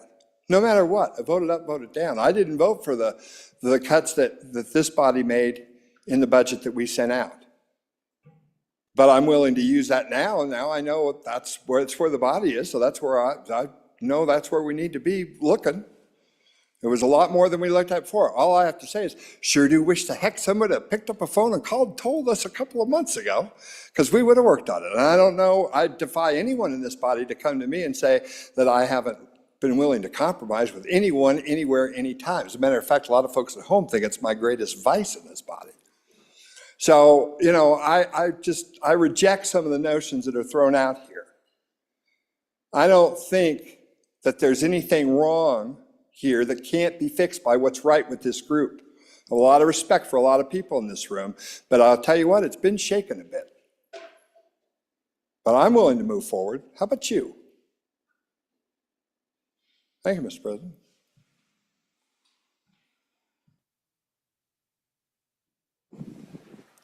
Yeah, thank you, Mr. President. With all due respect, Mr. President, this is a failure of leadership. I'm not going to sit here and hear about how people get their feelers hurt, because obviously we all have feelings in here. The committee was set up and it didn't reflect the body of the Senate. That's the Appropriations Committee. It's no negative words about people who sat on that committee, about the hard work they did in that committee. I have no negative words about it, but obviously it doesn't reflect the body. That lies the problem. So from that point, now here we sit. I sit here and I'm listening to this and I just can't take it anymore. I'm not going to sit here and be quiet. I'm not going to sit here and let people say things that I believe aren't functionally true. It's about feelings. It's about leadership. And so here we sit. Now we can pick up the pieces and we can move forward, and we will. We will have a budget. I don't think anyone around here is going to walk away from that constitutional duty we have to get one. And that's what we're going to do. But I think, you know, that first committee was set up. God bless those people that were put on that committee. But I don't think it was set up for success. I don't think that at all. And that's my opinion, and I'll take it with me. But now, all of a sudden, we have a second committee come up with with a new group of people that's going to come in and save the day, I guess. I don't know. But I think it's really unfair how that first committee was set up. I think it was unfair to the people in that committee. I think it was set up not to succeed. And so here we sit. Now, I want to succeed. I want to get a budget. I want to work together. You people have become my friends. All the people in this body are my friends. And I say what I said without disrespect to people. I respect that committee. But I can't respect how it got to this point right now. I want to do something different. I want to do something better, Mr. President. You're our leader. I want to do something better. Thank you, Mr. President.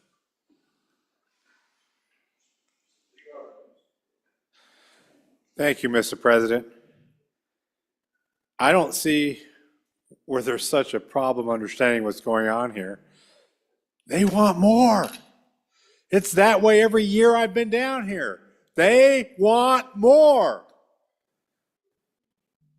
So you just got to decide whether you want to give it to them or not. That's simple. That's what we're talking about here.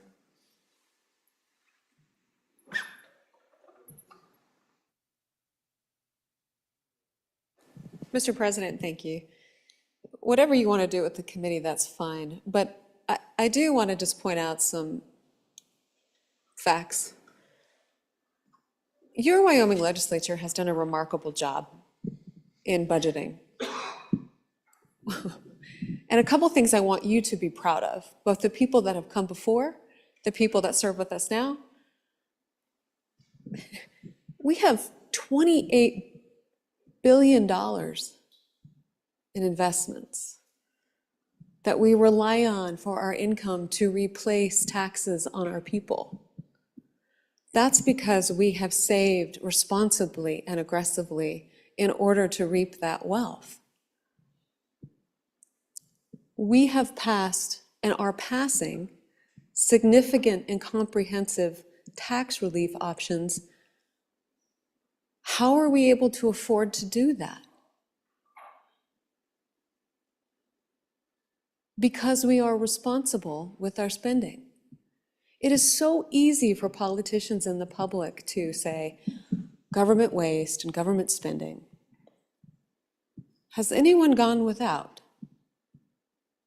I remember the days of when we cut too. This Wyoming legislature is flexible. We spend and we cut, and we can do that. Why? Because we live in a reality of a volatile revenue cycle. The good senator from Bates Creek every year has said we're going to be in fiscal decline. Every year I've been here. Bless him as well. He's right, that's always an easy predictor, but in reality, that's not what the cards say. Oil is doing well, and the world is unstable. And what do we know when the world is unstable? Oil flows. That's why we currently don't have a structural deficit in education, because oil is flowing, because of world wars. However, we did pass comprehensive property tax relief that adds approximately $600 million to a biennium budget, which would be ongoing, despite the sunset provision we all seem to cling to. So this body has passed, the Senate has passed a $600 million ongoing biennium budget backfill to schools and cities and towns and counties without hesitation. $600 million out the door.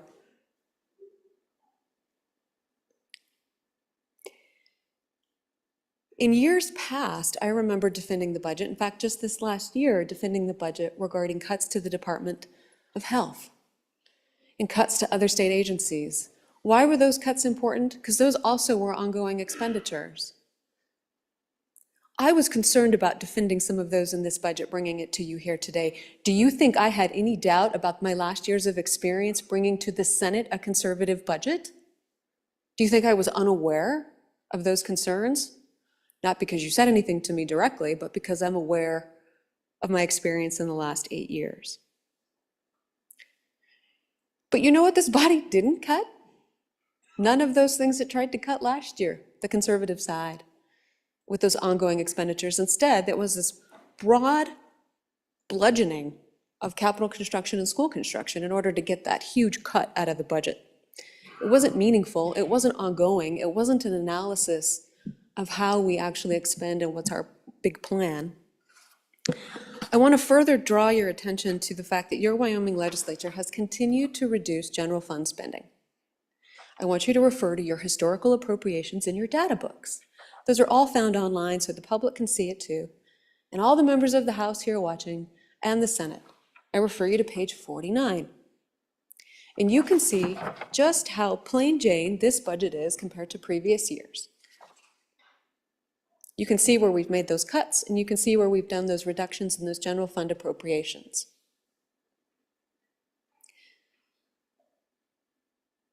So now the Senate comes in and takes a position that was pretty consistent with all of our historical budgets and cuts $1.1 billion. And is surprised when we don't have a conference come back with a joint report in 5 days. I just want everybody to step back, that there's a profound amount of inaccuracies about our budgeting and about our finances. The Wyoming budget picture is sound. We can be proud of that. You can continue to be proud of us. The senator from Teton County is correct. This body can do it. It will continue to do it. The sky is not falling. The budget as prepared by your Joint Appropriations Committee was reasonable, it was fair, it was prepared to you for your review and criticism. Unfortunately, you weren't really able to do that maybe as meaningfully and strategically and as surgically as would have been preferred, resulting in the situation we're in now. But rest assured, those efforts were made, and I have no doubt that will continue to occur in light of our historical appropriations, our historical savings, and our commitment to our constitutional obligations. 7 o'clock at night, and here we are discussing the budget. I thought those days were over, and I am deeply disappointed in that. We can and must do better.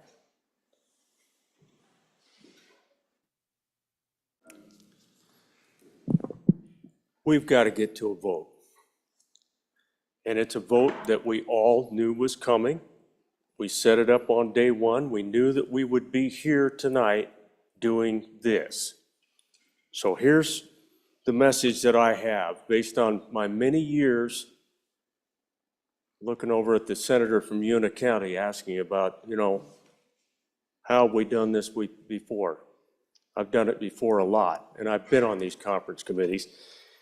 And I'll tell you what it takes, Mr. President. It takes what you've provided in the past, and that's statesmanship. I don't care what committee we send down to the other side. We better find some statesmen, and we better grow them.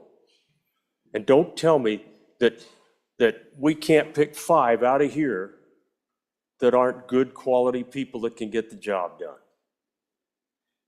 I don't buy that. So don't be telling me that we set up a wrong committee or something. Baloney. We had 5 good people on that committee.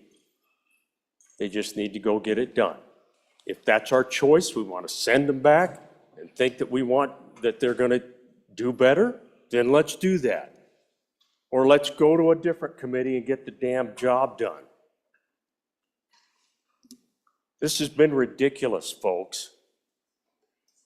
If this is about 1 or 2 or 3 people, we're never going to get it done. This is about 30 of us. We better come together, and we'd better be statesmen, and we'd better put our hat in our hand, and we better go get a budget.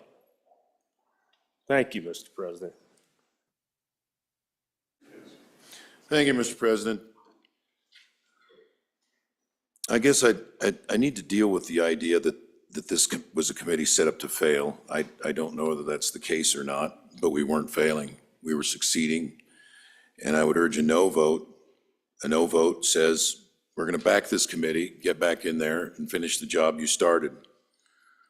What the House refused to contemplate was 23 different amendments of areas where we're identical. Couldn't get them to do that. 23 amendments where there's just a difference in wording. Couldn't get them to do that. That's 46. That's half of the line items where there's a disagreement. They laid their 8 priorities on the table. We met them halfway. We laid our 8 priorities on them, essentially asking to meet halfway. The dollar difference between the two, the number that's so big, relates to things like whether the SIPA goes to the general fund or whether we keep a SIPA. Staff tracks all that stuff as a difference. It's not a dollar difference. The spending difference between the House and the Senate, on the 8 that the House laid on the table, we've resolved most of it by offering to compromise. Now, maybe that's not acceptable to them. We met them halfway. And then we identified the other largest spending differences and invited them to compromise on that. That's where they need to come back to the table. They need to come back to the table. I would urge a no vote, which is backing this committee, reversing the president's declaration of deadlock, and let us get back to work. We're ready to put the deal together.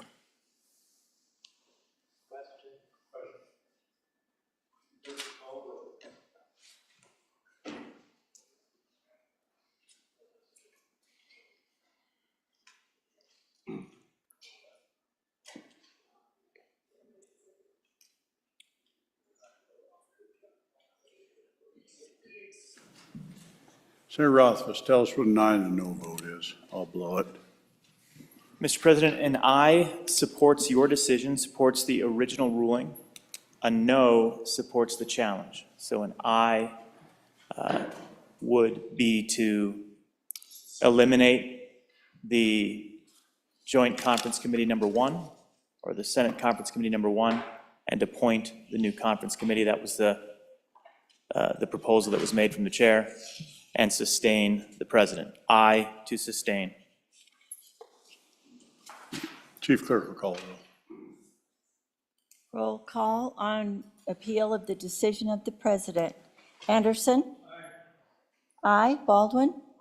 Aye. Barlow? Aye. Beitman? No. Boner? No. Bouchard? No. Brennan? No. Case? Aye. Cooper? Aye. Dockstetter? Aye. Ellis? Aye. French? No. Furphy? Aye. Guru? Aye. Hicks? No. Hutchings? No. Ide? No. Jones? Aye. Kinsky? No. Kolb? No. Landon? Aye. Larson? No. McEwen? No. Nethercott? Aye. Pappas excused. Rothfuss? Aye. Salazar? No. Schuler? Aye. Scott? No. Steinmetz? No. President Driscoll? Aye. Closing vote. Closing. Vote closed. On the appeal of the president, 15 aye, 15 no, 1 excused. We're deadlocked, folks. Motion's failed. We'll be back tomorrow with the same vote. Failed, that's what I said. It's deadlocked, it's failed. We'll be back tomorrow, same vote. Be ready for the motion in the morning. Mr. President, if the vote failed, that means your decision stands, is what I would believe, Mr. President. I think that is correct, Senator Barlow.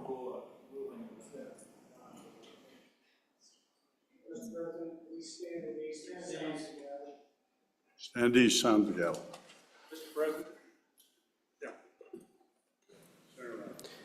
Mr. President, before we go to stand at ease, just a reminder, you do have a committee that has scheduled 2 extra meetings to try to get bills considered.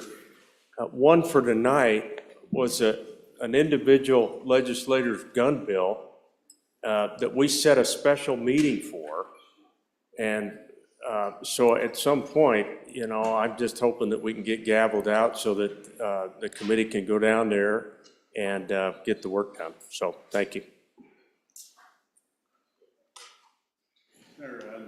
Mr. President, before we gavel out, I know the Senate is pretty worried about decorum and how we handle ourselves on the floor. And I think the junior senator from Tongue River might owe you an apology for his outburst on the floor. Thank you. None expected from you, we're fine. Senator Rothfuss. Point of order, we're discussing that. Even though it was structured as a positive motion to sustain, the motion that was brought was obviously a motion to overturn. So now that's being discussed as to which way it falls on a tie. So all of the, oh, here comes Chief Blair. 1 second.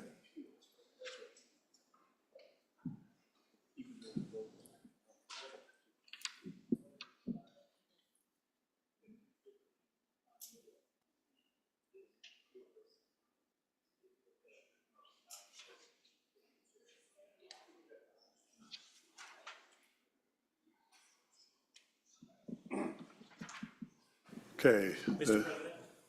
Senator Rothfuss. Thank you. Mr. President, the powers that be have concluded that on a 15-15, since the motion was to overrule the chair, a tie is a failure of that motion.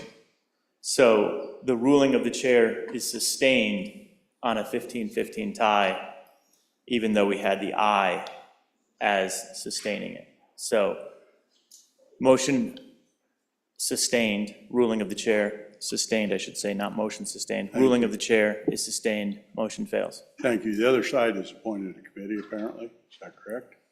Do we know who it is?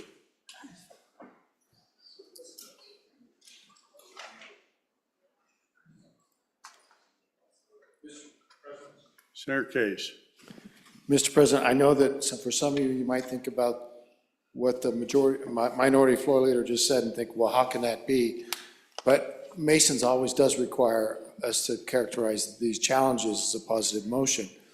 But if we didn't have that restriction, then a negative motion wouldn't have passed either. So I think the ruling is correct, Mr. President, and thank you very much. Mr. Majority Floor Leader, that clears the desk. Do we know what the committee is? I would not. We don't know what it is.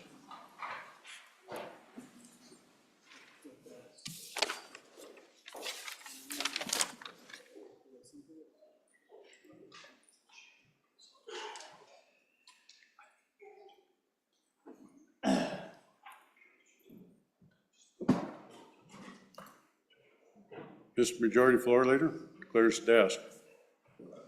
Mr. President, I move the Senate stand adjourned until 10 a.m. Tuesday, March 5th. Are there any announcements? Senator Landon. With great joy, Mr. President, I would announce that your Judiciary Committee, one, will meet in 15 minutes downstairs in W6 to take up House Bill 125 engrossed, repeal gun-free zones and preemption amendments. Senator Ellis. Thank you, Mr. President. Your Select Committee on Tribal Relations will meet tomorrow, Tuesday, March 5th at 1 o'clock in Capitol Extension E3 and online to discuss interim topics. Senator Schuler. Thank you, Mr. President. Excuse me, I almost said Judiciary. Senate Committee Number 6, Travel, Recreation, Wildlife, and Cultural Resources will meet tomorrow at noon to take a look at interim topics. Thank you. Senator Dockstader. Thank you, Mr. President. Your Minerals Committee Number 9 will meet with the like and same committee on the other side of the building upon the noon recess Wednesday, March 6th, Capitol Extension Room from 6 to discuss interim topics. Senator French. Thank you, Mr. President. Your Committee Number 5, Senate Joint Agriculture, State and Public Lands and Water Resources, will meet tomorrow morning, Tuesday, March 5th at 8 a.m. in Room 6 and online to discuss interim topics. Thank you. Senator Anderson. Mr. Chairman, your Appropriations Committee will meet tonight about 7:30 in W113 and online to hear House Bill 60 engrossed excess wildlife population damage amendments and whatever else was re-referred to us. I'm not sure there was any others. Thank you. Now my announcement. I'd like to invite any of you to come either tonight or in the morning to my office, discuss where you'd like to see us go. It's an honest, bottom of my heart ask of you to come tell me what you'd like to see and how'd you like to go forward. I realize we're all pretty tense, but my intent is to do my very best to try to represent the views of this body and to come back with something that we can do. We heard lots of stuff. We're all passionate, myself included. My belief is the best way this body can go forward is if we're reasonably united representing ourselves with the other side. So I reach out not only to the entire body, but to the conference committee to take advice and consent on where we ought to be going. Senator Hicks. To that specific issue, I'd like to know what your expectations of is as to when we're going to have a budget.